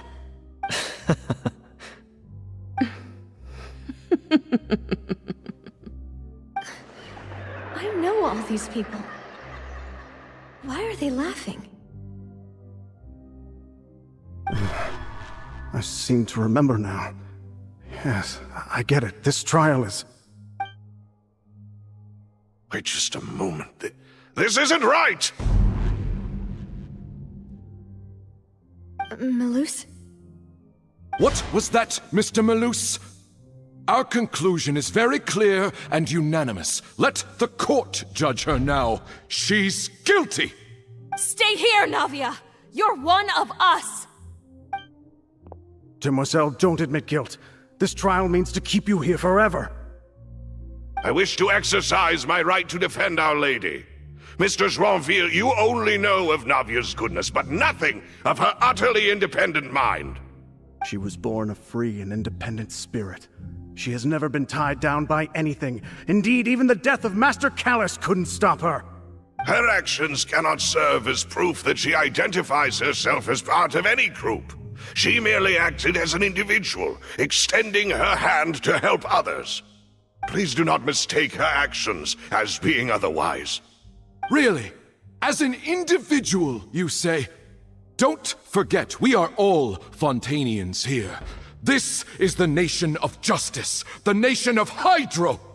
Even if Miss Navia only voluntarily rendered her assistance, that doesn't change the fact that her beautiful soul must return to everyone. Water accepts all, blends with all. It will surely accept her kindness. Everything is measured here in the nation of Hydro, and in the end, everyone shall meld together. Thus, when a unanimous opinion emerges, that opinion represents justice. Now I speak for everyone. Our opinion is consistent. Navia should stay. We and Navia are one. And you would call this justice? Preposterous. You are merely jealous that Demoiselle still has a chance to exist as an individual. Have you forgotten how much you all once longed to become individuals, to become independent? Do you mean to defy our justice? If your justice is flawed, then why should we acknowledge it? As you said, we can also have our own justice. Silver and I shall defend Demoiselle. And that is how we will enforce justice. Ugh, my head... It hurts. Demoiselle. Silver, it hurts. My head is spinning. All I can see is stars swirling in front of me. I remember now. Everything that seemed odd from the very beginning.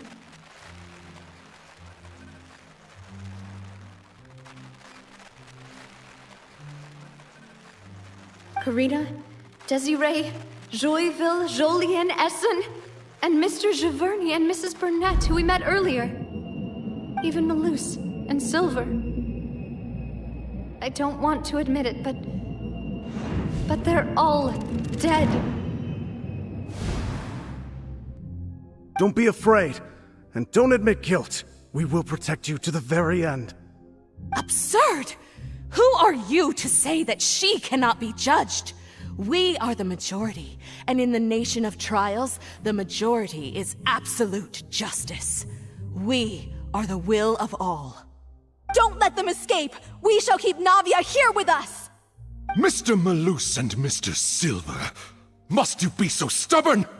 How could the two of you possibly hope to stand against the collective? Do not resist. This judgment is fair and just. Navia belongs to us. After all that happened, she should not be left alone in Poisson. What are you saying? No more excuses! She says we're jealous. Jealous? How could she possibly be an independent individual? What's with these people?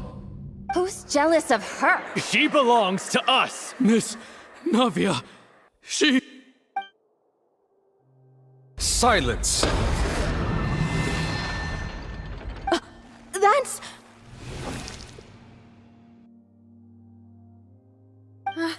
Monsieur Neuvillette! Such commotion is prohibited in the court. The accusations you just presented are nonsense and cannot constitute a proper trial. The court will adjourn for the rest of the day. In this, I shall hear no objections from any unauthorized party. Our thanks, Monsieur Neuvillette. Please leave with me, Miss Navia, while there is still time. But... Go on now, demoiselle. This is your only chance to leave this place. What, can't bear to leave us behind or something? Musuh. My apologies. I couldn't resist making one little joke once I realized that this shall be our last goodbye. Musuh... Silver... Quickly, you must come now! Goodbye, demoiselle. Farewell.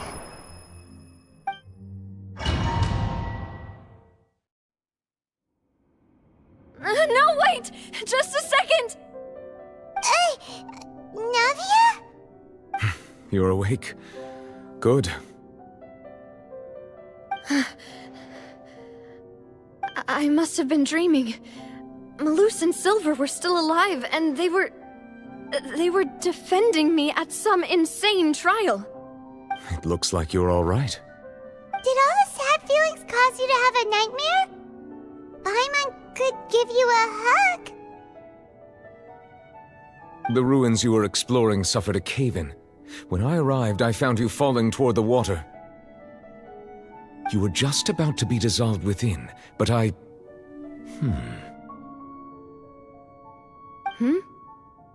What is it? I think I saw 2 Oceanids protecting you. It was only for a moment, perhaps even a fraction of a second, but they gave me the chance to retrieve you. Were it not for their intervention, I would not have been able to rescue you before your consciousness dissipated. Wait, did you say Oceanids? You mean like what happened with Vache? Perhaps those 2 Oceanids were the people you saw in your dream. I always told them that they didn't have to protect me. To think that they'd keep doing so even after death.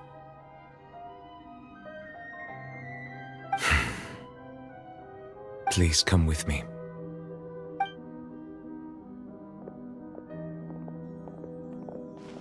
Neuvillette, are you okay? Oh, I am quite all right. Perhaps there's something we could chat about? Why do you look so stiff all of a sudden? Oh, Paimon knows. You're the type who feels awkward when there's nothing to talk about, right? I merely thought that we should give Navia some time to herself. Huh? Why didn't you just say so then? Don't you think it's even more awkward to call us over like this and then have nothing to talk about? I suppose so. Ah, Sigewinne. I hope all is well with her these days. Her work in the Fortress of Meropide has not been too much for her, has it? No way, don't worry. She's doing fine down there. She's an amazing head nurse. I see. Well, that is good. I have always worried that Sigewinne would need a lot of time to understand the world of humanity, just as I have. Oh, and the Duke also says hi. Even though Sigewinne made him do that. He hopes that you haven't been overwhelmed by all that's happened lately. Thank you. I have indeed been busy lately, and I also hope that everything is going well in the Fortress of Meropide. He still doesn't know what to talk about. Let's chat about something else then. So, Neuvillette, you're probably quite the swimmer, huh? Yes, of course. This isn't going anywhere. Let's try something else. How did you find these ruins? Did the knave tell you? Yes, in fact. I had arranged to meet you in Poisson, but when I arrived, I discovered that the Fatui were helping the residents evacuate. They had even transported a large quantity of supplies to the area. Amid my astonishment, I ran into the knave, and we had a chat. She informed me that she had asked you to investigate the ancient ruins here. Yeah, we originally planned to meet up with you, but we thought you might still be busy with all those official documents. We didn't think exploring the ruins would take very long, and who would have thought you'd wrap things up so quickly?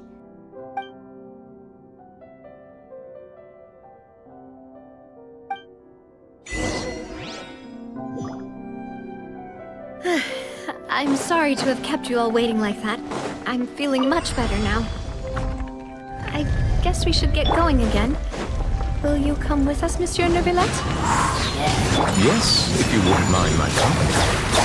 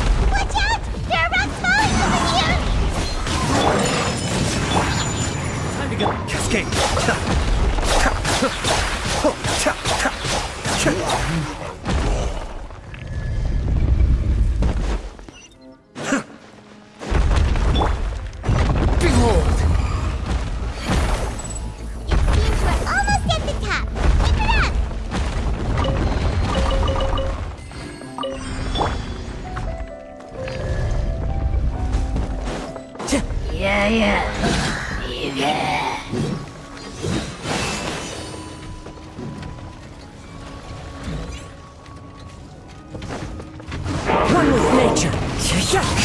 One with wind and cloud. The depths beckon. Kamisato art. Sumetsu. Whirling snow.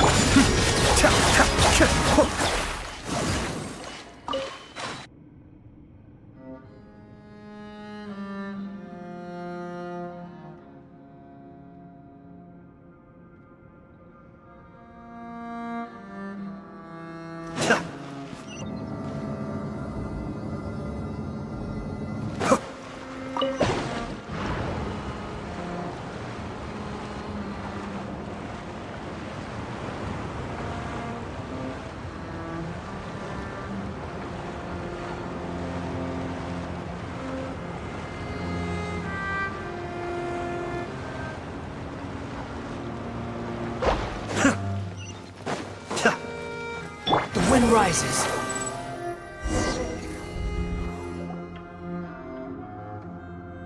Looks like we've reached the end. This is the place. There should not be any other hidden spaces in the vicinity. The path sure had some twists and turns, but it turns out that this place isn't actually that big.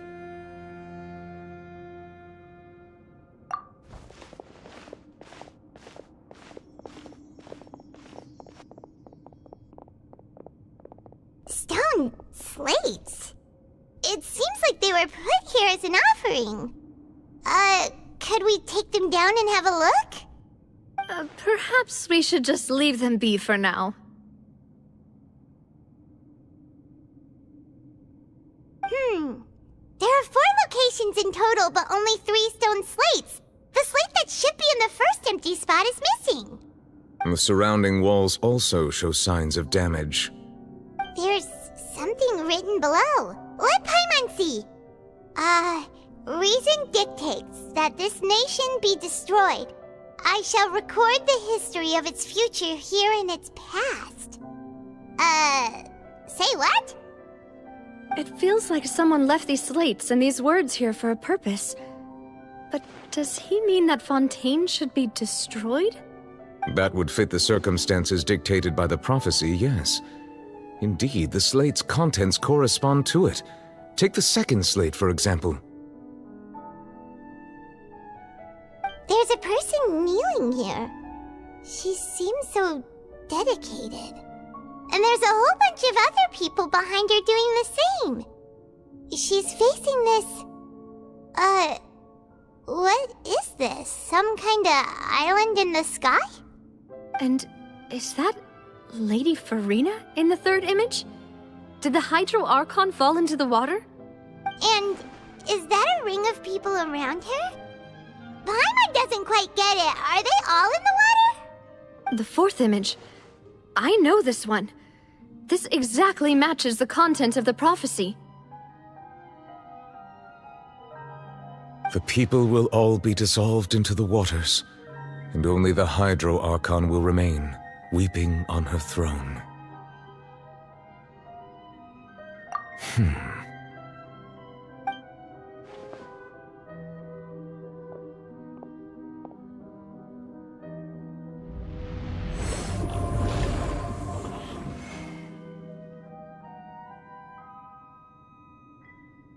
More information should be hidden in these slates, but I fear I cannot easily uncover it, most likely due to us missing the first slate. I am very sorry. Don't blame yourself, Monsieur Neuvillette.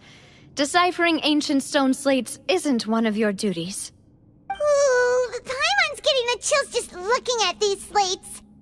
This says that it's the history of the future, right?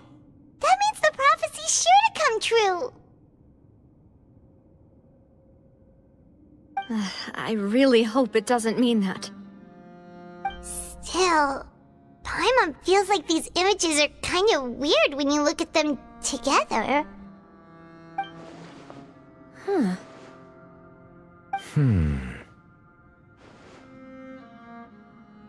That's right! If the images are in chronological order, shouldn't the fourth, the waters drowning Fontaine, come before the third? Where the Hydro Archon herself falls into the water? And yet the order is reversed here. If we go by timing, Lady Farina only emerges in the third image. That means that the person in the second image might be the previous Hydro Archon. Egeria, then. I had never met her, but her appearance here does match the records. The previous Archon kneeling before the floating island in the skies, as if confessing a sin. Did she herself commit that sin?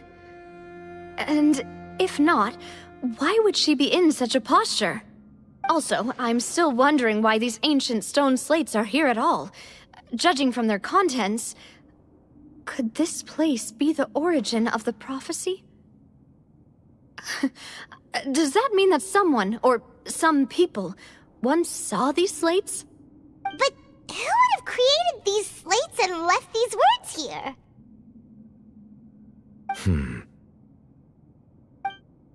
It seems that any further clues will have to come from Farina.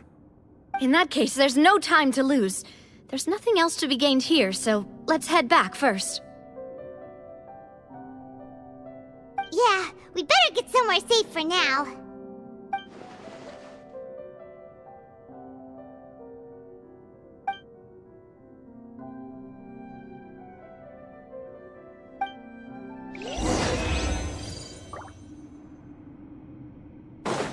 Quit following me.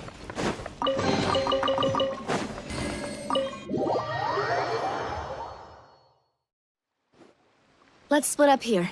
I'm going to check on what's happening with the Spina. You know how it is. There's some things you just need to be there for yourself.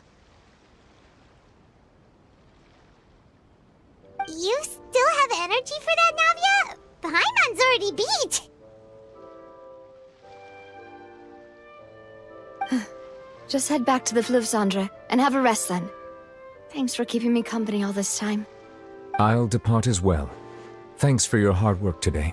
Rest well, everyone. Traveler, I will go talk to Farina tomorrow morning to ask about the stone slates. I'm sure that you're concerned about this matter as well. If you have time, drop by my office. I will share the results of our discussion with you. Are you really gonna talk to her about this directly? Will that be a problem? Paimon's getting a little scared now that it's come to this. She has long been harboring secrets and will not give them up easily, which makes it all the more my duty to ensure that she understands the present situation. Alright, we'll leave it in your hands then. You're probably the best person to talk to her anyway. I will be carefully considering my words tonight. Traveler, Paimon, our safe house at the Fleuve Cendre is always open to you, as ever. So please don't think you're an imposition. Alright. I'll be on my way then.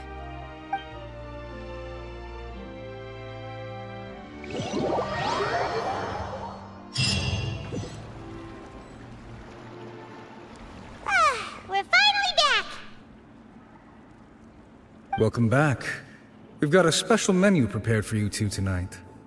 Yay! And there's good food too! No, the boss is the best.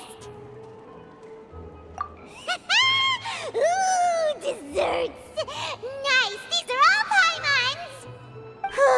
Paimon's already starting to forget what happened today. Oh, that voice. Is that who I think it is? Huh? It's you two. What are you doing in Fontaine?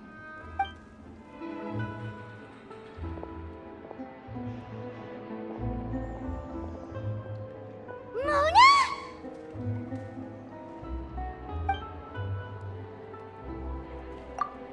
Seriously, nobody just uses a scry glass whenever they've got time to just see who they'll meet on the road. Still, we didn't expect to see you here. Wait, you're not a Fontainian, are you, Mona? Well, I have some business to attend to here, so I booked a hotel in the city. I was just out for a stroll when I bumped into you. Quite unexpectedly, if I might add. Why did you think I was from Fontaine, though? Is that because Magistus doesn't sound much like a Mondstadter surname? Yeah, let's go with that. Well, I used to have my own surname, which was, well, some other thing.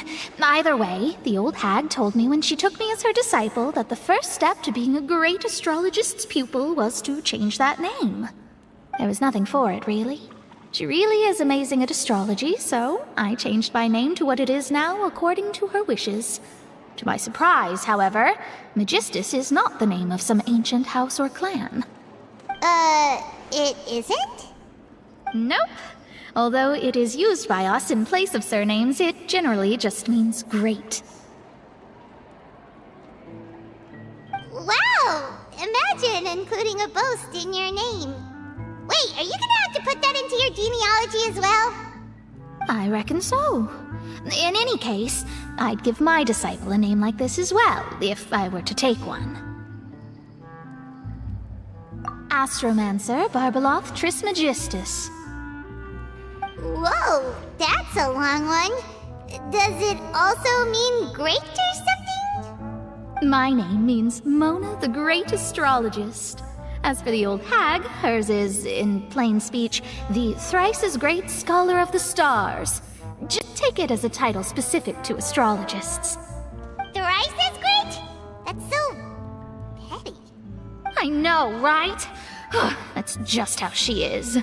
She used to call herself Magistus, actually, but when she took me in, she changed her name to Trismegistus.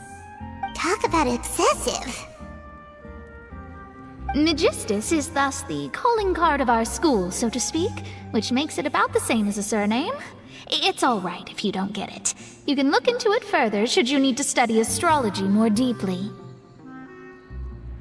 That sounds terrible! But anyway, you're not Fontainian, are you, Mona? You're from Mondstadt, right? Well, I was born in Mondstadt, yes. My parents migrated to Dorman Port, and I traveled with the old hag for a while, after which I settled down in Mondstadt City. Oh, that's a good thing then. At least we know you won't be dissolved by Fontaine's waters. Speaking of that, I'm sure you're aware that a bunch of things have happened here in Fontaine, right?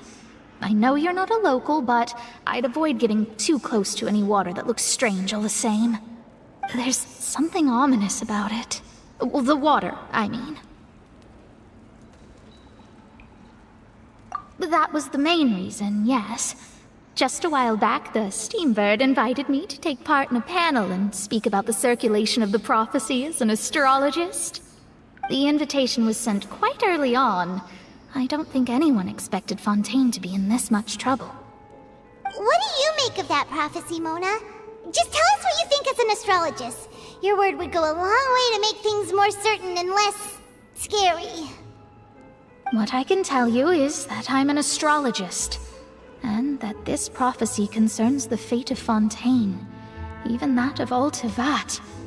Ascertaining this is akin to reading the fortune of the whole world. I'm afraid that this is not something that just anyone can do. If I could do it, you would no longer call me an astrologist, but a visionary. But on the flip side, the prophecy is so huge and powerful that it must surely come from a powerful visionary. Its contents involve the fate of the world. Disregarding it would be a mistake. A visionary? Sounds really powerful and all, but does such a person really exist? Of course. The old hag could do it, and I'd bet there are others amongst those Hexenzirkel colleagues of hers who could do something similar. Huh? Are you sure? All right, I'll help you. It isn't often that I see you with such a serious look on your face. I'll tell you once I hear back from her. Thanks, Mona! You're amazing as always! Oh, well, this is something only I can do after all. So yes, your praises are quite welcome. That's the greatest of astrologists for you! Of all the people we know, you know the star's the best! Indeed, indeed. That's the spirit. Oh, sorry. I came to see what all the commotion was about. If there's anything you need, do not hesitate to inform the Spina di Rosula. Oh, whoops. Guess we were getting a little too carried away there. Well, I'll go tend to my own business now. If I receive any news, I'll be sure to come find you two again. And there she goes, quick as rushing water. And here we are with the Spina guy giving us suspicious looks.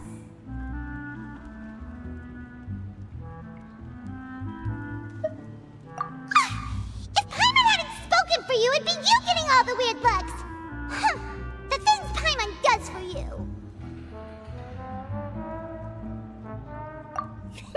That's more like it.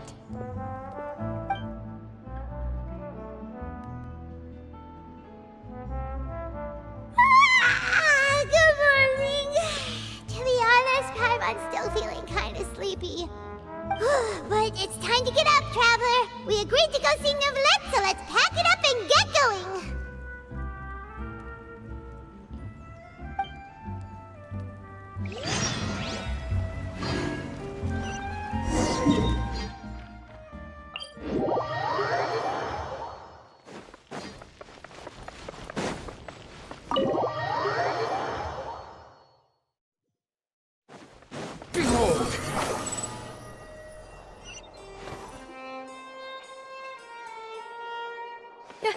You're here! Finally! Is something wrong? Monsieur Neuvillette and Lady Farina, they seem to have gotten into a dispute.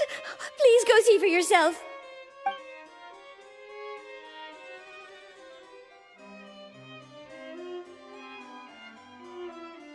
Like I said, I've already explained everything. And yet the problem has not been properly solved. There is little space for excuses between us. It is not my intention to offend you, but please, tell me where you stand. You are the Hydro Archon Focalor, are you not? Look at this. This is a list of the victims from the recent Poisson incident.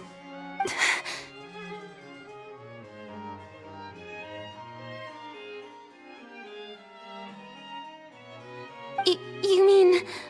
they're all... We did not arrive in time to avert this disaster, and I will not have it happen again. I will say this once more. You must tell me everything you know. Yesterday, I found 3 stone slates in some ancient ruins near Poisson. Do you know anything about those? Seriously? You're questioning me like this is a court case now. I don't know anything about that. But you found them in some ancient ruins, you say? That's correct, which is why I came to ask you some questions. There should have been 4 slates, but one of them was missing. The other 3 feature different images that seem to correlate to the prophecy. The prophecy? The second of these slates depicts the previous Hydro Archon Egeria kneeling before a floating island in the sky, as if confessing something. Do you know nothing of this either? I don't. I've never seen such slates. I'll ask you again. Do you really have no information regarding the previous Archon? My deciphering of the slates indicates that the Hydro Archon Egeria once had to confess to, or apologize for, a certain sin. If anyone would know about it, it should be you. All gods don't have the same secrets, you know. She was herself and I'm me. Is it really so strange that I know nothing? I understand your concerns, but I'm sorry. I just don't have anything to tell you. Forgive me for saying this now, Lady Farina, but I have long known of your various secret investigations into certain matters. There are several indications that you have been investigating the prophecy on the sly. This is not strange in itself, considering that you are the Hydro Archon. But it is strange that you should also claim to not know any of Egeria's secrets, as well as do nothing following your inquiries. You have never been as superficial as you have presented yourself to be, nor are you a fool. And yet, your behavior is very inconsistent.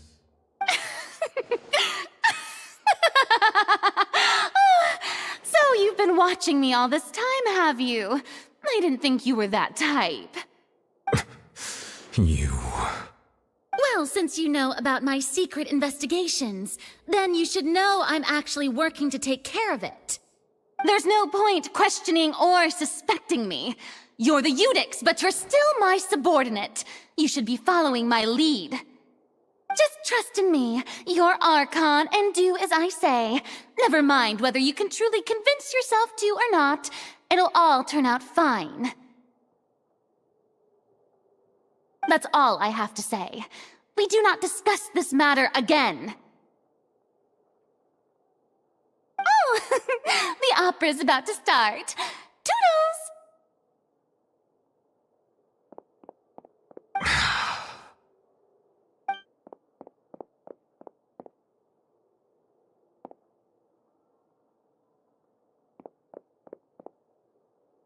Did Farina not notice us standing by the door? Wonder what's up with her. She was smiling. Huh. She didn't seem in the mood to care if we were listening in or not. I assume you've been outside for a while now? Oh! You noticed! Seems Farina didn't even realize we were here. She was in a great panic, though I cannot discern the reason. Our discussion reached impasses time and again, a state of affairs that we cannot allow to continue. Still, I do not understand. Dialogue is the basis for understanding, so why did she keep refusing to engage?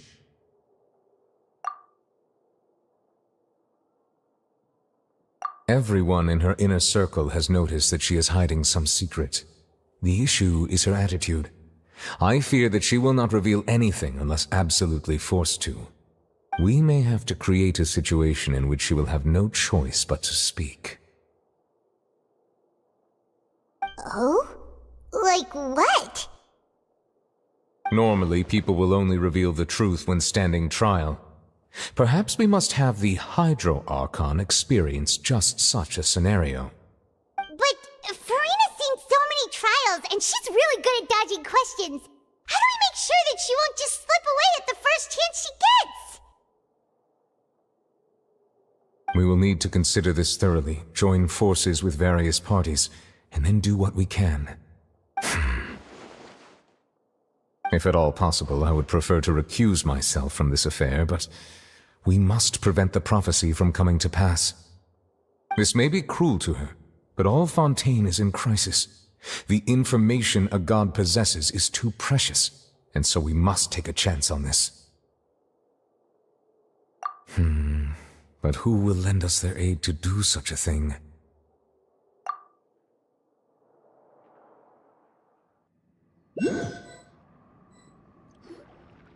Well, that's everyone, huh?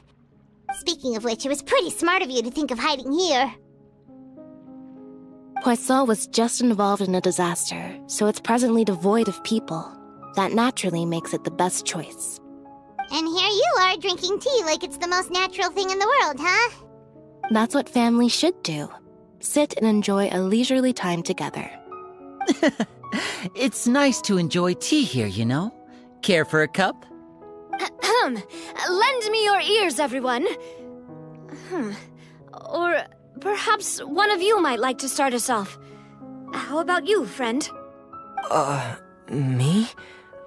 No, I don't think I can. Then, how about you, good sir? I fear that I will cause the mood on this boat to become as somber as it is in court. Well then, I guess we're lucky we've got a local like me to organize things. Wonderful, the spotlight at last. I guess I'll be facilitating things from here. That was a little long-winded, don't you think? Oh, you might be right. Anyway, to cut to the chase, our friend here, the Traveler, has brought us together to discuss something. As for what that is, well, let's start by saying that we'll be pooling our efforts together to create a series of traps. Oh, how intriguing. Well, it's just an expression, really. One that I just learned from Chlorand, and used on the spot. So, let's invite her to explain in detail. A round of applause, please.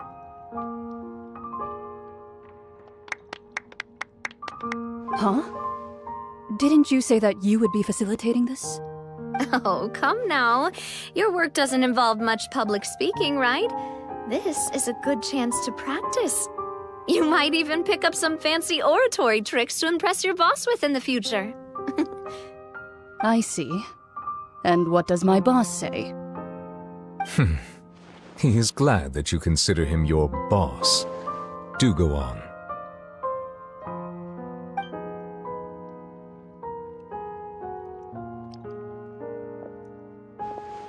In that case, do any of you have experience hunting? Not that I recall. Fremine and I once used a wooden stick in a basket to catch wild rabbits when we were younger. As for Lynette, oh, right. You were sick that day, weren't you? I've also gone diving to catch some fish before. Does that count? I'm afraid not. You may or may not have heard, but Fontaine once played host to a group known as the Marechaussee Hunters. Though that was their name, they did not hunt animals, but rather various monsters left behind by the ancient dynasty of King Remus.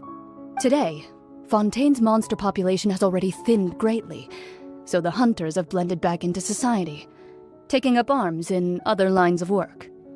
They even left a unique methodology of hunting in their wake.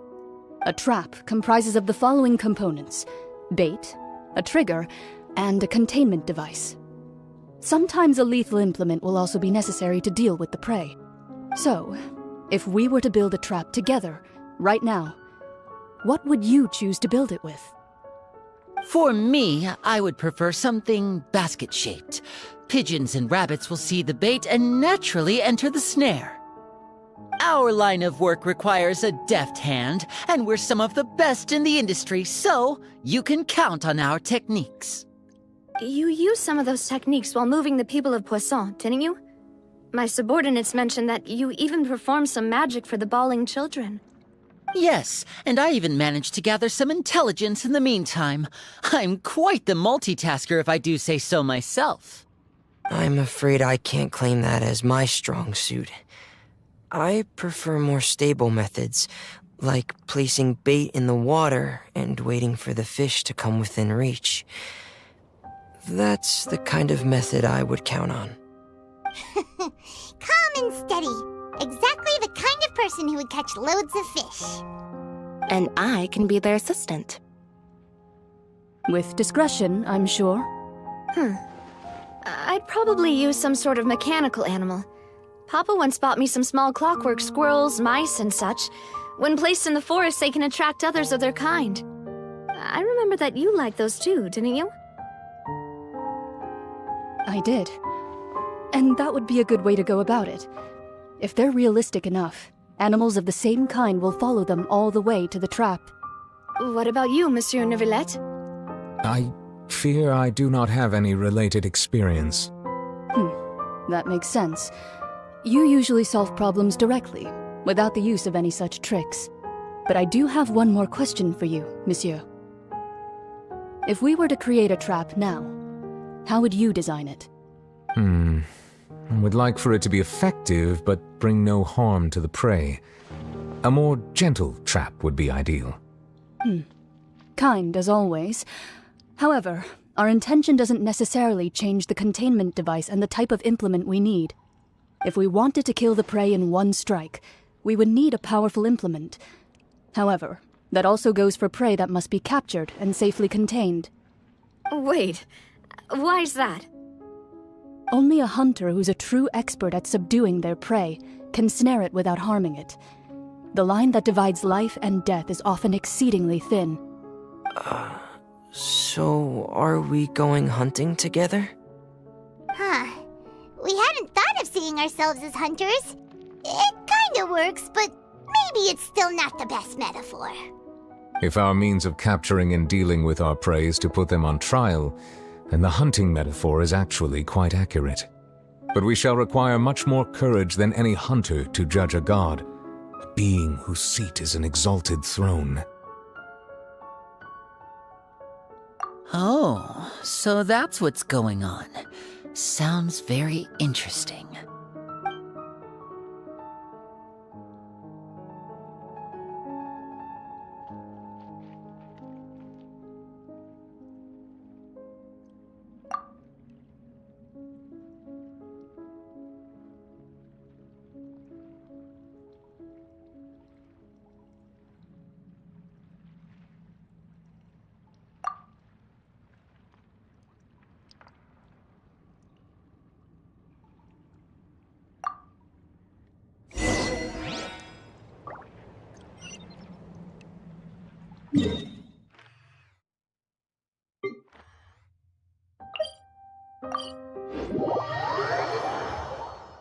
Squall and Fury!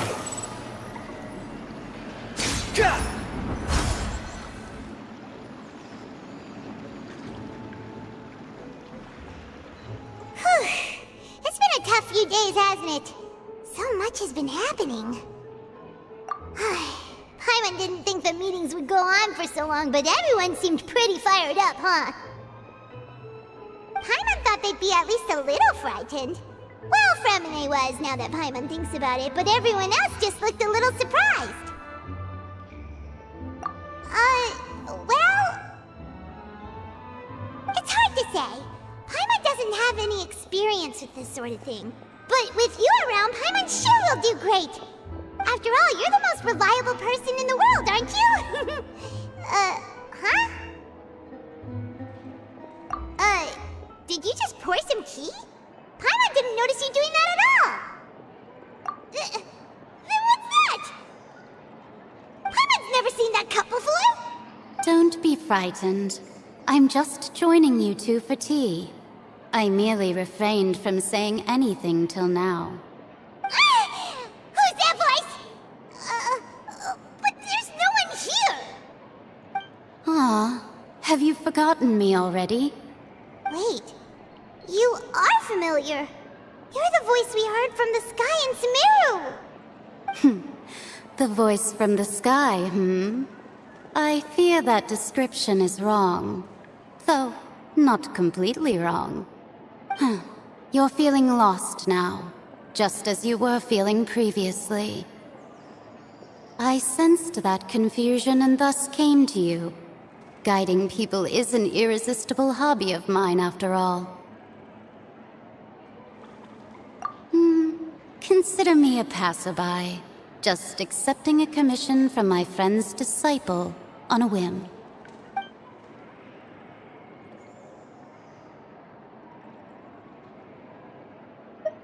The prophecy. Yes, what has been prophesied will be fulfilled. You may view such things as the history of the future. What? Then is there any way we can stop it? I believe you have witnessed a failed attempt with your own eyes. Can everything in Teyvat so easily be changed? Ah, so you've caught on. Just as prophecies are usually only the future as seen from the perspectives of the gods, could things be happening in hidden corners where the gods' gaze does not fall? Are the things that you shall see different from the fate that the gods perceive?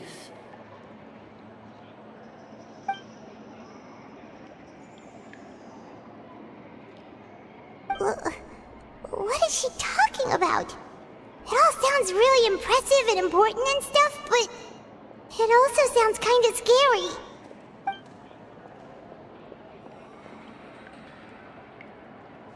I believe that you understand, right? Some things are insignificant, but others you must reach out to change. Ultimately, fate shall serve as your only guide, no matter what will happen in Teyvat's future. All you need to do is to play your part. This was good tea, by the way. Thank you for your hospitality. Well, that'll be all for today. The voice. It's gone.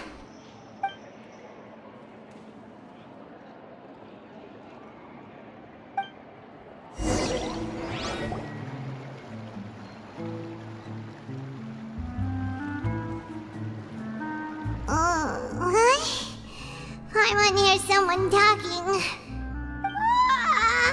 Alright, coming! Hey, it's you who's getting lazy, okay? Well, I see I've walked in on some lively banter. Luna! Fine, just fine. I went to take part in that Steambird panel. It turned out to be more interesting than I expected. Not all Fontainians are pessimistic about this. One journalist mentioned that sitting around and waiting for the end to come would be wrong, and that they should make their own rescue preparations. I agreed, so we had a brief chat with her. Did she have pink hair by any chance? Why, yes, it was Charlotte. I assume you've heard of her, no? That daredevil journalist? I'm in full support of her view. Prophecies are very important, but how can people allow their lives to be commandeered by just a few words? That's right! Paimon's glad to hear something sensible for once. Ah, yes. About what we had discussed before. I did try, but I'm afraid I couldn't reach the old hag. I'll try again tonight, but I wouldn't get your hopes up. Huh?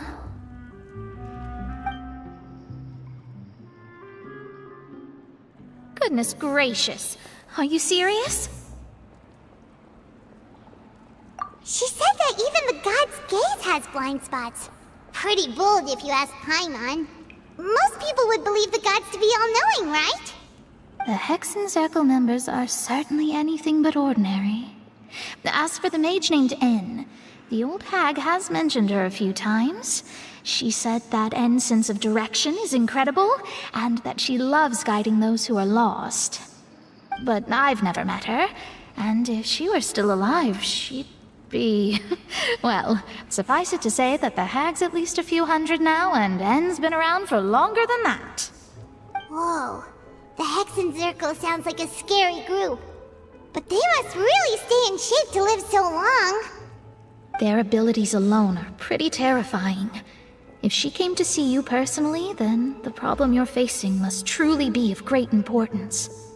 Well, it's not like Paimon could understand anything she said.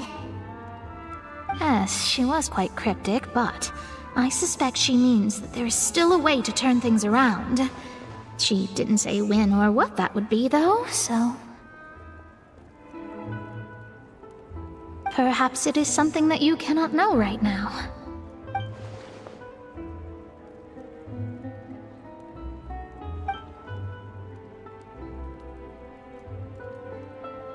Traveler, Paimon, are you two all right? Oh, we're fine. We're just a little down right now. It kind of feels like the end is coming, you know? I see. I feel that same sense of desperation, too. I guess you could consider me someone who has often witnessed fate. So far as I have seen, it cannot be swayed. But even so, I still hope for, and believe in, miracles. Astrology is eternal and rational, but fate may not be. It is cruel, but it can also be beautiful. Perhaps that's what En was trying to tell you. Not to lose heart, and to believe that what you are seeing playing out before you is not yet set in stone. I did originally think of steering clear of all this, but I couldn't. Even if this is all futile, I still wish to help everyone. If we don't struggle to the last, then how can we face the end when it comes? Huh. You do have a point. There I go, talking about astrological principles again. Sorry about that. The moment I start talking about work-related stuff... I need to get going. It was worth trying to comfort you, even if only a little. I believe that you'll help those who are struggling in the same way I did. I suppose that might be why we always seem to meet by coincidence.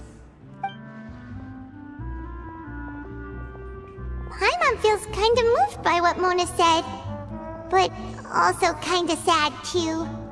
Hey, Traveler, Paimon suddenly feels like going outside for a walk. Let's go. Let's walk around the city, shall we? There's a few spots we always like to walk by.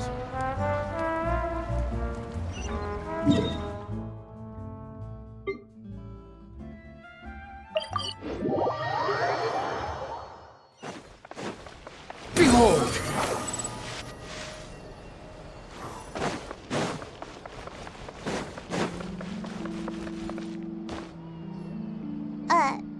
Huh? Our names are written in this newspaper. What's going on? Let Paimon see! The underwater stronghold, the Fortress of Meripede, has continued in its noble autonomy, but that does not mean that others cannot interact with it. My recent attempts to enter the fortress bore little fruit. Huh. Guess Charlotte still hasn't given up on that. Thus, did an Outlander friend become the focus of this report, a blonde adventurer with their white fairy legends trailing in their wake. It is said that this mysterious traveler once visited the underwater fortress. So while the fortress's interior remains a mystery behind closed doors, do not fear, for the tales of the traveler contain surprises in spades. Journalist Charlotte's biggest scoop yet, the Traveler's Trail, World Walker. Huh. Charlotte took so many awesome photos of us and we never even noticed her. She hasn't been able to get a hold of anything at the fortress, so since we're easier to find, she's using us as the subject matter instead? Ugh, seriously? Well, fine. Those headlines and photos do look cool, so Paimon will forgive her this time.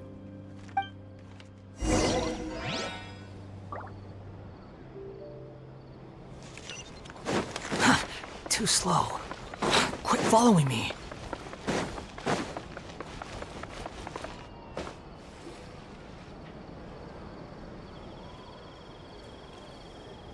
We're here! Paimon's hungry. Should we go in and get something to eat?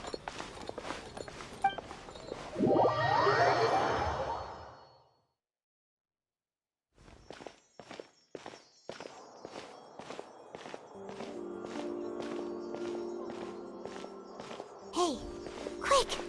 Look! That's the limited edition, only 16 slices a day cake! It was so delicious the last time we tried it! Despite the tense situation we were in, let's give it another go! Paimon's sure it'll be great! One slice of cake, please. Someone showed up after all! Oh, wait, you're the one from the Palais Mermonia. are you here to buy cake too? It seems Monsieur Nervalette was right. You really can eat. Wait, did he really say something like that? That's right. Even he has his own preferences when it comes to food. As for me, I love the cake and coffee here. Do you come here often? Usually every day. Every day? It's part of my daily schedule, apart from work. I shall have my cake and coffee. Then what if someone told you one day that this place would be closing soon, and you wouldn't get to eat cake here anymore? What would you think? But why would it close? Well, Paimon doesn't know either, but maybe the waters will rise tomorrow. You know, like in the prophecy. Oh, the prophecy.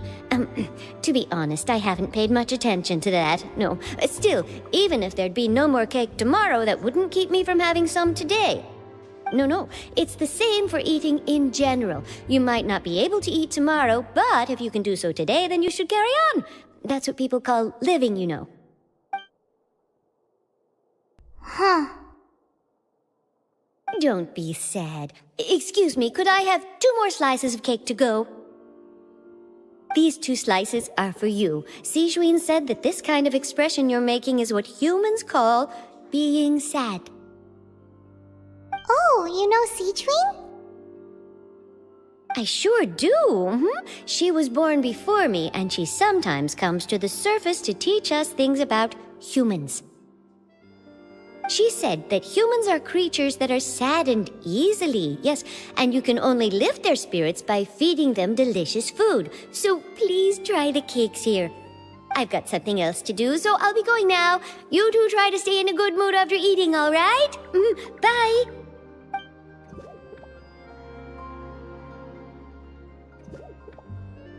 And there she goes!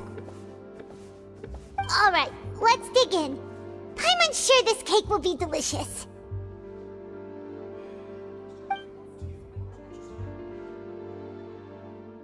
It's more delicious than last time!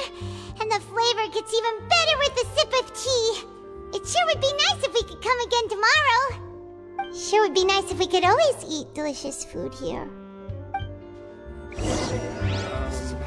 What did you want exactly?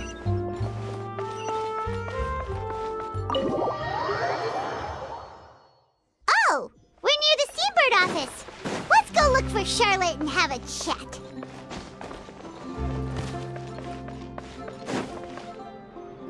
Wow! If it isn't the Traveler and Paimon! Oh, have you seen the article I wrote about you? Ha! You've got some nerve! You just used us to make some quick mora! Oh, you needn't worry about that. I heard that you were in Poisson some time back, so I sent you a letter to discuss just that. It appears you didn't receive it, though. It's all right, though. I've set aside the amount intended for you. I've even set the table with some food. Really? Oh, you're the best! You're almost a little too easy to win over, Paimon. If I were a journalist with ulterior motives, you'd be in trouble now, you know.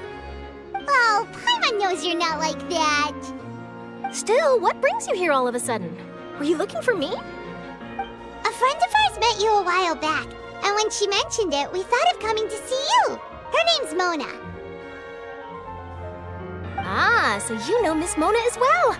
She's a guest columnist for our paper. Really good one, too. She's so young and already such a brilliant astrologist. So she mentioned me? What did she say? She said that you're a real daredevil of a journalist. Nice. In which case, can this daredevil journalist dare to request an exclusive interview with the legendary Traveler and Paimon? Huh? So your article in the paper today doesn't count? Oh, of course it doesn't. That was more like live photography. What I'd like to do is dive deeper and ask you to talk about the things you've seen and experienced. Yeah, are we even qualified enough? Why not? If I say you're worth an interview, then you're worth it. But not right now, of course. I'll need a few days to prepare. Oh, in that case, we'll just chat when you have the time then? Oh, so that's a yes? Ooh, splendid! I'll tell the editor-in-chief immediately. I'll have to apply for lighting, a venue, some props, and... Whew, so much to get done now. Talk to you later. Wait, Charlotte, Paimon's still got a question for you. And what's that? If, just for example, Fontaine were to be flooded tomorrow, what would you do today? Huh, that's the prophecy you're talking about, isn't it? I mean, I do hear about it often, but I've never once thought that the day could be tomorrow. If you're seriously asking, then I might try and think of a way to leave Fontaine. Oh, but I'm still a journalist first and foremost. That means I have a duty to be reporting from the scene. And secondly, I wouldn't forsake my homeland that easily. From what I've seen, most people don't know what they'd do should the worst come to pass. In truth, it might be better just to behave like normal rather than worry over such an end. So in all likelihood, I'd probably still be prepping at the office for that interview of ours. I know what you're thinking. That sounds a bit sad, but I've always believed that it's best to do what you enjoy. Just think about it. If this nation really were to be suddenly destroyed tomorrow, but I still successfully finish an exclusive interview with a truly unique person, then the story I would wind up writing would truly be timeless. And then do you know what I'd do? Well, I'd write that story, send it for printing, and use messenger pigeons to get copies out to the various nations as soon as possible. I'm not a dreamer, nor am I a workaholic, but I do love my job, and I'd be proud of leaving such an article behind. I guess you could say that I was born to be a journalist. But anyway, that's my answer. And on that note, I'll get back to my preparations. That's so nice. All of a sudden, Paimon actually kinda envies her. Anyway, let's go and take a look at the sea, shall we?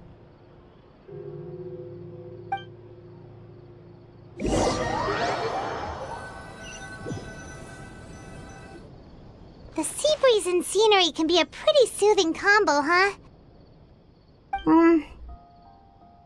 Paimon's been thinking. If it wasn't Fontaine, but all of Tevat that would be destroyed tomorrow, where would we go and what would we do? No, Paimon should ask, if you could choose, what would you like to do?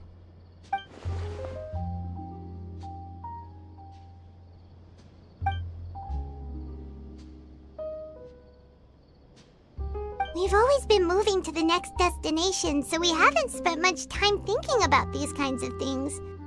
We didn't have to either, with us always being on the road and whatnot.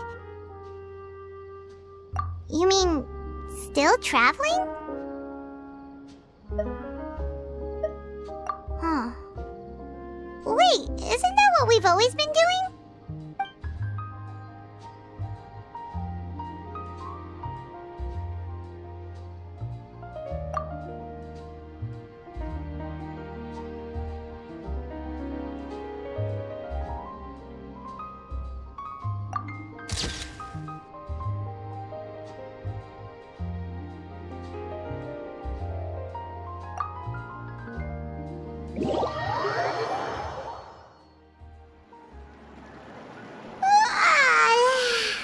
Feels like you'll grow mold if you stay here long enough.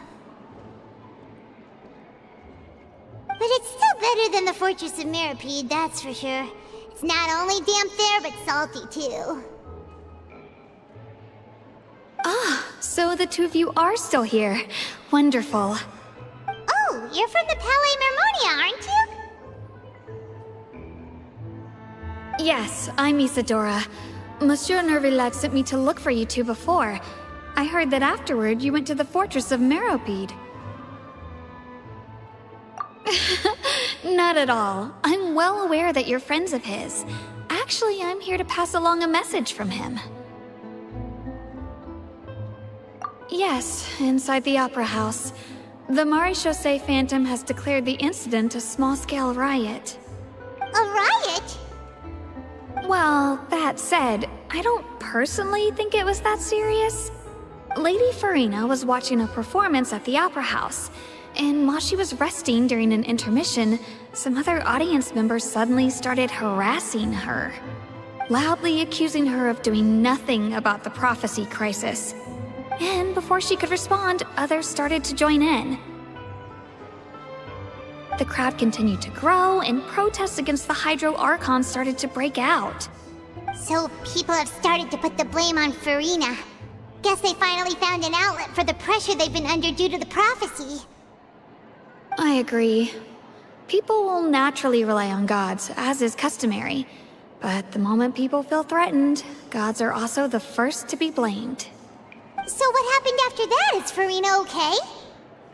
Seeing that the situation was spiraling out of control and that further argument was pointless, she claimed that she'd gotten tired of this and left in a hurry. The Marechaussee Phantom had their hands full maintaining order and did not catch where Lady Farina had gone. Only when things had stabilized did we realize that she had gone missing. So, you mean she's still missing?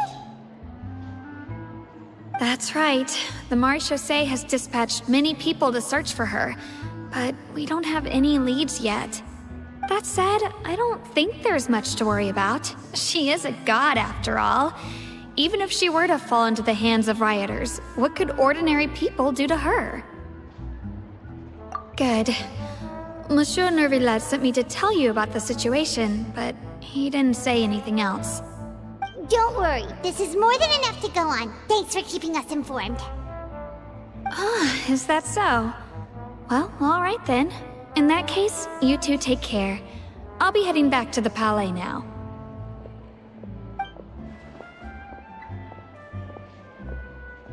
Well, sounds like we should hurry over to Poisson then. If we know Farina, she won't try to fix things in this situation.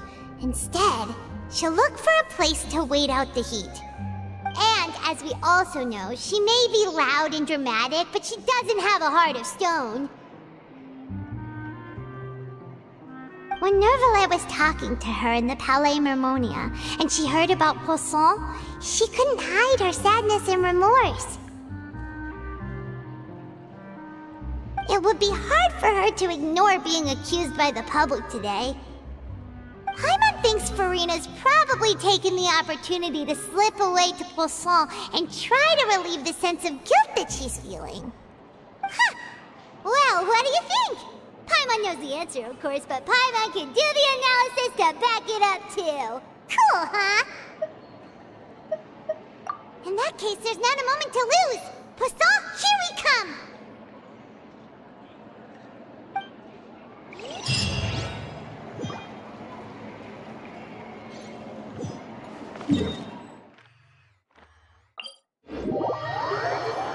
This place looks deserted. Guess all the survivors must have evacuated already. All that's left here are signs of devastation. Could Farina really be here? Let's try to find her as soon as possible.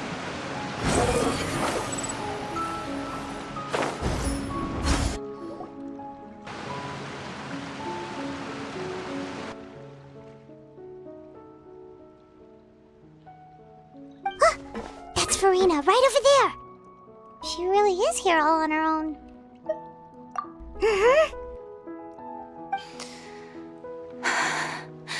Should I just give up? This is all meaningless. What was meant to happen did happen after all. Everyone's dead. I'm sorry. I'm so sorry. Give up, Farina. There's no point in holding out.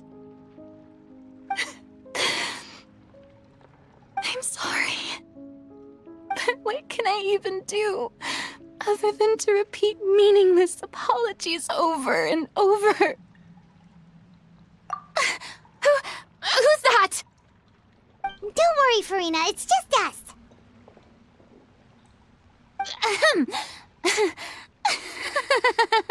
So it is you, blonde traveler from another land. Why, I almost thought you were someone from that mob of my ignorant subjects. Come to kneel and beg for my forgiveness. Farina, You were crying just now, weren't you? The tear stains on your face are obvious. What do you mean, tear stains?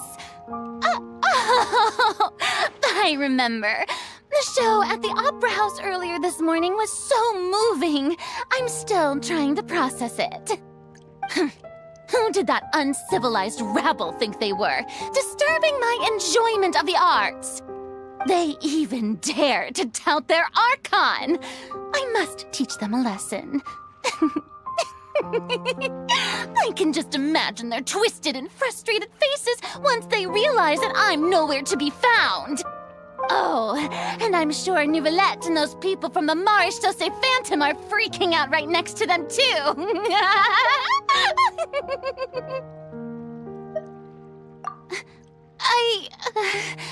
Of course not. Hey, there she is! The Hydro Archon's over there! Quick, after her! Furina, those people seem to be after you. They are? They're just some rabid fans who want to cut the line because they haven't been able to meet me in person, aren't they? That's against the rules. I can't let them get their way. Furina just ran off! Quick, we have to catch up with her!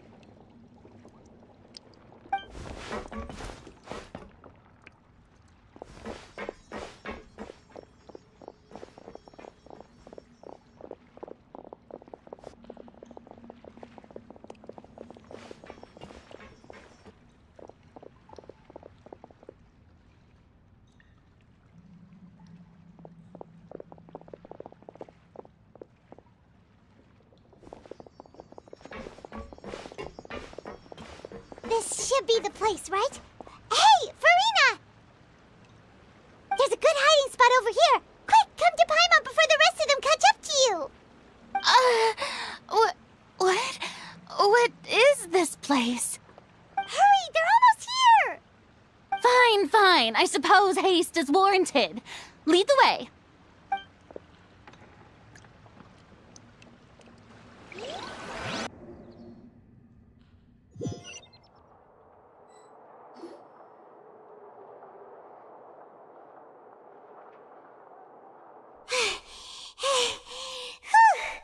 Paimon's exhausted.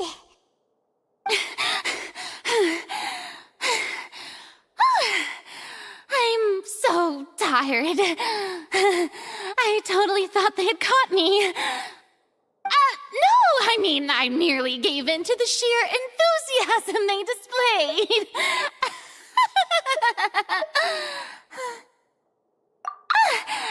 You're right. Yep, that's a good girl.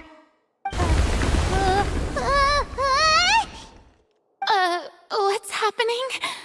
The ground's shaking. Is it an earthquake? Yeah, a quake of this kind preceded the flooding in Poisson, didn't it? It can't be. It's happening again. Well, there's no need to worry too much about that. Nouvellette's made some emergency plans, so the evacuation should go a lot smoother this time. Yeah, I hope you're right. But the people of Poisson, they've already...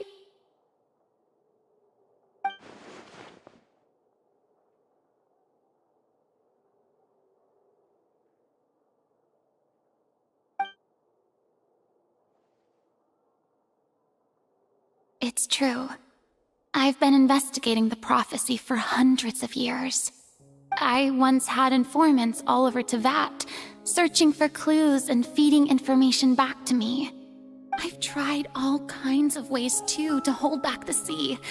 Anything to keep the coastline from advancing. But all my efforts proved to be futile in the end. Really, the truth has been clear to me for a very long time. We cannot make an enemy of the divine. No matter what we do, the will of the heavenly principles will have its way, and the prophecy shall be fulfilled. Give up. I do love the sound of that phrase. It would mean finally coming to terms with fate, but also for me to finally be free.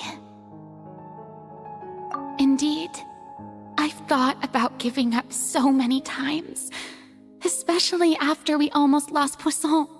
Fate is really unreasonable, isn't it? It has no heart and obeys no rules. The prophecy has only just started to come true, and so many people have already lost their lives. But just now, it all became clear to me. I still don't have the right to come to terms with fate on behalf of everyone else. As long as the final moment hasn't come, it's still not too late. Don't worry. I will keep hope alive for everyone until the very end. Well, that's enough for now. I got the impulse to play the stricken maiden, but honestly, considering my rank and station, that wasn't a good fit at all. Don't take any of what I just said seriously. How could I possibly let Fontaine fall to the whims of trivial prophecy? Come on! Paimon could have sworn you were actually being honest just now.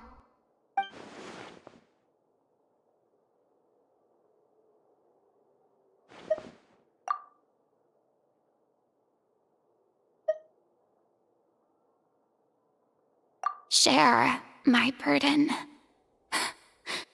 That's impossible. It was fated right from the start that this would be my duty alone.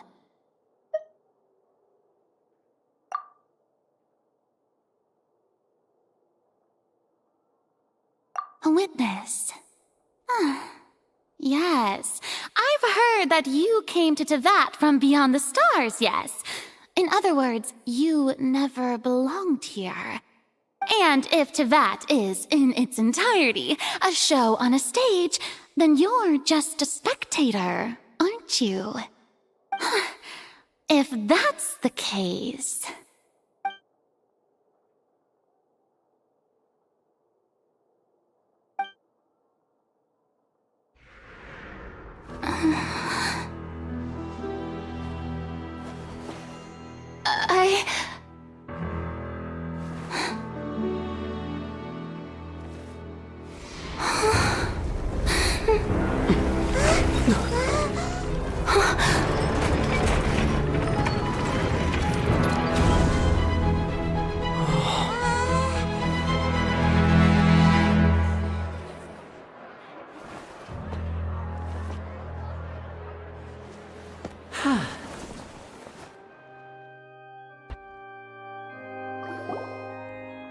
Ladies and gentlemen, this concludes my opening performance.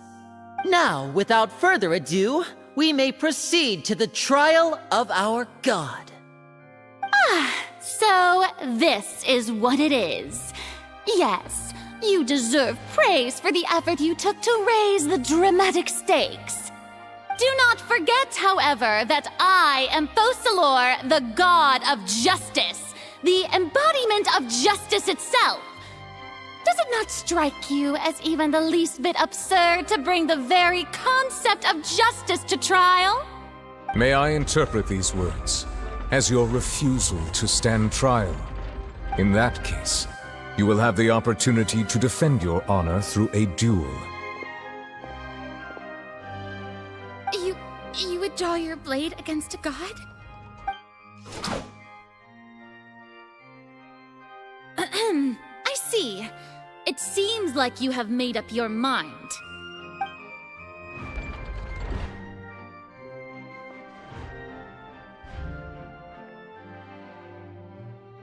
Paimon can't believe it. She just surrendered. What the heck is going on? Did I just see an Archon surrender to a human? Wow, how utterly humiliating. Lady Farina, what is the meaning of this? Shh! It would seem that there has been a misunderstanding. To be clear, the raising of both hands is not always an indication of surrender. Looking for excuses again, huh? I raised my hands just now to indicate my acceptance of the trial. No duel shall be necessary. I will admit that I've been running away for a long time. I'm sorry, everyone. I was unable to protect the people of Poisson. It is my duty to stand trial for my crimes. You are not the only ones to be disappointed in me. I, too, am exceedingly disappointed in myself. But now, it is time for the Hydro Archon to show you her courage and resolve. I, Farina, will use this trial to show the world the true meaning of justice! This time, I will protect you. Applaud and rejoice! One of the most outrageous and fantastical arcs known to the opera epiclese is now unfolding before your eyes. Mark my words, this shall be one of the most exhilarating and brilliant shows ever to grace the stage of Fontaine! The trial of the Hydro Archon, Focalor, will now begin! Woohoo!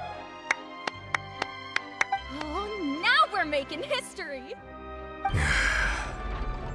Why does it feel like Farina just took over the whole thing? Like, come on! Didn't she just get forced to stand trial for her crimes? Also, even though she's still acting super dramatic, she is taking this seriously this time, right? All right, then. Who will be my opponent in this trial? The court asks the prosecutor to please take the stand. Is that so? Very well. Then please speak, witness of Tivat, my accuser and fated opponent.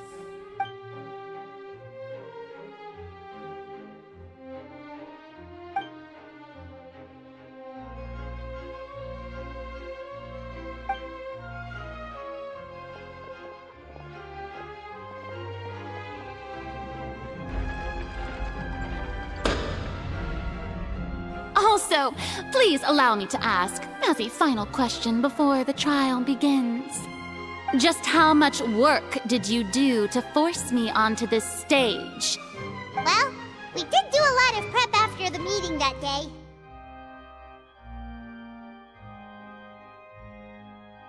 I can go over the tasks assigned to the Spina di Rosula, since they were rather straightforward and easy. Navia, the president of the Spina di Rosula. Most of the people who participated in the disturbance this morning were my subordinates. They changed into plain clothes and came to the Opera House as regular audience members, waiting for the perfect opportunity to incite insurrection against you. The people's resentment against their Archon has been building as more and more of the prophecy is fulfilled. A spark was all we needed to turn smoldering anger into a flame.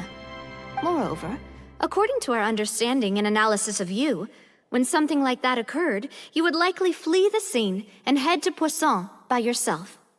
So, we arranged for a second group to lie in wait there.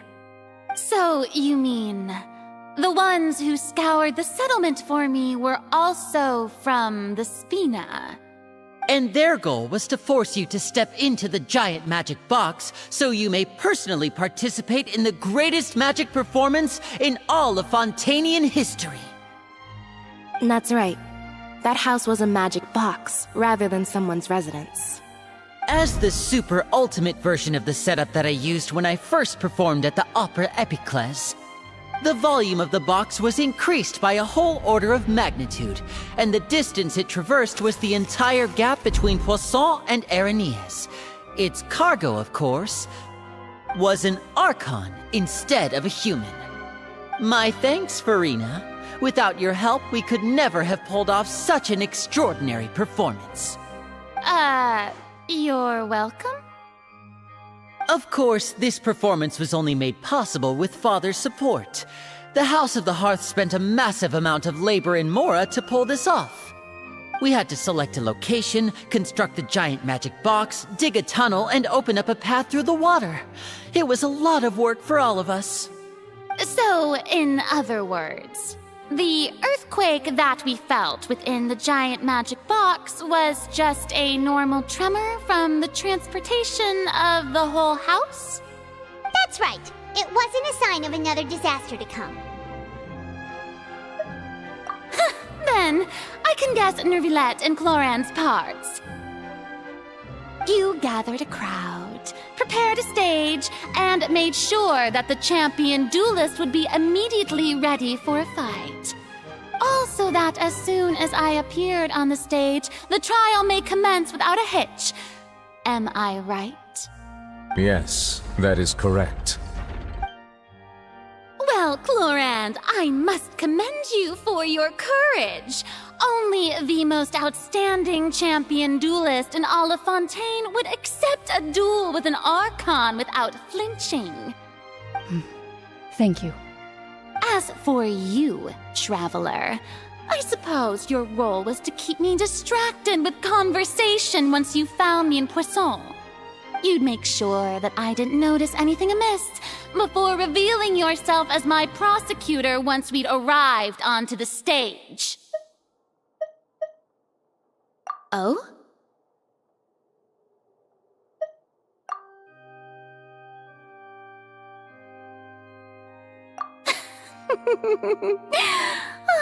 Is that so?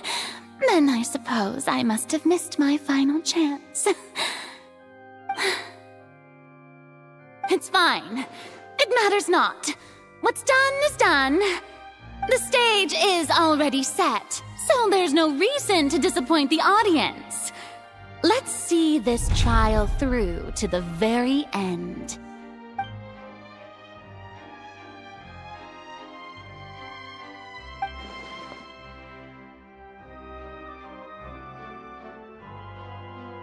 Sir Prosecutor, please allow me to pass this along. This is a document that Miss Charlotte applied for and received permission to share with you during the trial. According to her, it should speed up the proceedings. Huh? Charlotte wanted to give us something? Oh, so she's here too! Hey, Charlotte! Oh, let Paimon see.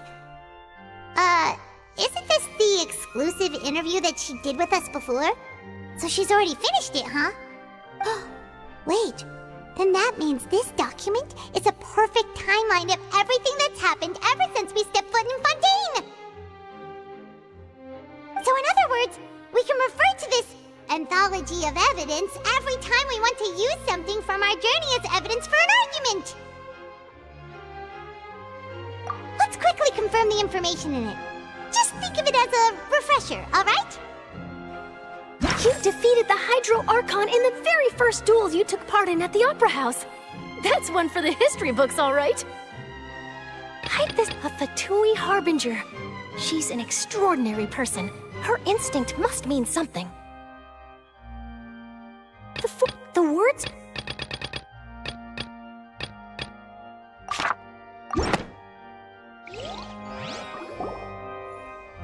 The prosecution and the defense are both in position. The trial shall now begin. Oh, come on, Nervilette. There's no need to repeat all the unimportant legalese. Just fast forward to the part where the prosecution lays out my offenses. As the defendant and the lead actress of this performance, I still haven't even been informed of my supposed guilt in all of this. Of course, it is only natural for humans to struggle to understand the actions of a god. However, you will need more than that to convict me of a crime. That's true, but my charge here is unrelated to your conduct as an Archon. Instead, I would like to charge you as a fraud who's never been the Archon in the first place.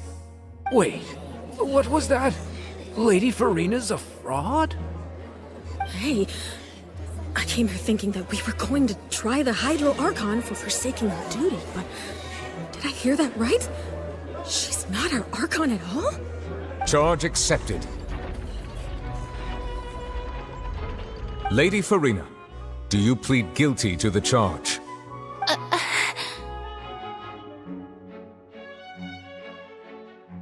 Lady Farina. I plead not guilty. How can I be guilty? There is no way that I, Focalor, otherwise known as Farina de Fontaine, a member of the Seven and the Regina of all waters, kindreds, peoples, and laws of Fontaine, could be anything other than your true Archon. Yeah, even though Lady Farina can be rather eccentric, isn't it going too far to doubt her very identity? Yeah, I've never questioned her identity either. Sure, Lady Farina can be super irresponsible, but what grounds does that prosecutor have to make such a huge claim? I have cause to believe that common sense will prevail in this case. Many of the members of the audience have known me as the Hydro Archon ever since they were born. There would be no fooling their memory. See? Even the Oratrice has decided to show me its favor. Are you sure you want to commit to a charge that will never be upheld? If you wish to drop the case, I can promise you as the God of Justice that you will not have to face trial for making a false accusation. We will treat everything that's happened as a dramatic spectacle and move on with our lives. What do you say to that? Huh. An argument with near impossible odds, huh? We have to not only refute Farina's claims, but also overturn the long-held beliefs of the people. Well, I tried to give you the chance to surrender. If you must persist, then let me ask. If you believe I'm not the Archon, then what manner of being do you think I am? And if I was not the Archon, then how did I manage to live for over 500 years?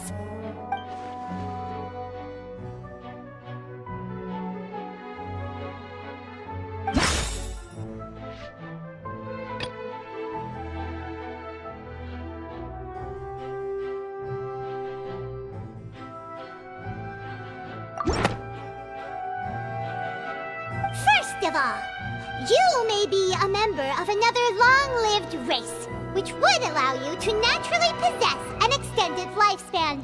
And second of all, even if that wasn't the case, there could be other ways to extend your life. Who gave you that idea? Was it the knave? You'd sink so low as to use a harbinger's words against me. A curse? I once thought it possible that the aura of an Archon might naturally resemble a type of curse. But in light of this claim, perhaps what I sensed was not your divinity, but a curse after all. You sensed it too, huh, Neverlet? Lady Farina is actually a human? Well, it is true that it's extremely difficult to tell humans and gods apart just by looking at them. It's not impossible.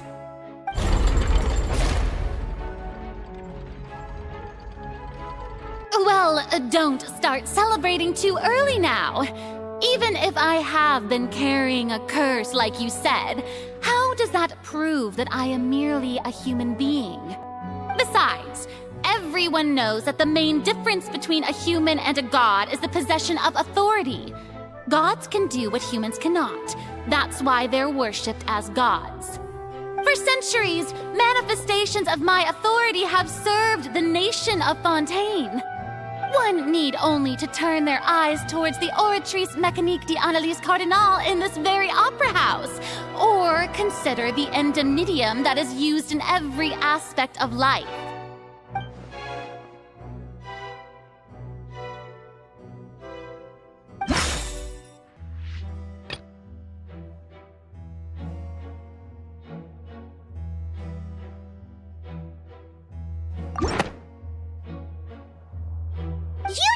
Reference the Oratrice. But weren't you as confused as all the rest of us when the Oratrice declared Child to be guilty without any proof? Otherwise, you should have come up with a good explanation for that by now. Didn't I make myself clear at the time? The decisions of the gods are naturally difficult for humans to comprehend. There is no need to provide an explanation. Lady Farina, I believe a reminder of your current circumstances is in order. While the court is in session, The principles of justice and the law must come before all else. While you are an Archon, you are also first and foremost the defendant in this trial.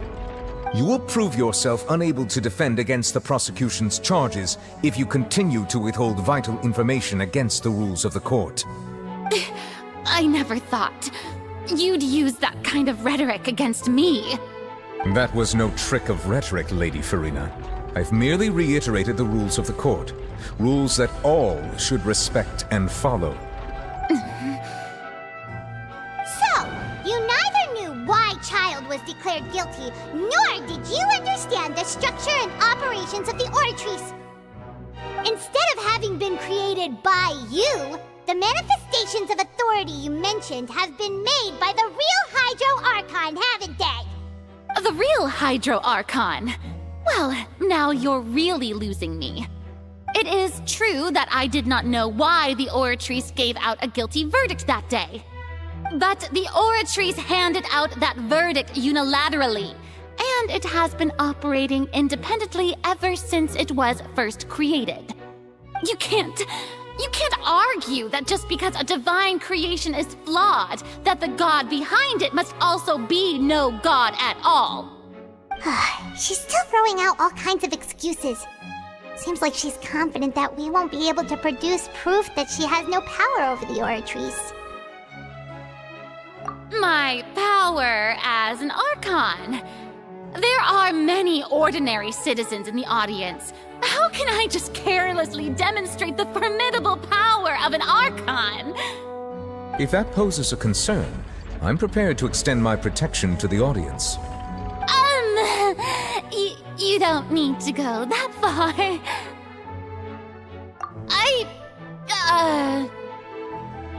Aren't you the Hydro Archon? Or is it that you can't even wield the power of Hydro, much less the authority of a god?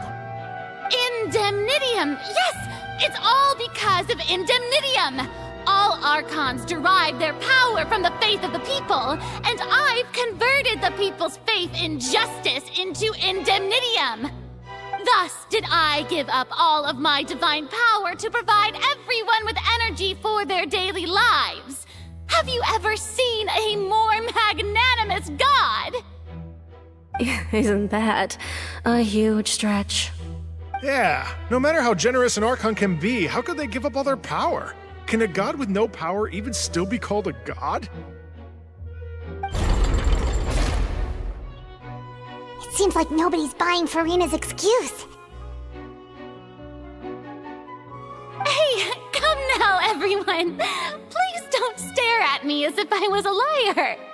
I'm still the same Farina you knew, right? The one that you loved! Shouldn't you want to believe in me? Please? You've got to believe me! If what the prosecutor said is true, she really has committed a grave offense. Did she deceive all of us? And all of our parents and grandparents too? And all of our ancestors? Ever since they were born? Enough! That's enough! Tell me then, if I'm not the real Hydro Archon, then who is? If you have no evidence of another Hydro Archon's existence, nor can you find anyone who can back up their claim to be such, then what grounds have you to say that I'm not actually the real deal? Wow, she came up with yet another argument. How can we refute her now? Seems like she really doesn't want to give up.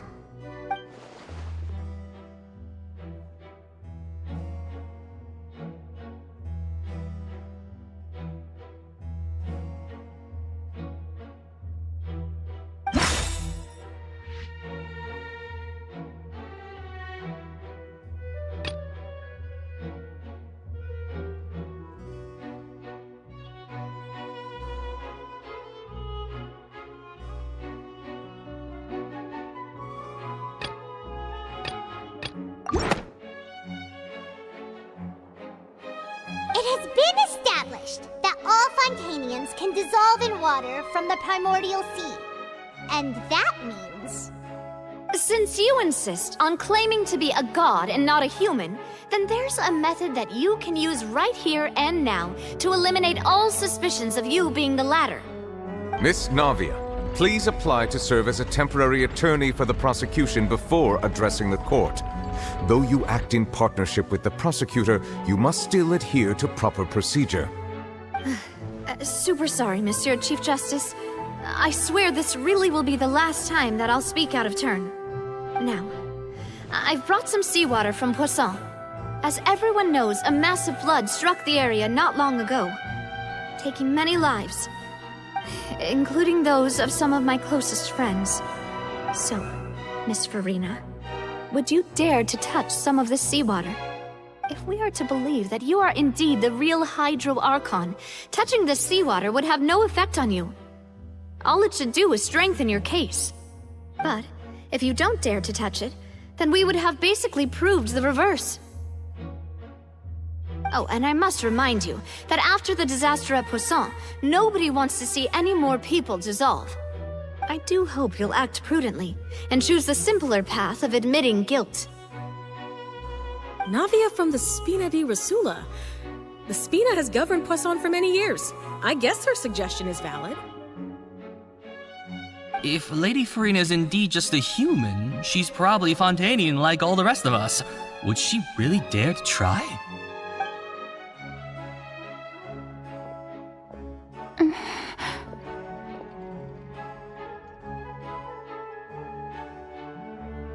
Lady Farina, this test has been unilaterally proposed by the prosecution. As it falls outside the realm of standard court proceedings, you possess the right to decline participation. Well, of course he had to tell her that. But refusing to participate is basically the same as a confession of guilt. She's just staring at the water without saying a single word. It really does seem like she's quite terrified of it. That could only mean... What's going on? Is she really planning to...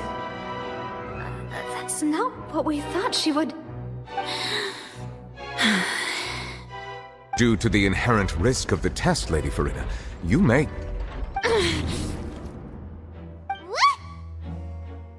Hey!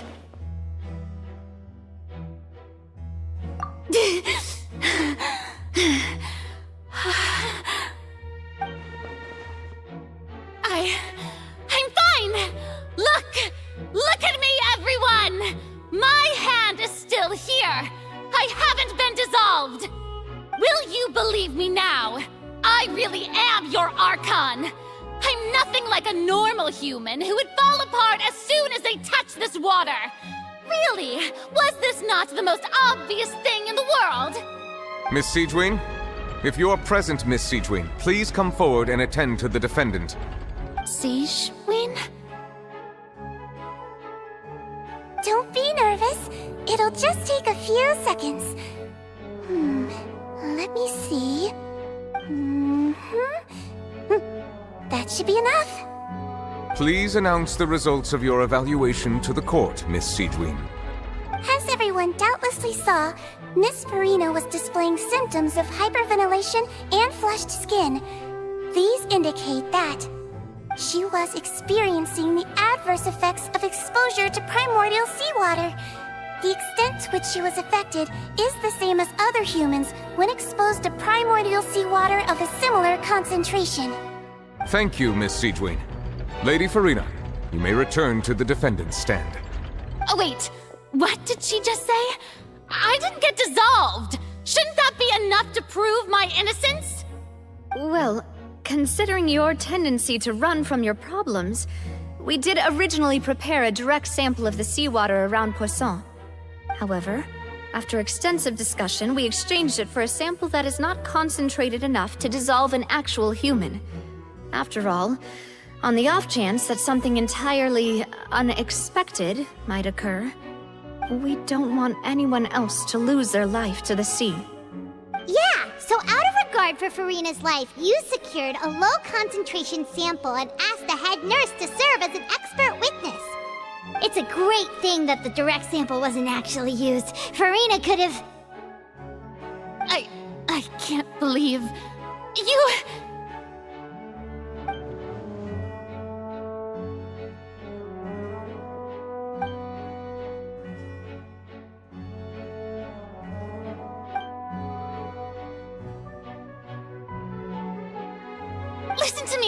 Listen to me, everyone! Please don't give me such cold and disdainful looks!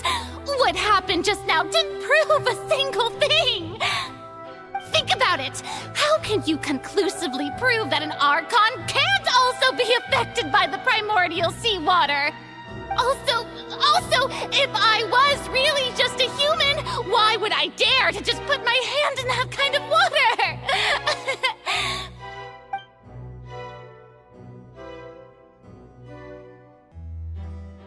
Please, everyone, anyone, just listen to me! I swear, I really am your Archon!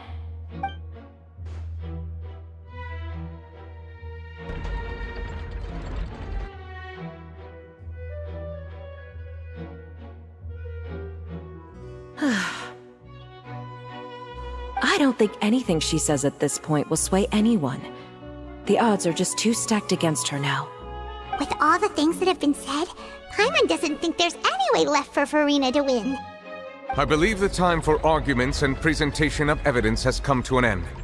If there are no objections, we will move on to the final judgment.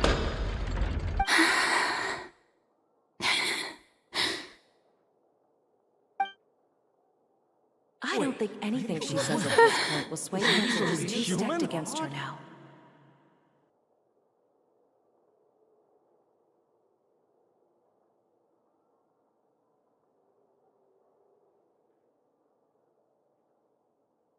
In my capacity as Chief Justice, I shall now render judgment on Furina's misrepresentation of herself as the Archon of Fontaine.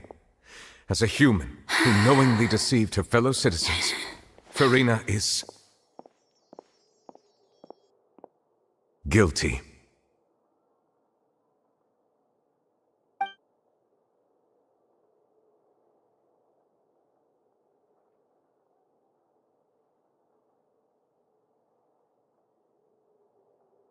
We shall now turn to the oratrice Mekanik d'analyse cardinale to render the final verdict on the charges.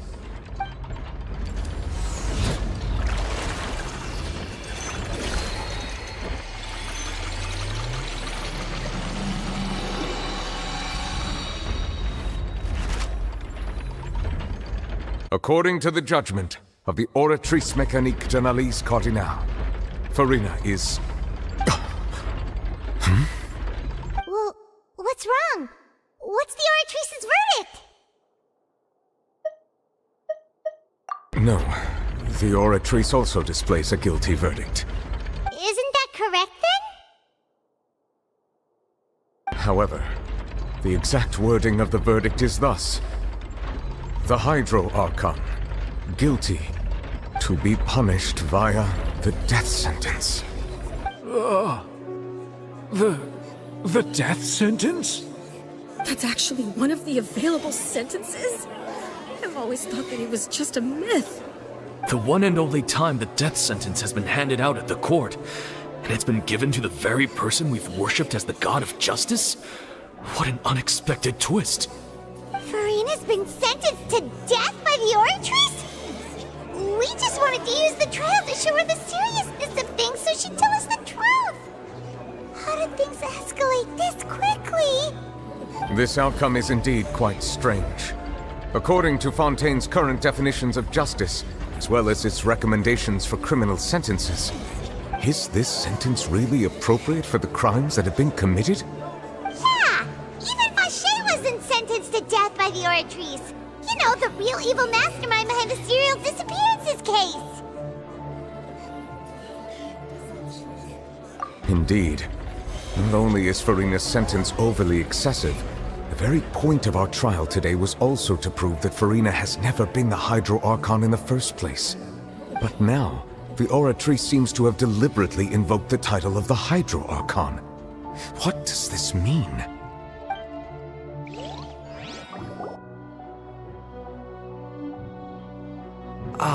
Excuse me, if I may interrupt.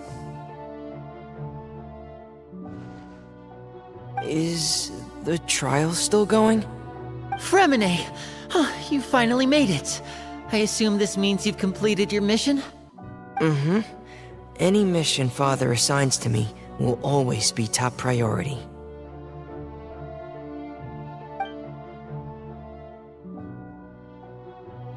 Is that the first prophecy slate? Huh. So the knave privately arranged for Fremine to try and find the missing slate. I looked everywhere and finally found it at the bottom of the sea. It took me a long time to get around some dangerous stretches of water. But has the trial already concluded? Then doesn't that mean I've come too late? Oh no. Father will be disappointed in me. Thank you for your hard work, Mr. Fremine. Please allow me to review the record left on the slate. Traveler, I believe that you have already seen the other existing slates, and would like you to come here and confirm their contents.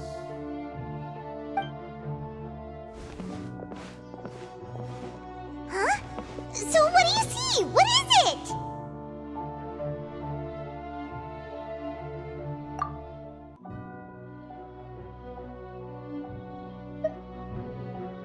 I believe I've now made sense of the Hydro Archon's crime. It has to do with Fontaine's lost history. Huh? Isn't the Hydro Archon just guilty of deceiving her people? Oh, wait, no, that's Farina, and we've already proven that she's not the Hydro Archon. So when you say Hydro Archon, do you mean the real Hydro Archon we've been kinda talking about? In truth, everything that you've encountered in Fontaine up until this point can be traced back to the contents of these stone slates. However, I'm uncertain as to how much sense they currently make to you. Okay, let's try to recall the contents of the other 3 stone slates. Paimon will do her best to help you remember.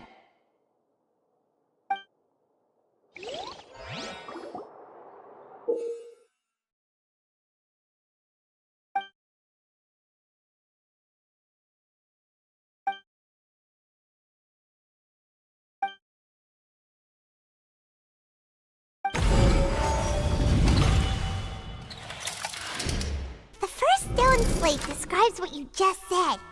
It seems to show the previous Hydro Archon using her divine power, and then the Oceanids turn into humans. Does that mean that Fontainians are transformed Oceanids? Oh, Paimon wasn't expecting that. But if Oceanids can turn into humans, then perhaps this process can be reversed as well. The second stone slate shows Celestia floating in the sky, and the Hydro Archon and her people worshipping it together. But the heavens still brought judgment down upon them. This must be the point when the Hydro Archon and the Fontainians were branded with their original sin. Does this mean that the original sin and the Hydro Archon sin are the same thing? The third slate shows the Hydro Archon sinking into the sea surrounded by many people. Huh. That reminds Paimon, didn't we also watch that happen to someone else? Well, the fourth slate is the prophecy the Fontainians have been talking about. People dissolving into the sea, the Hydro Archon crying on her throne, and so on. We didn't believe that such a crazy disaster could happen at first, did we? But after that incident, it was just a question of when and not if.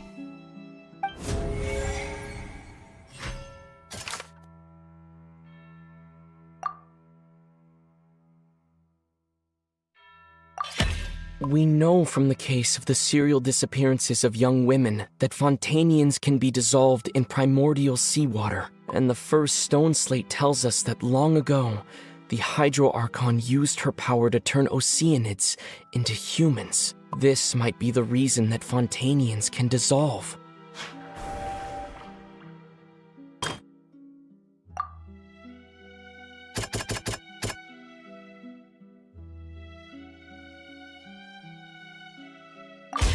Perhaps what is about to take place has all happened before. The true sin of the Hydro Archon that Nervalet mentioned, and the original sin cast down on the people of Fontaine by Celestia, as recorded on the stone slates.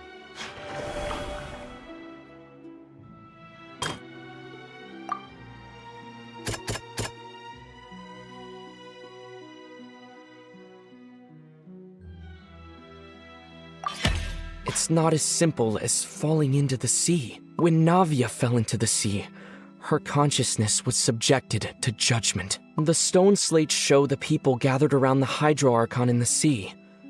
Could that be alluding to the same thing?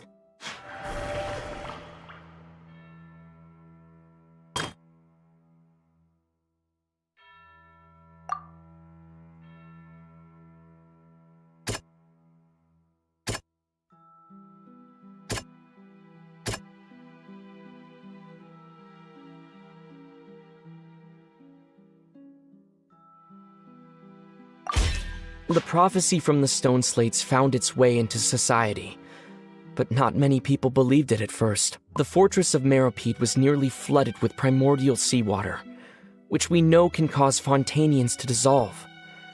It seems increasingly likely that the prophecy may come true. If we hadn't dealt with it in time, things could have gone very badly. They'll dissolve into the primordial sea but won't cease to exist. Their essence will flow in the seawater, converge, and take the form of an Oceanid. The Hydro Archon was sentenced to death in court, shocking everyone present. Perhaps this means that her sin was actually Fontaine's original sin. Navia fell into the water inside those ruins, and she nearly dissolved. She was surrounded by the people of Poisson in a court within her consciousness, and was forced to take part in a trial meant to make her stay. The eruption of the primordial sea at the fortress of Meropide was the surest sign that the prophecy was about to come to pass no matter what. The prophecy's contents can all be verified by recent events. If we combine what we know together, loads of truths should come to light.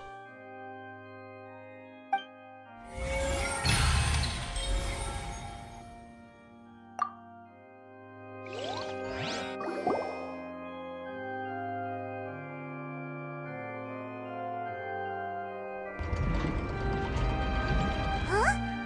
Oh, Paimon gets it now! So that's how you can make sense of it. But then it feels like we're going to have to share some truly shocking revelations. Let's hear them. Incredible. Linny, did you hear that? We're not real humans. All Fontainians were originally created by the late previous Hydro Archon, with Oceanids as their basis. The evidence for that can be found in how only Fontainians could dissolve in primordial seawater, and how all the girls Vacher dissolved were also turned into Oceanids. Oh, and according to Navia, when she was about to get dissolved, she also saw everyone gathered around for a trial, all of them in the shape of Oceanids. Indeed.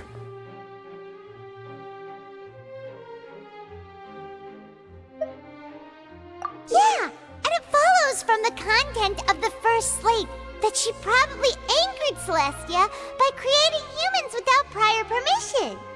That could also explain why the Oratrice judged the Hydro Archon to be guilty. It's to account for that ancient sin. The Hydro Archon's true sin was creating us? And yet, after many hundreds of years, the Hydro Archon's creations have turned around to try to judge the Archon within the Opera Epiclese. The twists of history are often the most unexpected of all. Yeah, isn't the image here just like when Navia fell into the sea? So wouldn't it be trying to show the image of the Hydro Archon also falling into the sea once the prophecy has been fulfilled in the fourth slate? In the end, the people will all be dissolved into the waters, and only the Hydro Archon will remain weeping on her throne. Only then will the sins of the people of Fontaine be washed away. Did Paimon get all that right? You've made some keen deductions. I must say, given how much you still don't know, it is impressive that you've already managed to connect so many pieces of the truth. However, while you were able to decode all the information on the slates, they've also been etched with an additional layer of hidden information using a different power source. When we were at the ruins, I tried to decipher the hidden information recorded in the slates. But since we only had 3 slates at the time, I was unable to come to a full conclusion. Now that the slate collection is complete, I shall make another attempt to decipher the narrative recorded within.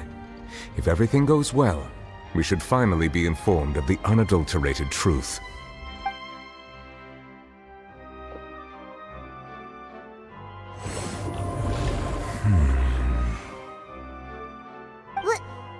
Well? Did you get it? I believe I should share this truth not only with you, but with all the people of Fontaine as well. I will try to briefly summarize it for you.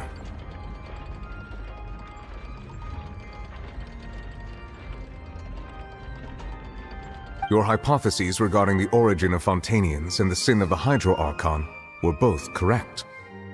In the Fontaine of old, the previous Hydro Archon sensed the yearning of her Oceanid familiars for life on land.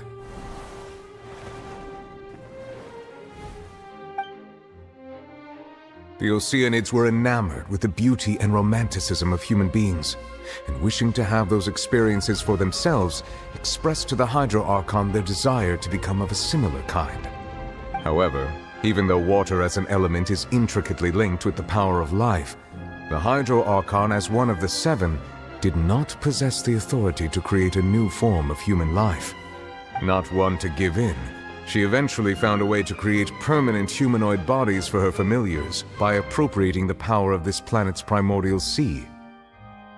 She poured primordial seawater into the Oceanids' blood vessels, creating humanoid mimics in the process. But if Fontainians were to ever come into direct contact with water from the primordial sea, the power within their bodies would escape these artificial restraints and return to the sea.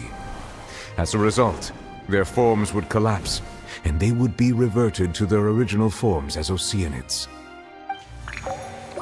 Of course, the Hydro Archon never received permission from the heavenly principles to create a new human race.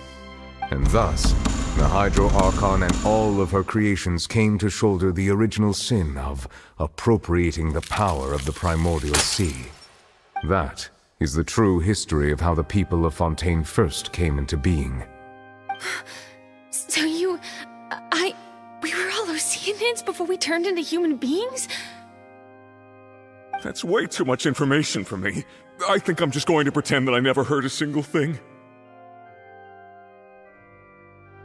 Wait, but if that's the truth, we can't let the Hydro Archon be sentenced to death.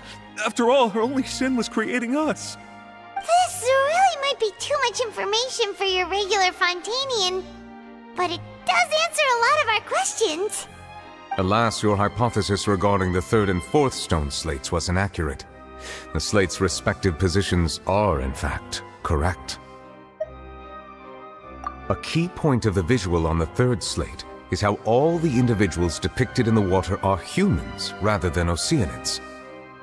They have not been dissolved, which implies that the water depicted in this slate is not water from the primordial sea. The nation of Fontaine is the nation of Hydro, as well as the nation of trials and justice. Instead of being the literal element, the water in the scene symbolizes judgment and justice. You may also recall Navia's experience. When she fell into the sea, her consciousness was surrounded by that of many others who intended to hold a trial to determine her fate. Therefore, the meaning of the 3rd slate is that the people of Fontaine shall try the Hydro Archon at the court of justice. Yes, it refers to our present situation. I think I'm following now. So, what you're saying is, even though we decided to put on this trial to avoid fulfilling the prophecy, in truth, Everything we've done has happened exactly as the prophecy foretold. So now, it seems, we're the ones making sure it comes true. What should we do? Huh. No matter what, the prophecy will be fulfilled. Is this what it feels like to be a prisoner of fate?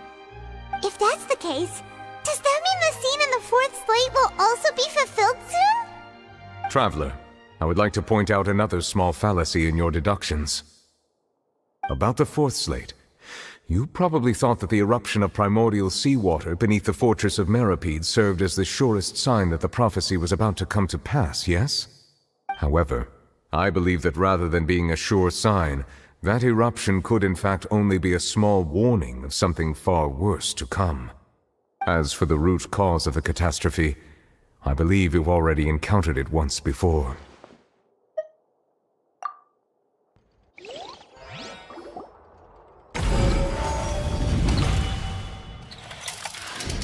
This eruption was just a small warning of the things to come.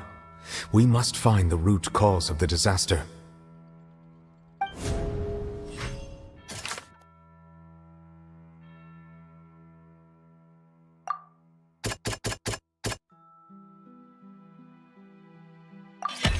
It was both dream and reality. If we're talking about a true culprit, that could only be that thing inside the primordial sea, right? The truth, the original sin, the trial, and the root cause of the disaster.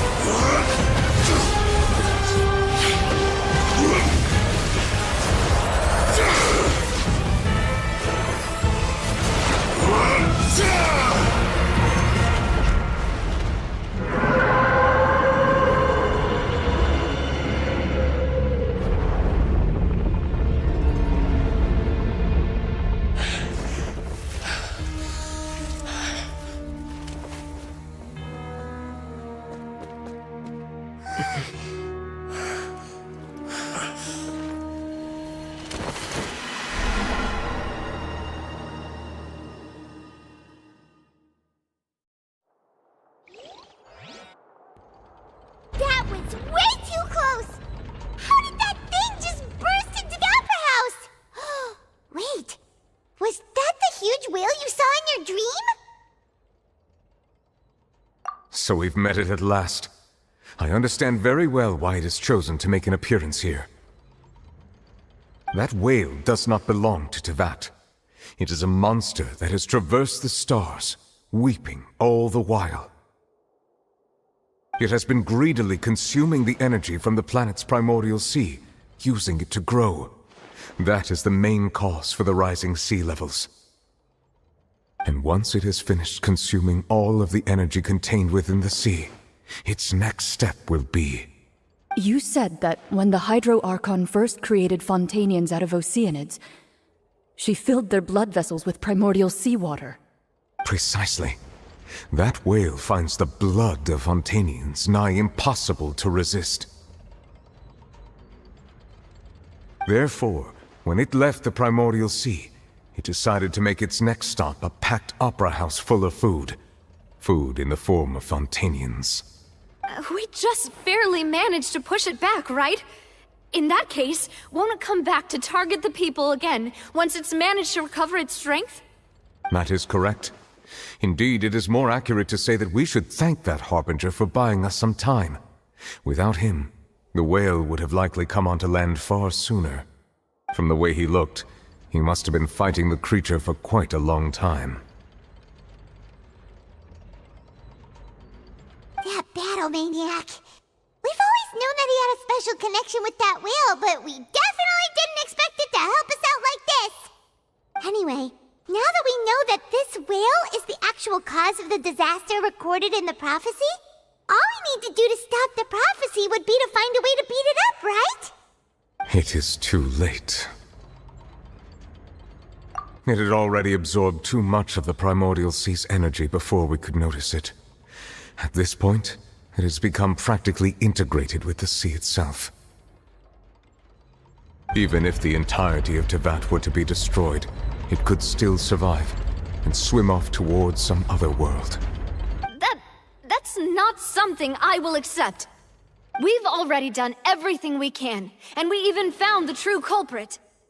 We've come so far. You can't just tell me that the last hurdle is some impossible foe. That's just not fair. Indeed, that's not how a grand performance should end. I'll fight it to the end, no matter what. So the prophecy will be fulfilled no matter what, huh?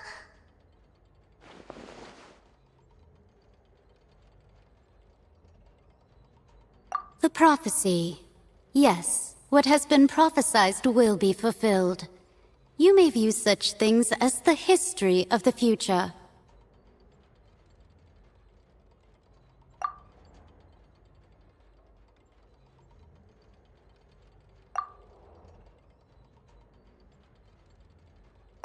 Just as prophecies are usually only the future as seen from the perspectives of the gods, could things be happening in hidden corners where the gods' gaze does not fall? Ultimately, fate shall serve as your only guide, no matter what will happen in Teyvat's future.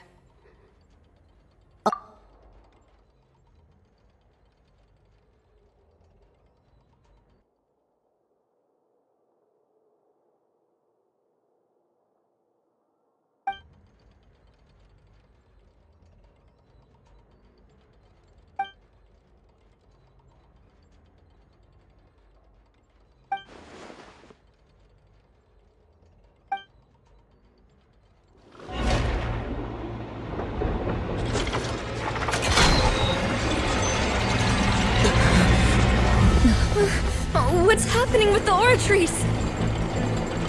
I believe it is preparing to carry out the death sentence.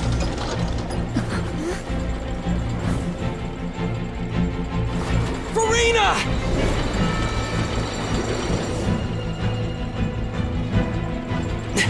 No, I still need answers.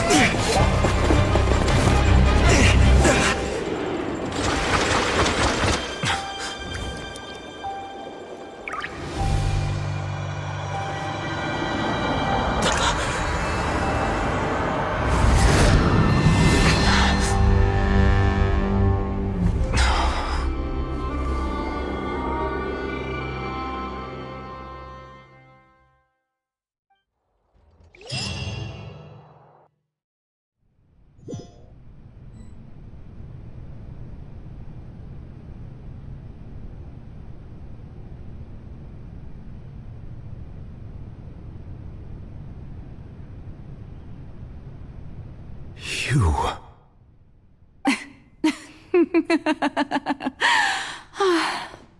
Sorry. That shocked expression on your face is just too amusing. I couldn't help myself. You are not Farina. Who are you? The sweet sound of bewilderment. Marvelous. A sure sign that my attempt to deceive everyone was a resounding success. But to answer your question, I am Focalor. You know, the god. Focalor? Why did you deceive us? Oh, that wasn't my goal, of course. Goodness, no. But I had to fool everyone else too, if I was to stand any chance of deceiving the heavenly principles. Deceiving the heavenly principles? It's all because of that pernicious prophecy. Dreadful, wasn't it? Everyone doomed to dissolve. Fontaine condemned to be flooded. One was not amused. In fact, one was positively bemused when that problem was thrust upon me by my dearest predecessor. That's the former Hydro Archon Egeria, for the uninitiated. It hardly gets more disastrous than a preordained national catastrophe, now does it? She knew full well that the prophecy would surely come to pass. And as one of the seven, she also knew full well that one defies the heavenly principles at one's peril. So yes, as you have no doubt surmised, it was a rather impossible situation that I found myself in. I spent a terribly long time mulling it over, alone on the ocean floor. And I was almost growing barnacles by the time I finally realized there was only one possible solution to this confounding conundrum. I had to outwit the heavenly principles, allow the prophecy to be fulfilled, ostensibly at least, while saving everyone at the same time. I'm a genius, I know. I can only assume that's why Egeria chose me as her successor. Although, looking back now, it was hardly the inheritance one dreams of.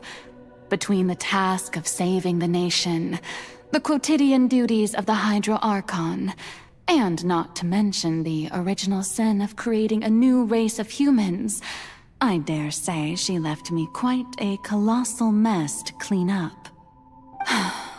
But one can only play the hand one is dealt. I did not choose this, any more than I chose to be one of her Oceanid familiars. So you were also once one of the Oceanids, transformed into a human by Egeria's hand? Yes, I was. I always dreamed of becoming human. And I still do, even now. In my eyes, to be human is to be part of the greatest opera ever known. After becoming a god, I separated my divinity from my body and spirit, leaving behind only a self that was as naive and bewildered as my past self on her first day as a human being. The me you see before you now is that divinity. And the human counterpart I left behind, I named Farina. She could feel joy, sorrow, and everything in between. She could be as vain and conceited, or as meek and vulnerable as she wished. Her strengths were of a kind only a human could possess, as were her shortcomings. But in my eyes, Farina's humanity was what made her perfect. She was perfectly human in every way. The person I always wanted to be. Anyway, so then I cursed her. All part of the plan, of course. The plan to deceive the heavenly principles. Do you still remember the final scene of the prophecy? The Hydra Archon alone, weeping on her throne. In order that the prophecy might appear fulfilled, I invited Farina to be an actress, to play the part of the Hydro Archon in the prophecy. Under the curse I placed on her, so long as I, Focalor's divinity, continued to exist, she could not die. But nor was she free to live her life in the pursuit of happiness. Instead, she was forced to take the stage in the opera house, to embrace the role of leading lady, to forever play the part of the god from the prophecy, all to create a deceitful appearance of that prophecy coming to pass. I suppose now you probably understand why your court is called the Opera Epiclese. But Farina is only human, isn't she? Even though she has had a long life, her mind is no stronger than that of any other ordinary human being. I cannot begin to fathom what she has had to endure. It must have been torture for her. It has indeed. And although she is, in a sense, me in human form, I most definitely owe her an apology for it. It's been 500 years, and all along, she's been playing her part in the most unimaginably long, unbearably lonely, and agonizingly painful opera of all time.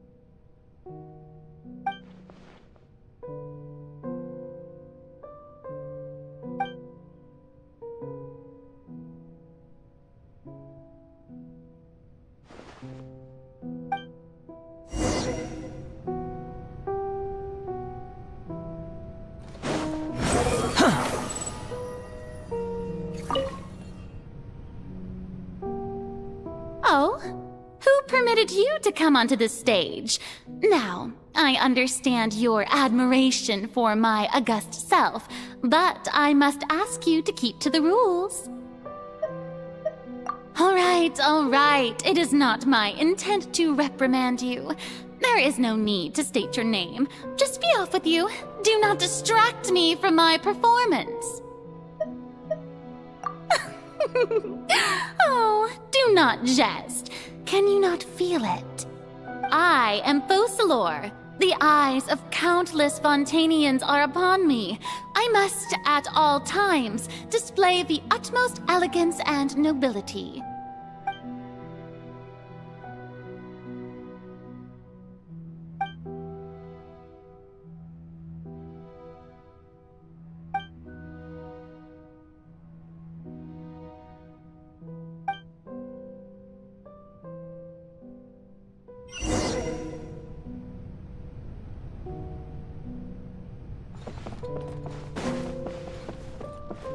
Dear audience, the performance is experiencing a technical difficulty, but worry not. The guards shall resolve it soon.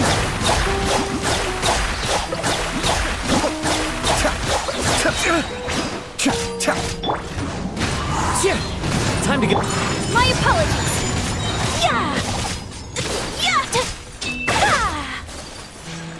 Hey, what gives? The audience is still watching me, you know. Guards? Wait, where are the guards? Guards!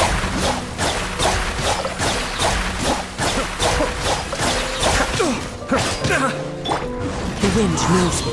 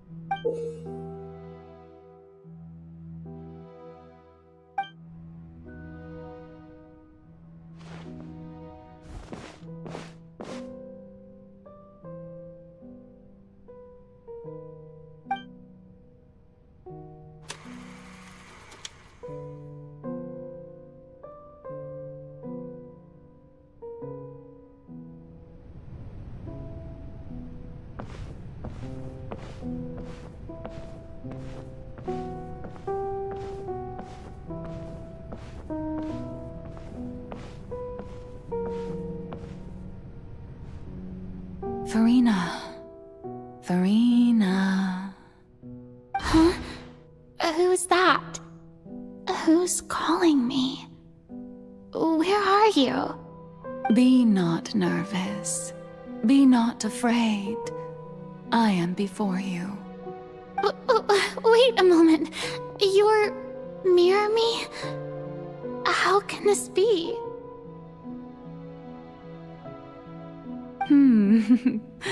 Mirror you, huh? You know what? That's not bad. Let's go with that. Mirror me? What do you wish to say? The prophecy. Have you heard of it? What prophecy? Wait. I know. I think. I don't know why, but it's in my head somehow. The people will all be dissolved into the waters, and only the Hydro Archon will remain, weeping on her throne. Only then will the sins of the people of Fontaine be washed away. Oh, very good. You know it well. What's going on? I can't seem to remember anything clearly.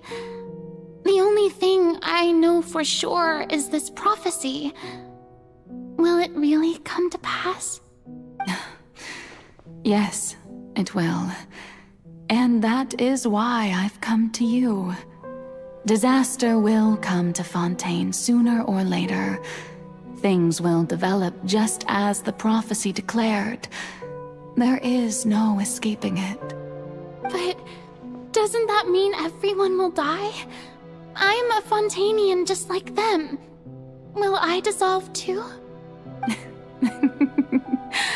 Oh, don't worry. Magical meetings exist in this world precisely to give people a chance to turn things around. It is the reason why you met me today. I will tell you how to save everyone, but you may have to suffer somewhat. Oh, so there's still hope after all. Goodness, you frightened me. You spoke so much and with so much certainty. As for the suffering, well, I will admit that the first thing that came to mind was, why do I have to be the one to suffer? But if the prophecy will come true, I'll also die anyway, right? So if I've already met you as my magical meeting in this world, if there were scales, with all the people of Fontaine on one side, and my pain on the other, is it not obvious where the scales should tilt? You truly are the perfect human, my ideal. I suppose this would also be the justice that belongs to you. Huh? Don't worry, it's nothing. Listen well. Fontaine has just lost its Hydro Archon. I need you to play a role, that of the new Archon. Play as a god? That's right. You must begin a never-ending masquerade. You must never let anyone suspect your identity. If you can keep it up, then I shall have my way of defying this prophecy. But should your identity be revealed, then all hope will be lost. But how will I do this? A human assuming the role of a god without being exposed? Don't worry. What you must do is not to turn yourself into a real god. You simply need to play the role of a god as humans imagine them to be. Being a human yourself, I'm sure you already know what such an entity would be like. Remember, your true challenge will not be pursuing divinity, but contending against humanity. I'm still not sure I understand, but I'll try. I'll try to do this. So, how long am I going to have to play this role? To accomplish this mission, you will have to stay on the stage for many, many years. You will endure and not grow old until your task ends. But I promise you, all will eventually end in a magnificent and dramatic trial, and everyone will be saved. A trial, huh? How exciting. I'll be looking forward to it.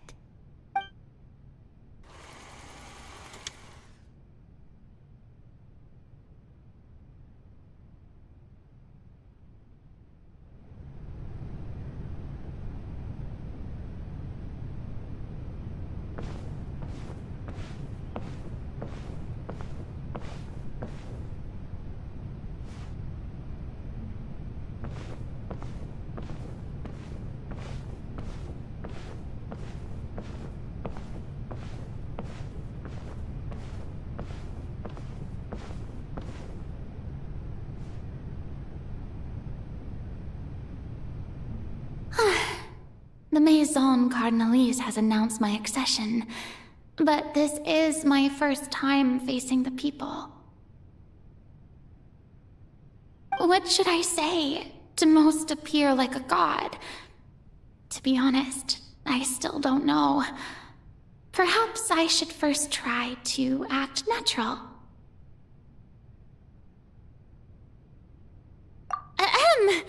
Ladies and gentlemen, good evening, and welcome to the Opera Epiclese. I'm sure you've all heard about how I have taken on the role of Hydro Archon. Indeed, I am Verena de Fontaine, your new Archon. In truth, I know little about becoming a nation's new god, but it will be my honor to guide you all. As the god Focalor, the god of justice, I shall do all within my power to lead you into an age of fairness and justice. Once again, thank you all for coming.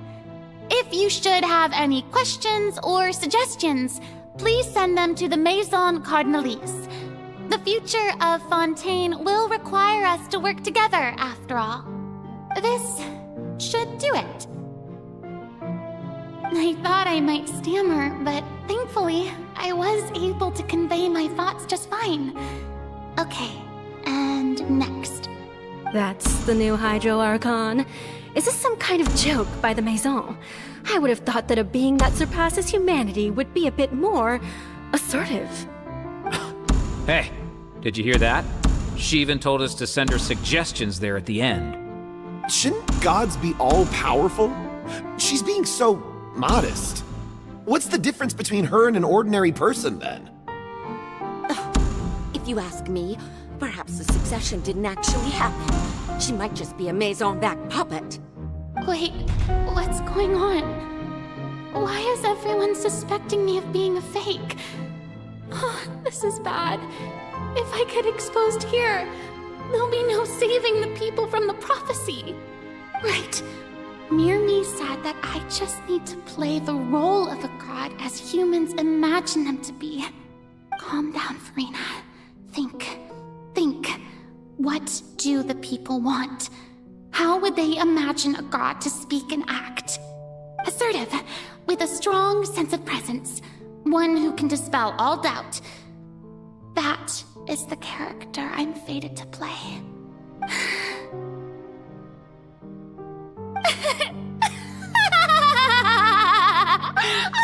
Oh, very good, my people. Only ones such as you are deserving of my rule. Now, I was wondering if some weak puppet were to one day come onto the stage and claim ownership of this opera house, would the children of Fontaine follow them? Well, it seems that you would all see right through them. Having passed my test, you are qualified to witness wondrous trials alongside my august self, here in this opera house. You may consider my previous act a door gift of sorts. I thought it was a debut that suited the atmosphere. Now then, let us be reintroduced. Ah, so that was just a performance. How could I have forgotten that we were inside an opera house? Her personality?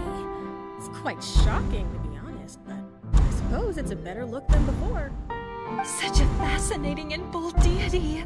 How wonderful! Our future may yet be bright after all. It seems I've turned them around. Best follow this flow and restart my accession speech. My dear people, whether you acknowledge me or not, whether you trust me or nay, I say to you, keep faith in your ardor for justice. We have heard it said that this nation's sins can no longer be washed away.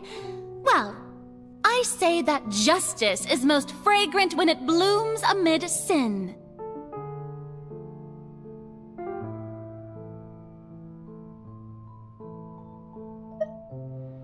The scales of justice should not weigh heavy in the hands of its God.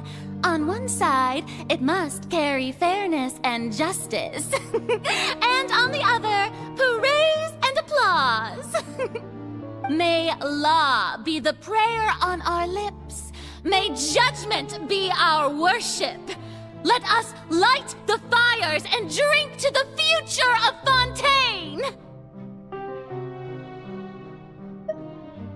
There is no trouble in this world that justice cannot solve. All that is needed is for you, my people, to believe in it, heart and soul. So long as I, the Archon Fontaine, stand within the Opera Epiclese, so long as I stand before the Oratrice, I shall even judge the gods of this world!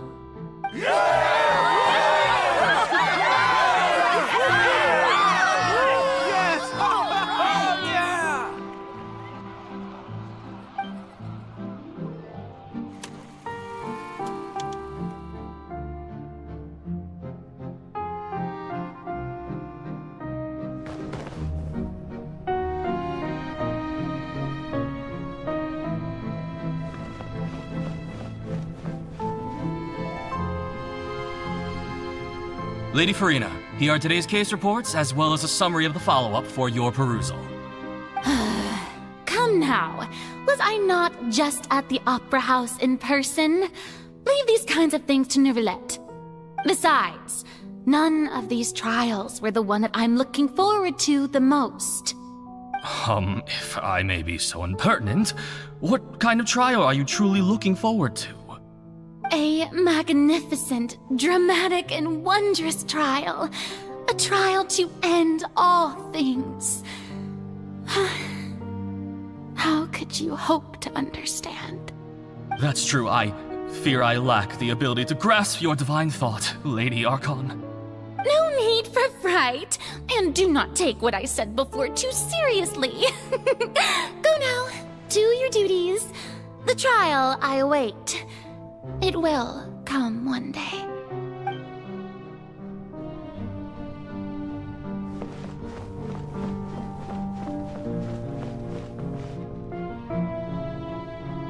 Lady Farina, I don't know what to say. Thank you for agreeing to see me. No need to thank me. Or rather, thank your own sense of perseverance instead. Long have you stood in line to meet me, have you not? Oh, I'm afraid that's just an inevitable consequence of my divine charm. All right, Deoteria, is it? How is your son's illness? You remembered me, and you knew of my family, too. He is doing much better now. In fact, he is far more of an ardent believer than I. He was the one who forced me to seek an audience with you, and to bring your words back to him. Oh, good. Very good. If this should happen again in the future, please do not hesitate to come and tell me. Going down to citizens' homes every so often, while not usual practice, should serve as a fine change of pace. Ah, you're such a gentle and wise God. Thank you once again, on behalf of my son.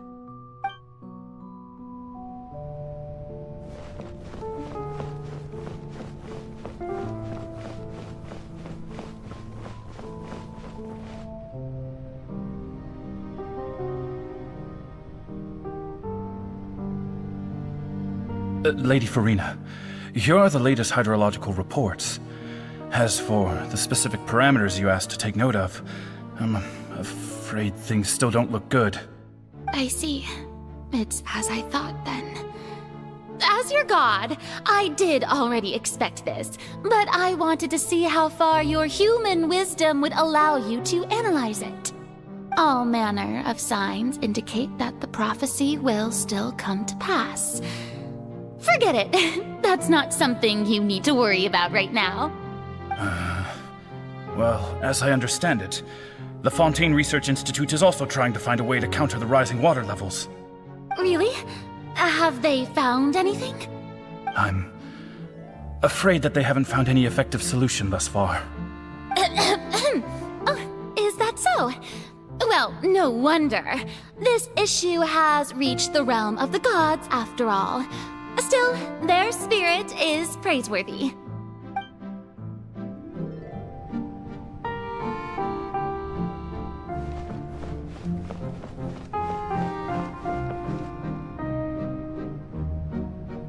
The day is finally over. I haven't had a moment to breathe this whole time. But it's good to see that everything's getting on track. There are no longer any voices of suspicion. Maybe this is fine. I just need to keep going, and everyone will be saved. Alright, Farina, don't think too hard about this. You need rest. Tomorrow's a new day.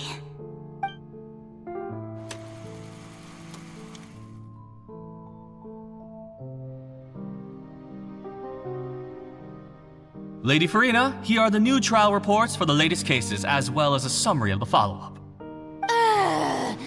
There'll be no need for that. I've seen them already. There's no need to go back over scenes I've witnessed in person before. Lady Farina, I've waited so long for this chance to see you in this manner. Indeed, my dear, loyal citizen. This joyous moment is an honor for us both. Lady Farina, we're detecting significant hydrological anomalies near Poisson. Understood. Keep monitoring. Keep me informed should anything come up at the Institute.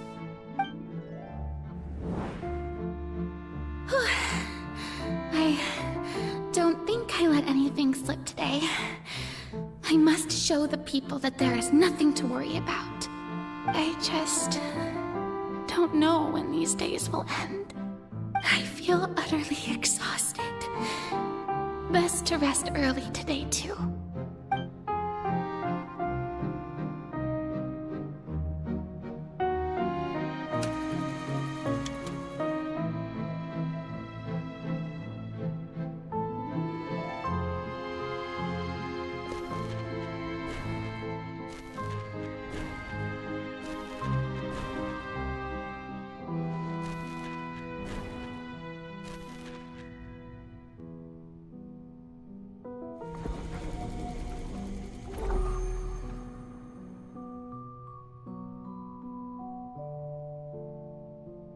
Lady Farina, it's like a dream being able to speak with you up close like this. I've heard that the first member of our family who was honored to receive an audience with you was Madame Dioteria, almost 20 generations ago. And what a fine family yours is indeed. It brings me great joy to meet such a faithful believer, a descendant of a line most ardent. Surely you exaggerate, Lady Farina. My lady? What is it, good citizen?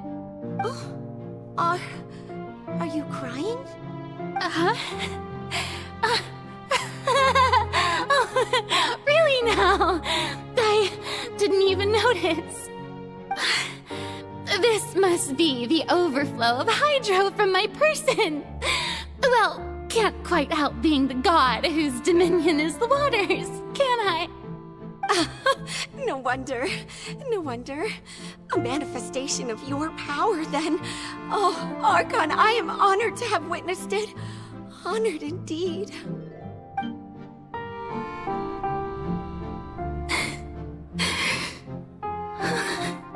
So interminable.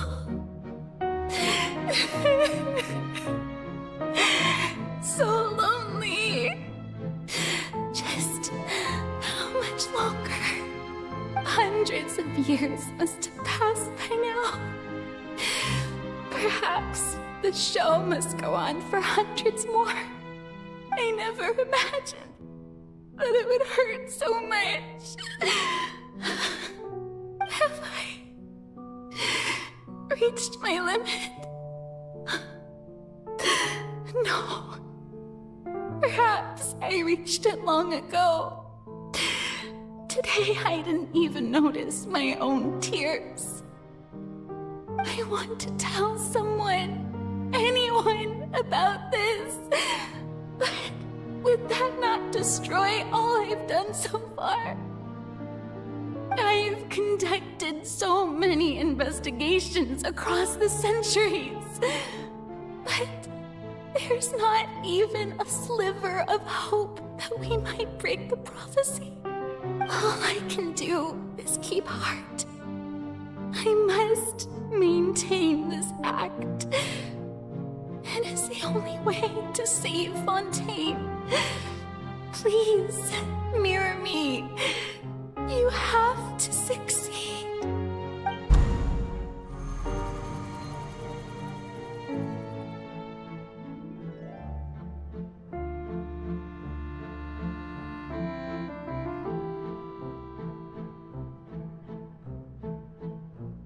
Farina, you don't have to shoulder this burden alone.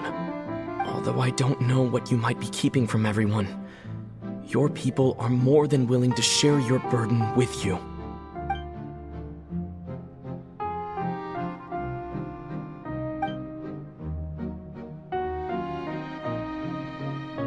Share my burden. That's impossible. It was fated right from the start that this would be my duty alone. But even if your burden doesn't need to be shared, you can still choose to confide in someone. Just share it with me.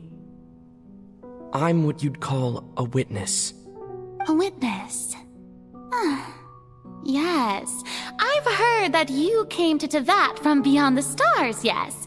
In other words, you never belonged here. And if Tevat is, in its entirety, a show on a stage, then you're just a spectator, aren't you? If that's the case... He's right. I could confide in him, couldn't I? But if things don't play out as expected, the people of Fontaine will be the ones to pay the price. No, Farina. You shouldn't be selfish. But what if it's really alright? Farina, you've worked so hard for so long. Surely it would be okay to put yourself first for once. Just this once. Is it such an outrageous thing to do anyway? To find someone in whom you can confide your frustrations and sorrows. Surely it could not hurt. If you let this opportunity slip through your fingers, it might never come by again. Think about it long and hard.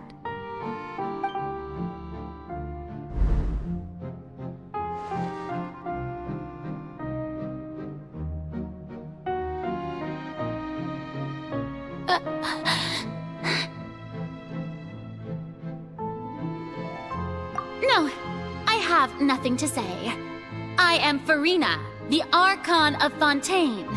Everything will surely get better. All you need to do, dear spectator, is to witness my performance until the curtains fall.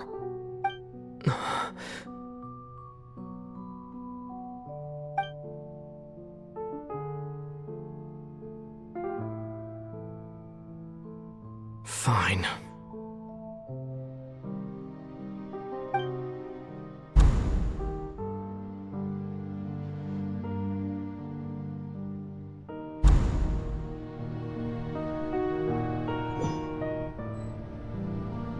So even Farina doesn't know the truth? You've never once let her in on the full plan? Yes, it had to be done. To deceive the heavenly principles, you must first deceive yourself. She did very well. If she had let her resolve falter even once in these 5 centuries, Fontaine would have been doomed to the most tragic fate. It seems that trusting humanity was the right decision after all. I believe that I understand how your deception works, but that is only half the truth, is it not? How would you build on this foundation to save the people of Fontaine? That is the most important thing. Ah, good, good. Of course, the Iudex of Fontaine has pinpointed the crux of the issue.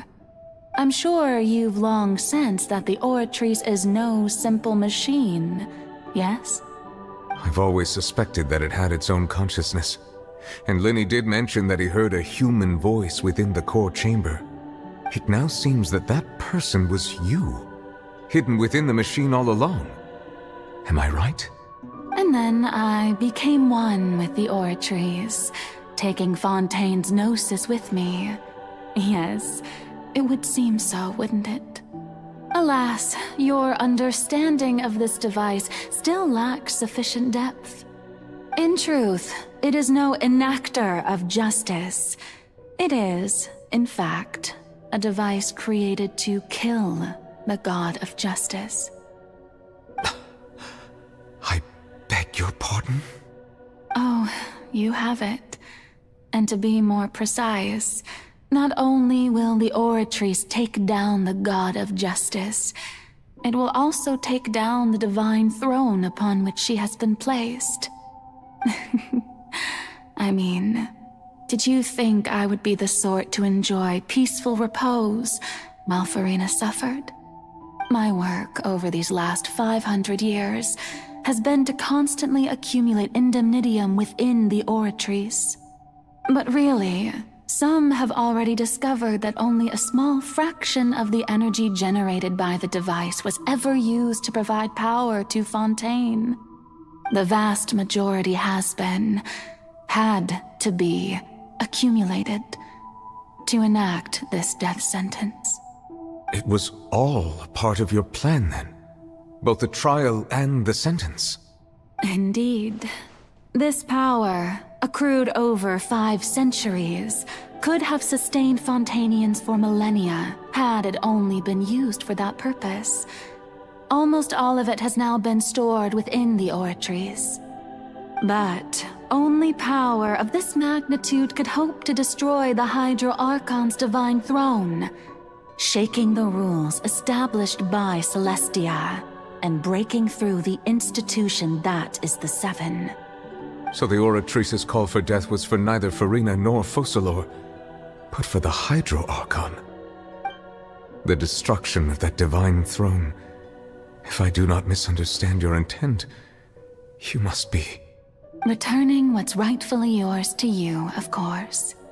In other words, this was all done to return the authority of the Hydro Archon to the Hydro Dragon of this planet. But...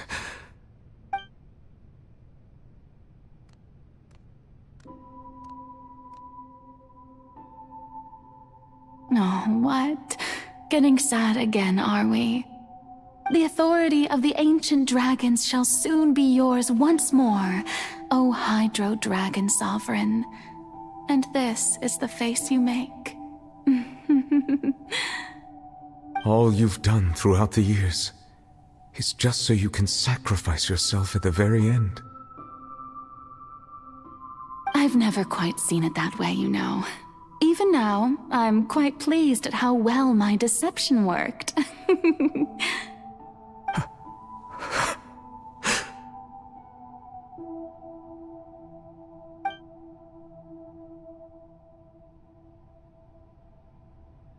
Hydro Dragon, don't cry.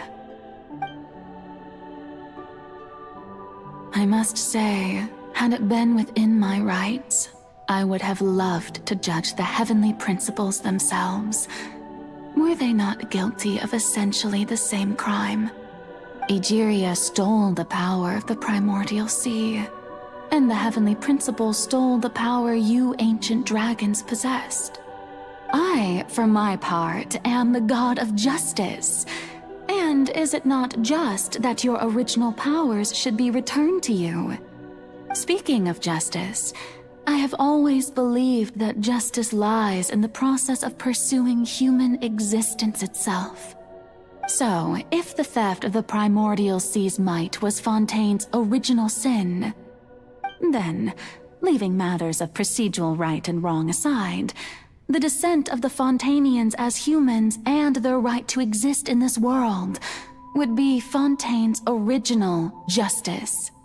In other words, existence was Egeria's justice, and to me, justice is the continuation of that existence.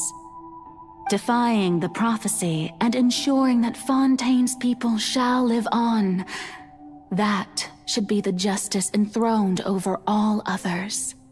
At this point, we, whether it be myself or all other Fontainians, have shouldered the burden of this sin for far too long.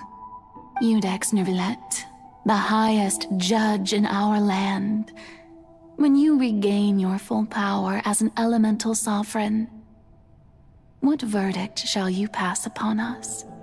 So when I was invited to the court of Fontaine to serve as Iudex, I see now that that was your idea too.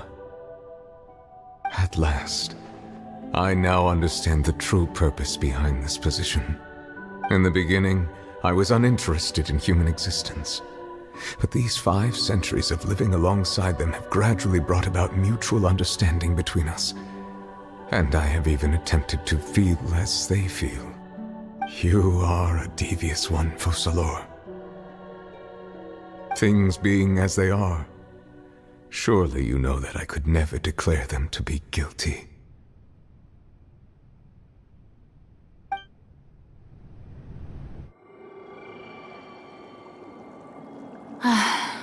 The hour of my execution is almost here.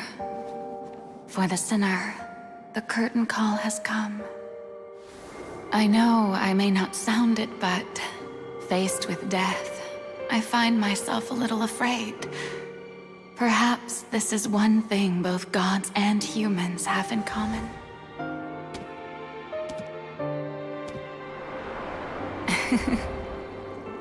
Farewell, Neuvillette. I hope you've enjoyed the part you played these 500 years.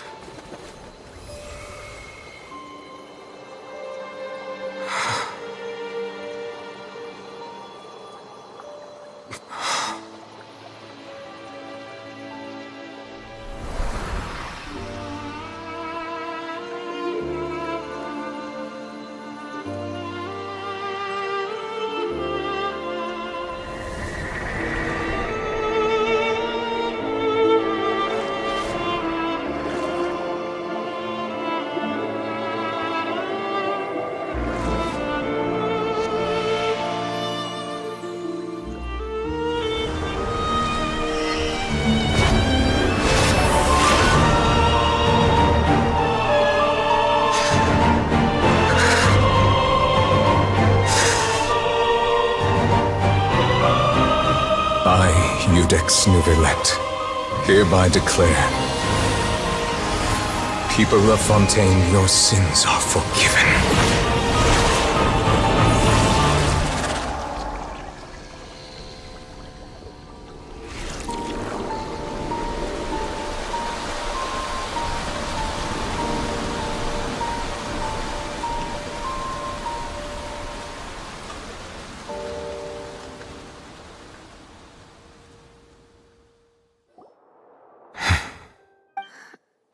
What just happened?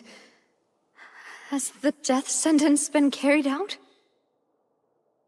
Was that bright light some sort of misdirection? I have a feeling that something huge just happened. But since we're all still alive and haven't been dissolved, I assume whatever happened was good for us. It's time to end this. We must mete out punishment to that beast. Didn't you say just a moment ago that it can't be defeated? I have gained the strength sufficient to deal with it. Through certain means, I now have the ability to separate the power of the Primordial Sea from that creature. We should seize the opportunity to pursue our quarry. Traveler, now that the oratories can no longer function, I require an executor to help me mete out justice. The root of the calamities befalling Fontaine, the beast that enacts the prophecy. Its name is the all-devouring Narwhal. Come with me, traveler. The hour of execution has come.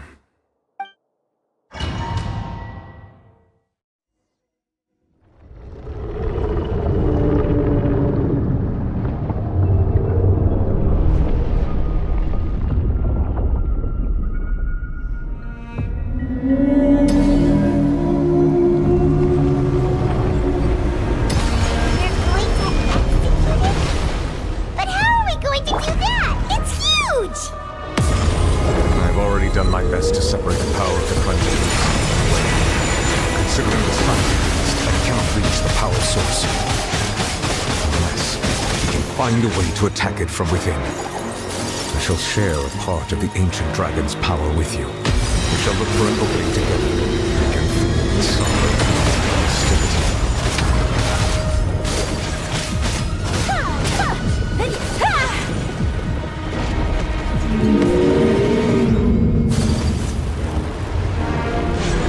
Take flight!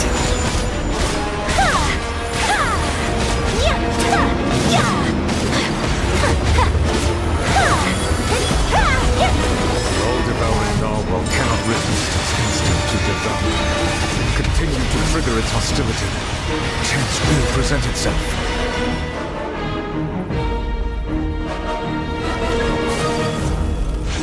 Take flight!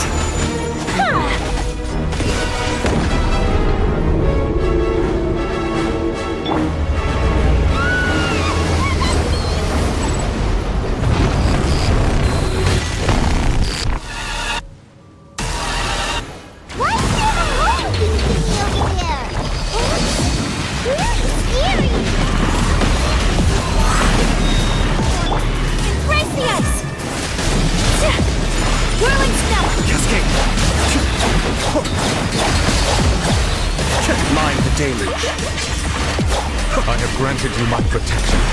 Do not fear. Seize the moment and use my power to suppress its root from within. Take flight!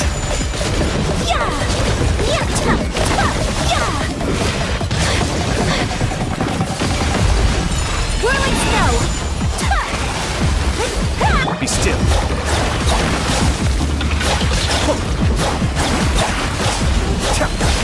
It's the authority of the ancient dragons.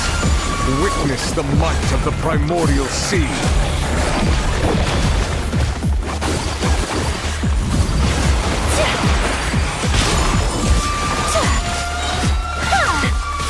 Sakura swirl! Cascade!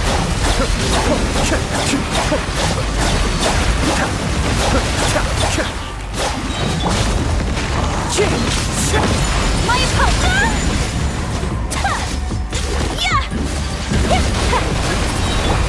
The wind knows me. Be still.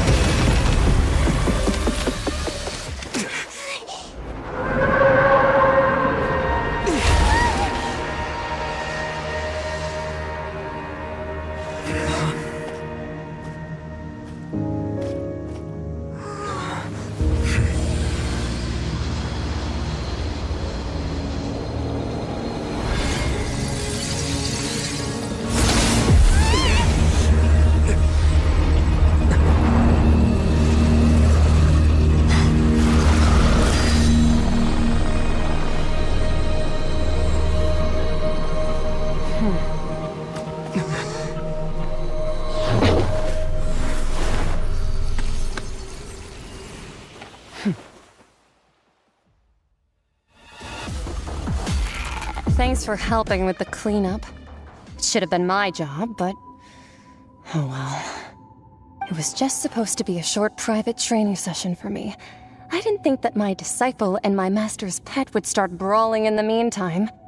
Well, actually, I had a feeling that it would happen at some point, but they bumped into one another earlier than I thought. What a blunder. I suppose I'll have to swing my sword 3 million times as penance. That power. Who are you exactly? Paimon has an idea. From what she said earlier, she must be Child's master. Skirk, right? It's just that he gave us the impression that she was the less talkative person. I simply did not have anything to say to the weak. But you, on the other hand, managed to defeat the all-devouring narwhal without using power from beyond this world. So you may speak to me as equals. I have to agree. It's a strange use of a planet's primordial waters just to raise an all-devouring narwhal. That kind of power is wasted on it. It's not cooperative. It eats too much. And I have more important things to do with my time than pet sitting. The only thing that creature has going for it is its looks. All in all, it fails as a pet. Miss Skirk? I think you might have missed the point. The point being? Well, being that this pet almost destroyed an entire nation. So what sort of person is your master? Well, Child's master's master. Wait, is that right? Oh, right. So you don't know him. Sorry, I assumed you did. His name is Sertologi. Huh? I am unfamiliar with that name. Huh. So Master isn't sufficiently famous. How should I describe him then? Have you heard of the name The Fowl? The Fowl? Still nothing? Well, how about the Visionary? Vetterfulnir then? Or Gold Rhindaughter? Ooh, that one we've heard! Rhindaughter's part of the Hexen Circle. She's Albedo's mom, right? Oh, so you do know that name. To be honest, I also heard all of those names and titles from my master. I don't actually know them either. But I suppose you understand now, yes? My master is likely a similar sort to Rhindaughter. They are both pursuing some form of perfection. Wait! Didn't you also mention a visionary person?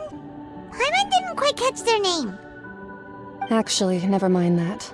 I believe it expedient to inform you that the all-devouring narwhal used up nearly all its strength fighting you.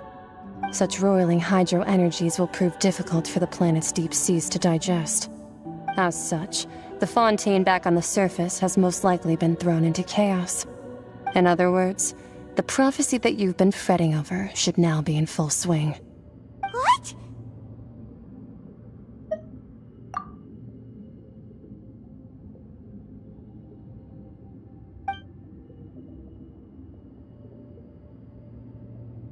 Not to worry. Focalor has already managed to deceive the heavenly principles. In the end, the people will all be dissolved into the waters, and only Farina will remain, weeping on her throne.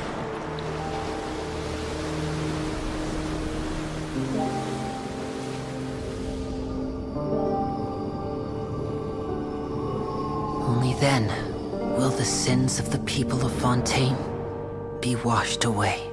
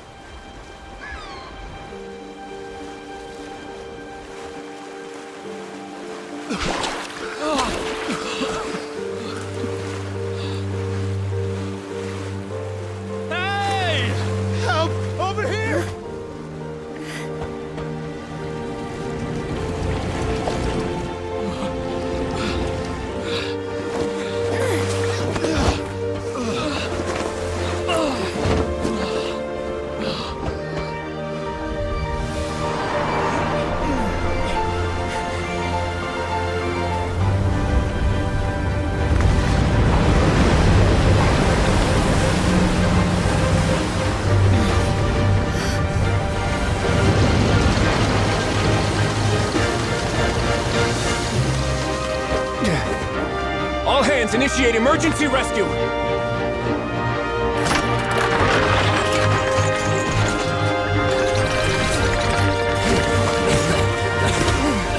Hurry!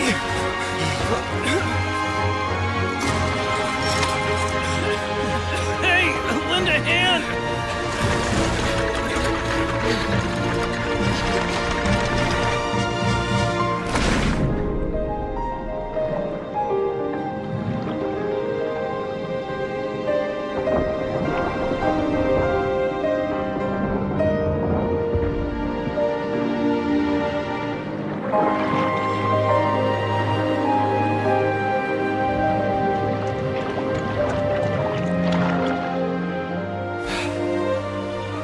Look! The water's receding!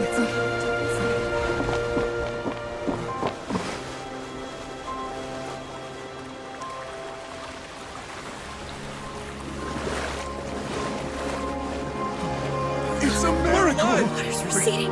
We didn't dissolve. The prophecy was wrong. The prophecy was wrong. The prophecy was wrong.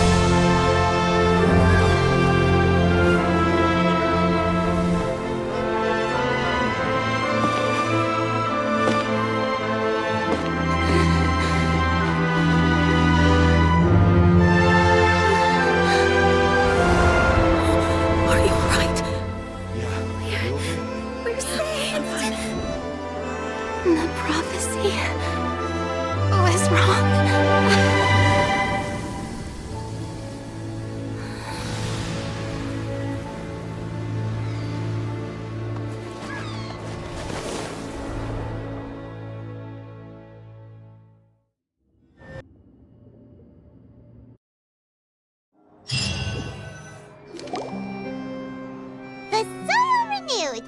The Spina di Rosula talks post-disaster rebuilding. I recently visited Poisson to meet with Miss Navia, spokesperson of the Spina di Rosula, and we spoke about Poisson's present and future. Old soil can still give birth to new bloom, Miss Navia stated. Hope is like seeing a small cookie when you're starving late at night. You just need a little of it. Skyship Winglet, lunar brain of the Fontaine Research Institute. The various disputes that have arisen on account of Mr. Edwin have suddenly become a shield over the Institute, with Jurier turning out to be a once-overlooked hidden gem. People always call the first researcher mad, but few know what to call the second. And should that latter person achieve a miracle, they would find it all the harder to find a word with which to classify him and his team. Wow! Paimon barely recognizes the people in the reports. Are those really Jurier and Navia? They sound like real big shots. What do you think? Pretty enthralling, huh? The Steambird's idea was pretty simple. With the disaster just having passed, we would print a free edition packed to the margins with good news to calm people down. The value for these big scoops lies in their inevitable follow-ups. We'll publish further reports and go into the stories behind those people. Edwin's assistant, Jurier, created a true flying ship, while Navia is leading people in the reconstruction of their home. I'm sure that these stories could draw even your well-traveled eye. Paimon's curious too! Wait a minute. Didn't we watch everything happen from start to finish? What's there to be curious about? And that's exactly why I'd like you to come conduct interviews with me. You're the best incubators of news, if you haven't noticed. And also, with you around, I'm sure I'll get to see that Duke. Are you sure? Hasn't he turned you down several times already? Oh, this time will be different. Come on, let's head to Poisson first, and then make a trip to the fortress. There are some things you'll only know when you get there.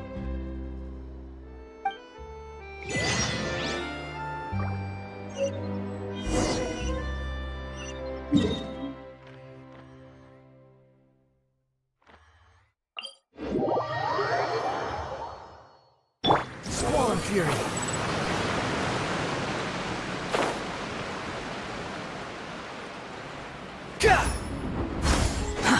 Too slow. Navia! Oh, it's you. What brings you all here? Hey, we're just having a look around. I'm here to update myself on how things are going here. Oh, the Fatui are here too! Let me introduce you. This is Mr. Garunt Snežević. He represented the Knave in sending us a large amount of supplies, and is helping with our work. Our residents are hard at work as well. Thanks to everyone, work is progressing nicely. We've lost a lot of people, but we're moving forward. That will have to be enough. Hello, Miss Charlotte. I'm a big fan of yours. I especially like that article you wrote last year about Fontaine's stray cats. But if you don't mind, could you not emphasize our role too much in your report? It's not charity we're doing here. We just happen to share the same interests as the Spina. I get where you're coming from. I'll keep it as simple as possible. Or would you be willing to feature as friendly neighbors? That would be fine. Thanks! Oh, you're back too. How are things? We finished laying down the construction materials. It'll be another hour before the workers are able to go over there. Huh? You're here too, Clarant? Well, her reputation's greatly risen after that whole duel business with Miss Farina. So she's here in Poisson to wait out the heat. All right. She really came here to help me out. There's too much to consider in the reconstruction of Poisson. The Spina has need of more decision-makers. And, well, I do already happen to be connected to Mr. Callis. Oh, wait just a moment. Do you mind me asking a few questions? You know, about how you felt before the duel, about what it was like facing down a god. There's lots of exciting material there, I bet. Forget it. I'm sure you can find a better theme than that, Miss Charlotte. I see you're the same as always. Couldn't you do me a favor, for Navia's sake? Well, if we're talking about doing things for my sake, you might as well just take a few more photos of me. Or of the Traveler. It's better than wasting time persuading Chlorand, at any rate. Of course I will. I'm not gonna let him off that easy. All right, then everyone who wants to be in the photo, gather up. And smile.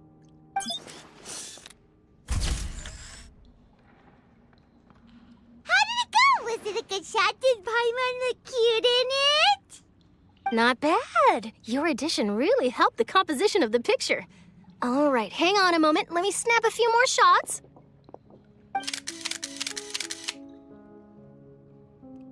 All right, that should do it. I'll be back here later anyway, so let's call it a day.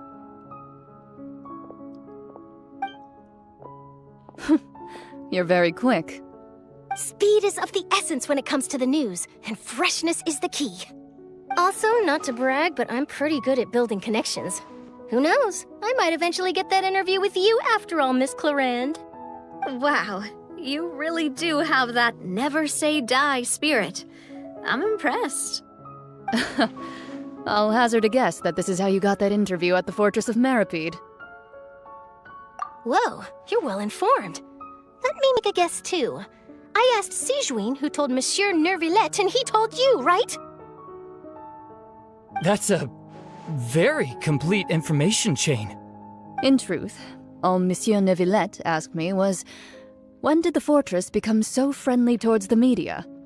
I told him that it was best not to speak too soon. There's no guarantee that Ridesley will make a personal appearance. You're right. I've got to treasure every moment I have with them. In which case, I'll be making a move first. Stay safe now. And tell me if you hear anything interesting.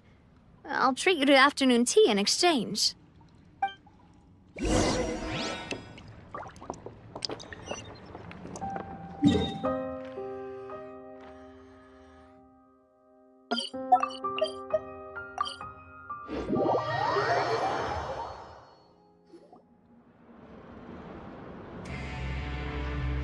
Wow, guess we're here again, huh? There's a real nostalgic feeling to this place. Looks like you've been missing us. Duke! Did you come all the way to the entrance to greet us? Of course. I'm here to welcome you and our dear Miss Charlotte, whom our good head nurse recommended to me. It's an honor to finally meet the much-rumored Duke. Thank you for consenting to my visit to the fortress, sir. No need to thank me. But that said, I shouldn't be the focus of your interview. I trust you recall our agreement? Of course, of course. All right then, this way.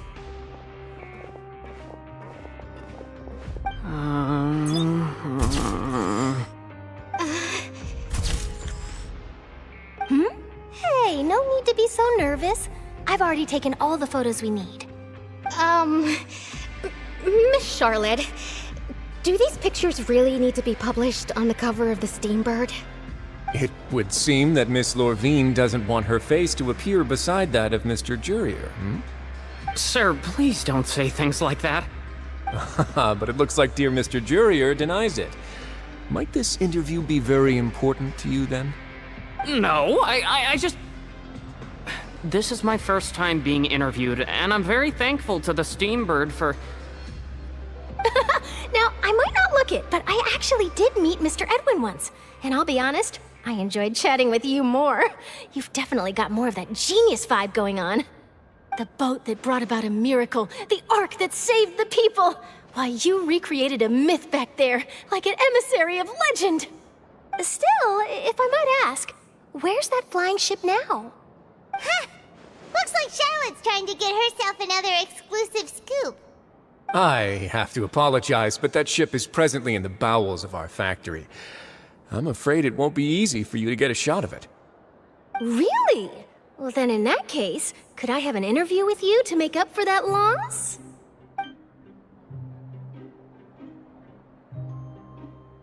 You already know my answer, I'm afraid. Best you interview our head nurse instead. Or perhaps you'd like to take another photo of this couple of researchers? Did you really have to use the word couple? Well, then, 2 solo photos will do. Is my hair messed up? Please, someone help me have a look. Things sure are getting pretty lively here. We've seen this kind of thing before. Oh, seems like everyone's here. Would any of you like to try this new drink I came up with? Ah, Sigewin. Hey, Miss Charlotte. Why don't you, take some pretty photos of our head nurse? Sure. Come on, Miss Sigewin, over this way. Let's find a brighter spot. Sure. Do I have to smile? So, how have things been at the fortress?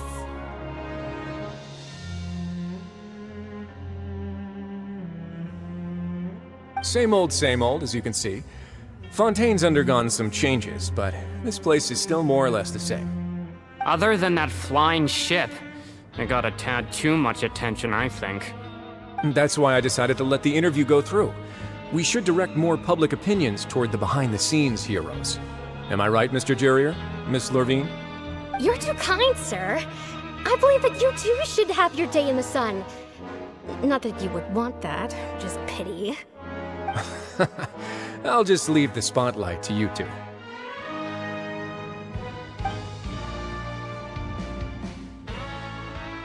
I see. Lots of things happened that day, huh? Anyway, regarding that Harbinger, I'm not sure you remember, but his 3 young followers are still waiting for his return. He sure did win them over, huh?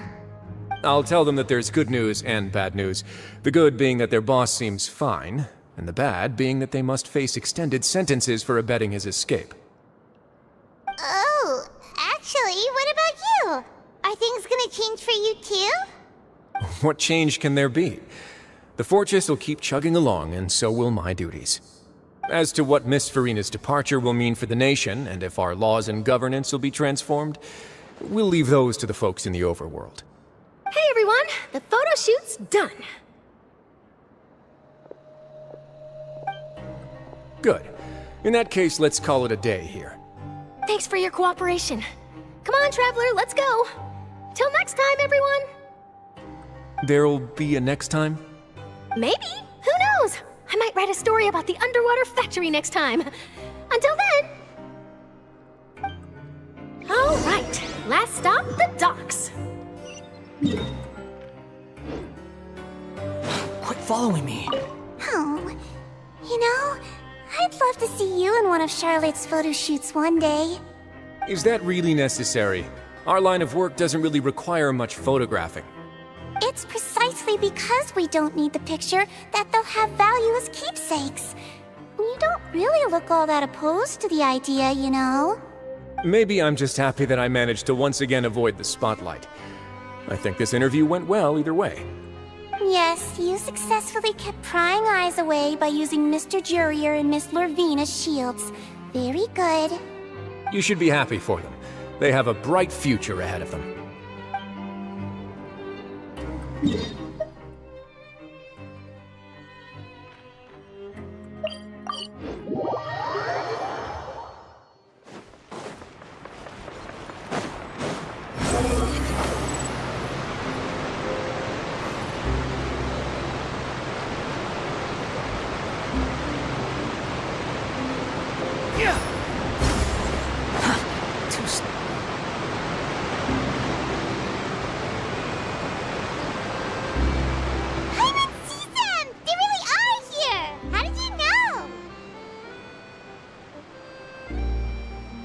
Navia mentioned that she stayed in touch with Linny and the others after working together. Apparently, they've been at the docks distributing these strange pockets the whole time since. Traveler, Paimon. And Miss Charlotte, too. Would you like a magic pocket? What sort of gadget is it? It's a wondrous bag that can be used to carry many things. The water level has returned to normal, but if you see any of your things floating around, you can use this to carry them. Or you could trick a friend into doing it for you. Trick a friend? I wonder which of my friends would fall for that.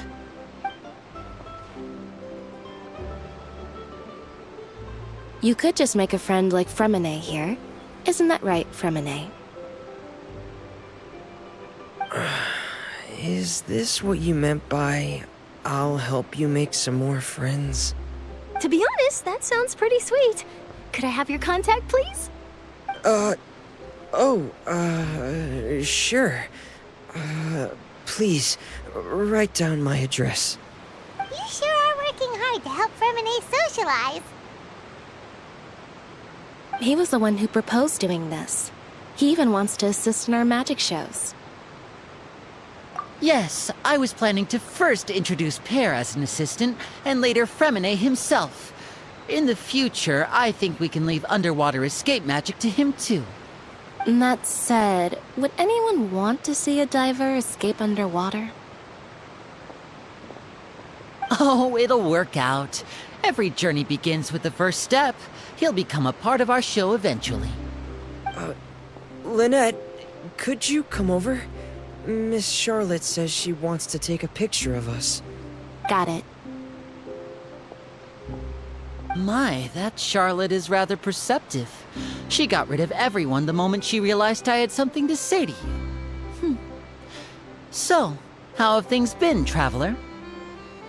Father says that you did a great deal during the latest events. She's very grateful for your contributions to Fontaine. That's all right. We were more than happy to help. So, what's she doing now? Oh, I guess you haven't heard.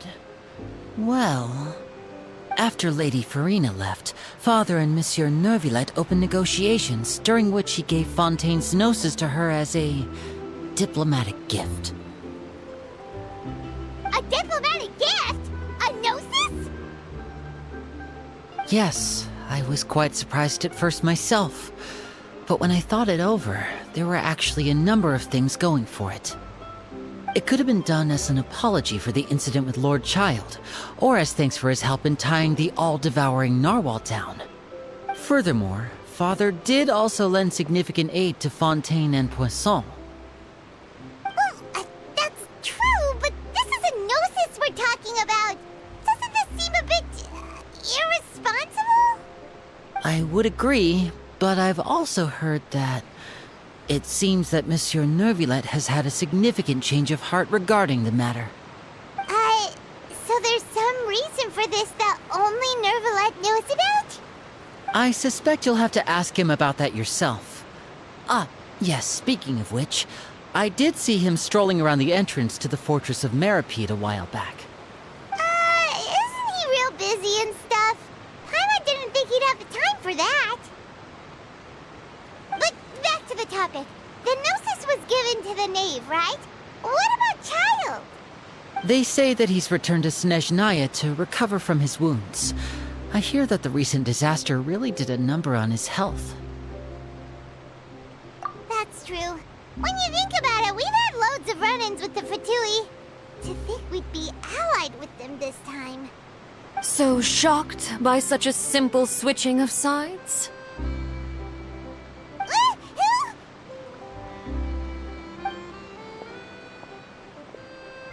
Father! Well, what do you know? Come to the docks to see how my children are doing and meet the Traveler by chance. Please do not pay my accomplishments in Fontaine too much mind. I would have done them regardless. Are you going to take the Gnosis back to Snezhnaya? That is our duty as Harbingers, yes. Don't be too preoccupied with sides. The goal of the Fatui concerns not a single place or person, but the entire world. With such a grand goal in mind, it is inevitable that we must wear many masks. Switching my masks is something I've always done.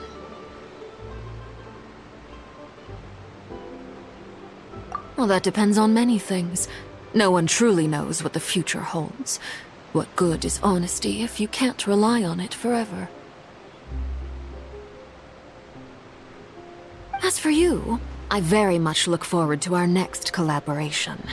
Good things cannot be achieved alone, and you've proved yourselves to be great partners.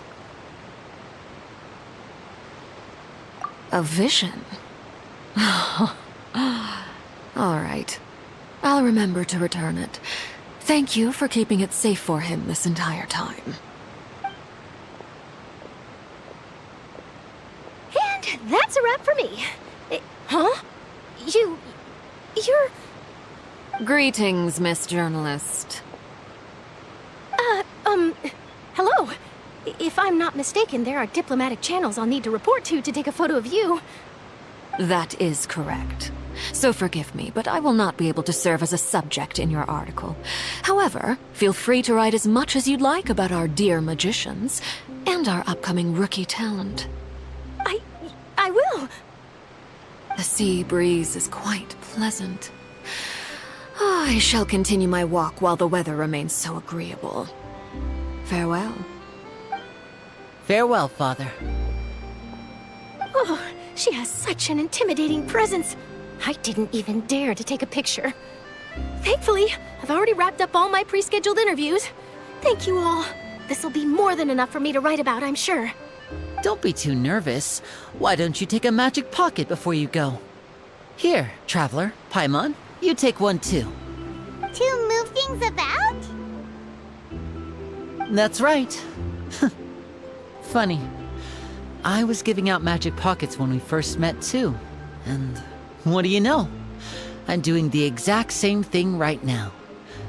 So many things have happened, but the pockets are still the pockets.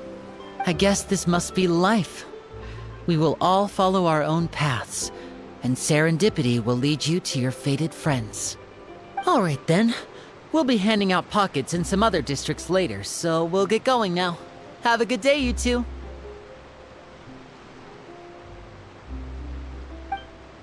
Well, guess we sent Charlotte off. Shall we go see what Neverlette's doing? As long as he's not so busy that he doesn't have time to chat anyway.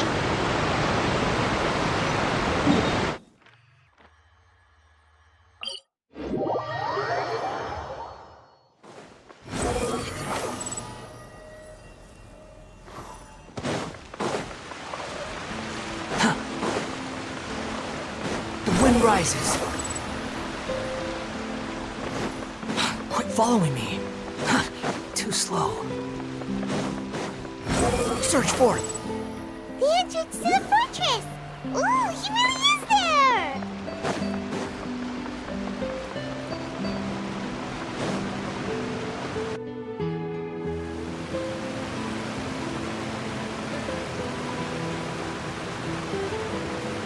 So, you really are here, Neverlette!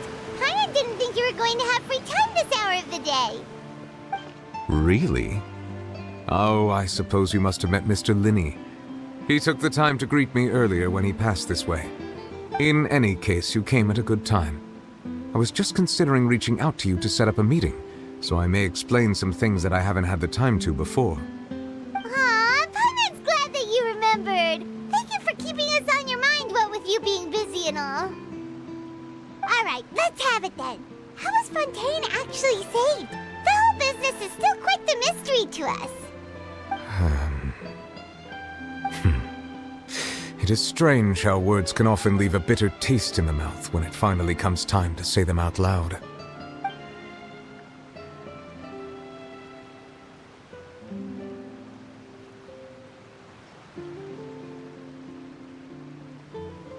Whoa. So that's what happened? Focalor destroyed the divine throne of the Hydro Archon and restored your power to you, transforming you into a fully fledged elemental dragon sovereign. But Paimon still doesn't quite get what you did to save the Fontainians from dissolving. For me, the authority of the ancient dragons refers to absolute control over the hydro element. Fontainians were incomplete humans born of Egeria's use of the power of the primordial sea, with constitutions similar to that of mimics. But so long as those primordial energies remain within them, I could use the ancient dragon's authority to grant them true blood, after the fashion in which life was first brought into being on this planet. In other words, when I gave my verdict, Fontainians became true humans, and thus would naturally no longer be dissolved by water from the primordial sea. Focalor must have counted on you to make that decision as well. Your verdict was the key to making the prophecy appear to have come true while saving everyone. Yeah, and in a manner of speaking, Focalor finally managed to fulfill the original Hydro Archon's wish to turn Oceanids into real people too! It seems from your expressions that you still have more things you wish to ask. Ask away. I will tell you the truth as I know it. I have investigated his case along many avenues, and I have learned that he once fell into an unknown chasm when he was young. There, by chance, he awakened the all-devouring narwhal. But whether it be by sentiment or reason, that should not have been enough to consider him the root cause of the disaster. At most, he would have had tangential liability. As for the judgment passed by the oratrice during the trial, whether it was due to that liability by association, or Focalor deliberately using him to buy time for us on the assumption that he would be able to hold the creature off, I cannot say. Guess Focalor had Fontainians in mind the whole time. In the end, it was thanks to her that they finally became real humans. Hang on a second. Paimon suddenly got another question. Back when Fontainians hadn't yet become real humans, were the children they had also transformed Oceanids? Life has always flowed like water. Do you recall how Fontainians would often come to the Fountain of Lucine to pray for children? Yeah! Lynette said the fountain is where all the waters in Fontaine converge. In truth, even those couples did not know that such prayers were no mere custom, but instead a form of ritual. Those Oceanids who were blessed within the spring water would later descend as new humans in the coming months. Paimon sorta gets it now. Either way, seems like this ritual won't be of any further use, but it'll probably live on as a local custom.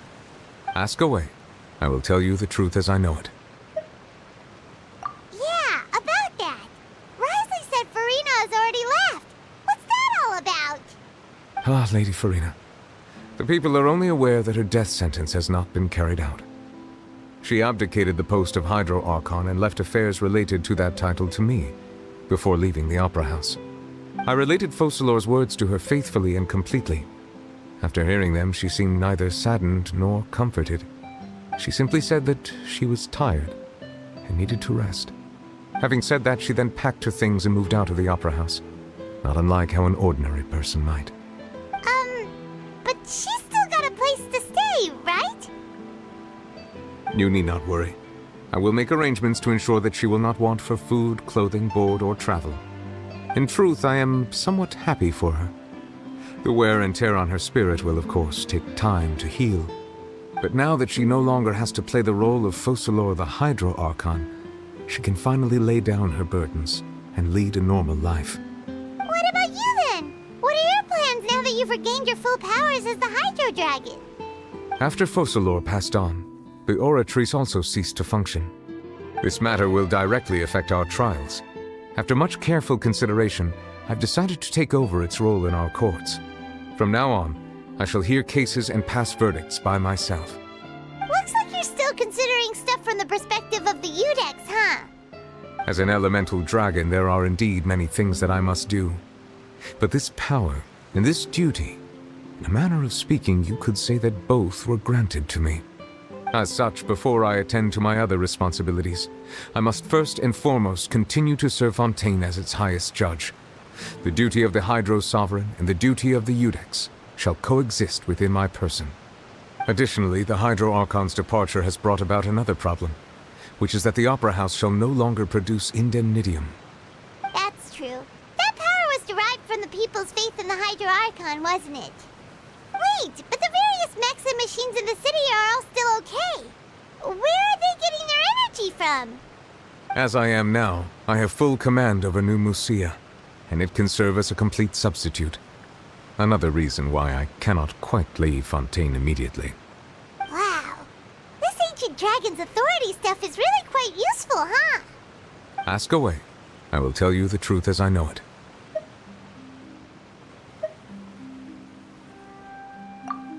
Oh, that's right! They say you've given it to the knave as a diplomatic gift or something! Leaving aside their intentionality, the two Fatui Harbingers have indeed done much for us during this crisis. Their sole remaining goal in Fontaine, at least at this point, would seem to be the Gnosis. The Oratrice has ceased to function. The Hydro Archon's divine throne is now no more, and I do not need the Gnosis's power.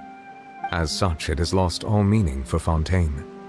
If the Fatui have impure designs, then we might as well accede to their request now, and avoid unnecessary conflict. What complicated considerations! Paimon thought you were just giving it to them out of gratitude to the knave and as an apology to Child. Ask away. I will tell you the truth as I know it.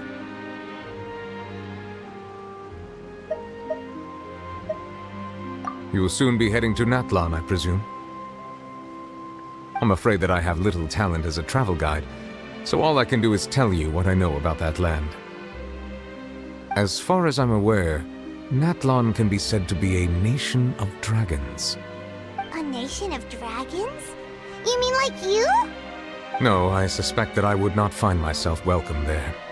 Unlike ancient dragons such as myself, the dragons of Natlan have undergone long years of development and evolution. Large numbers of them have entered a form of coexistence with humanity. Natlan is also the nation of war. War ravages those lands like an undying flame. There is one other piece of information I got incidentally from my negotiations with the knave that I believe may be useful to you. The harbinger known as the Captain has thrown his hat into the endless ring of war.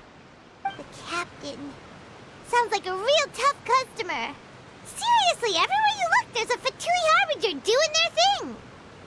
I suggest that you fully prepare yourself before going to Natlan. In the meantime, Fontaine's doors will always be open to you. Ask away. I will tell you the truth as I know it. Hang on a sec. Paimon's still got a question about the Gnosis. When we spoke to Linny earlier, he mentioned that your attitude towards giving away the Gnosis had clearly changed. We guessed that there might be some reason for it that only you were aware of. No wonder the House of the Hearth is the Fatui's intelligence division. They are certainly sharp.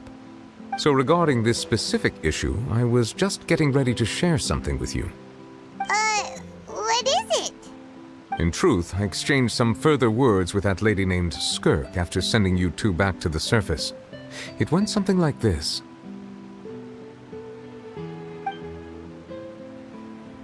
Well, we're going to head topside to see what's going on. You hurry over soon as well, all right, Nervalet? What next? The all-devouring narwhal isn't here, so I'm no longer getting any interference.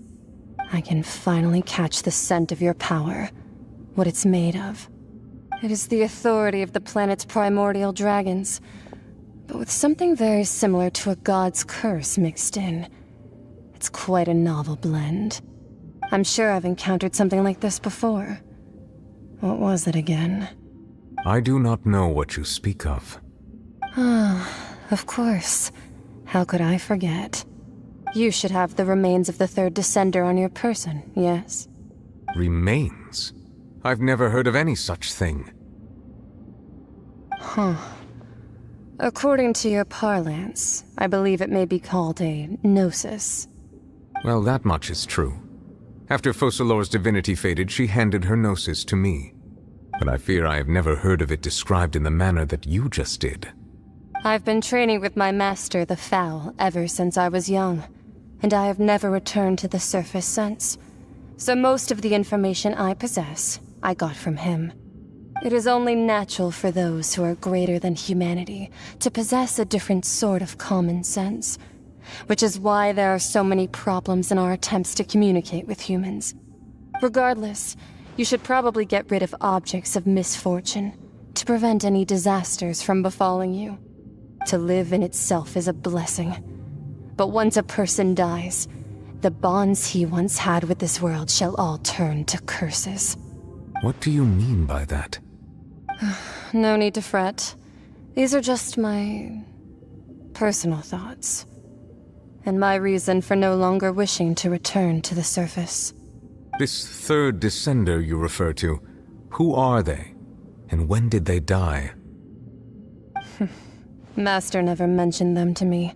Perhaps it just wasn't that important for me to know. If you're interested, though, I could ask him. I'll be sure to pass the answer on to you next time. Next time? You believe we will meet again? I do. Wait. I have a disciple of my own, don't I? He can be the messenger, then? That's what she told me. Whether it would prove useful or not, I wanted to pass that information on to you. The remains of the third descender? So that's what the Gnosis actually are. Paimon just thought they looked like chess pieces. How could they be a person's remains? All the same, assuming that there was no misunderstanding or special metaphor at play, that is what she meant to say. And she said that it would bring misfortune and that you should check it, which is why you gave it to the Fatui. If she speaks the truth, then I would simply be putting Fontaine at unnecessary risk by keeping it here.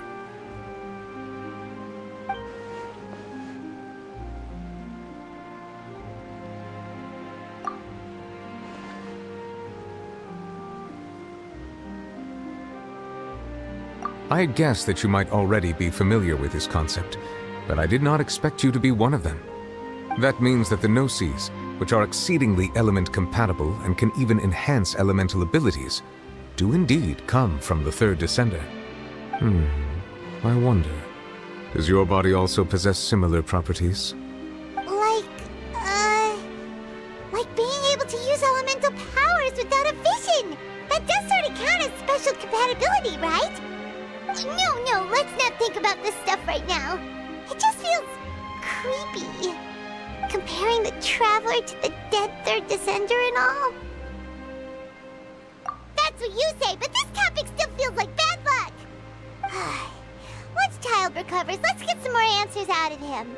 Or go look for his master and get the answers that way. I too believe it unwise to make too many blind guesses when information is lacking.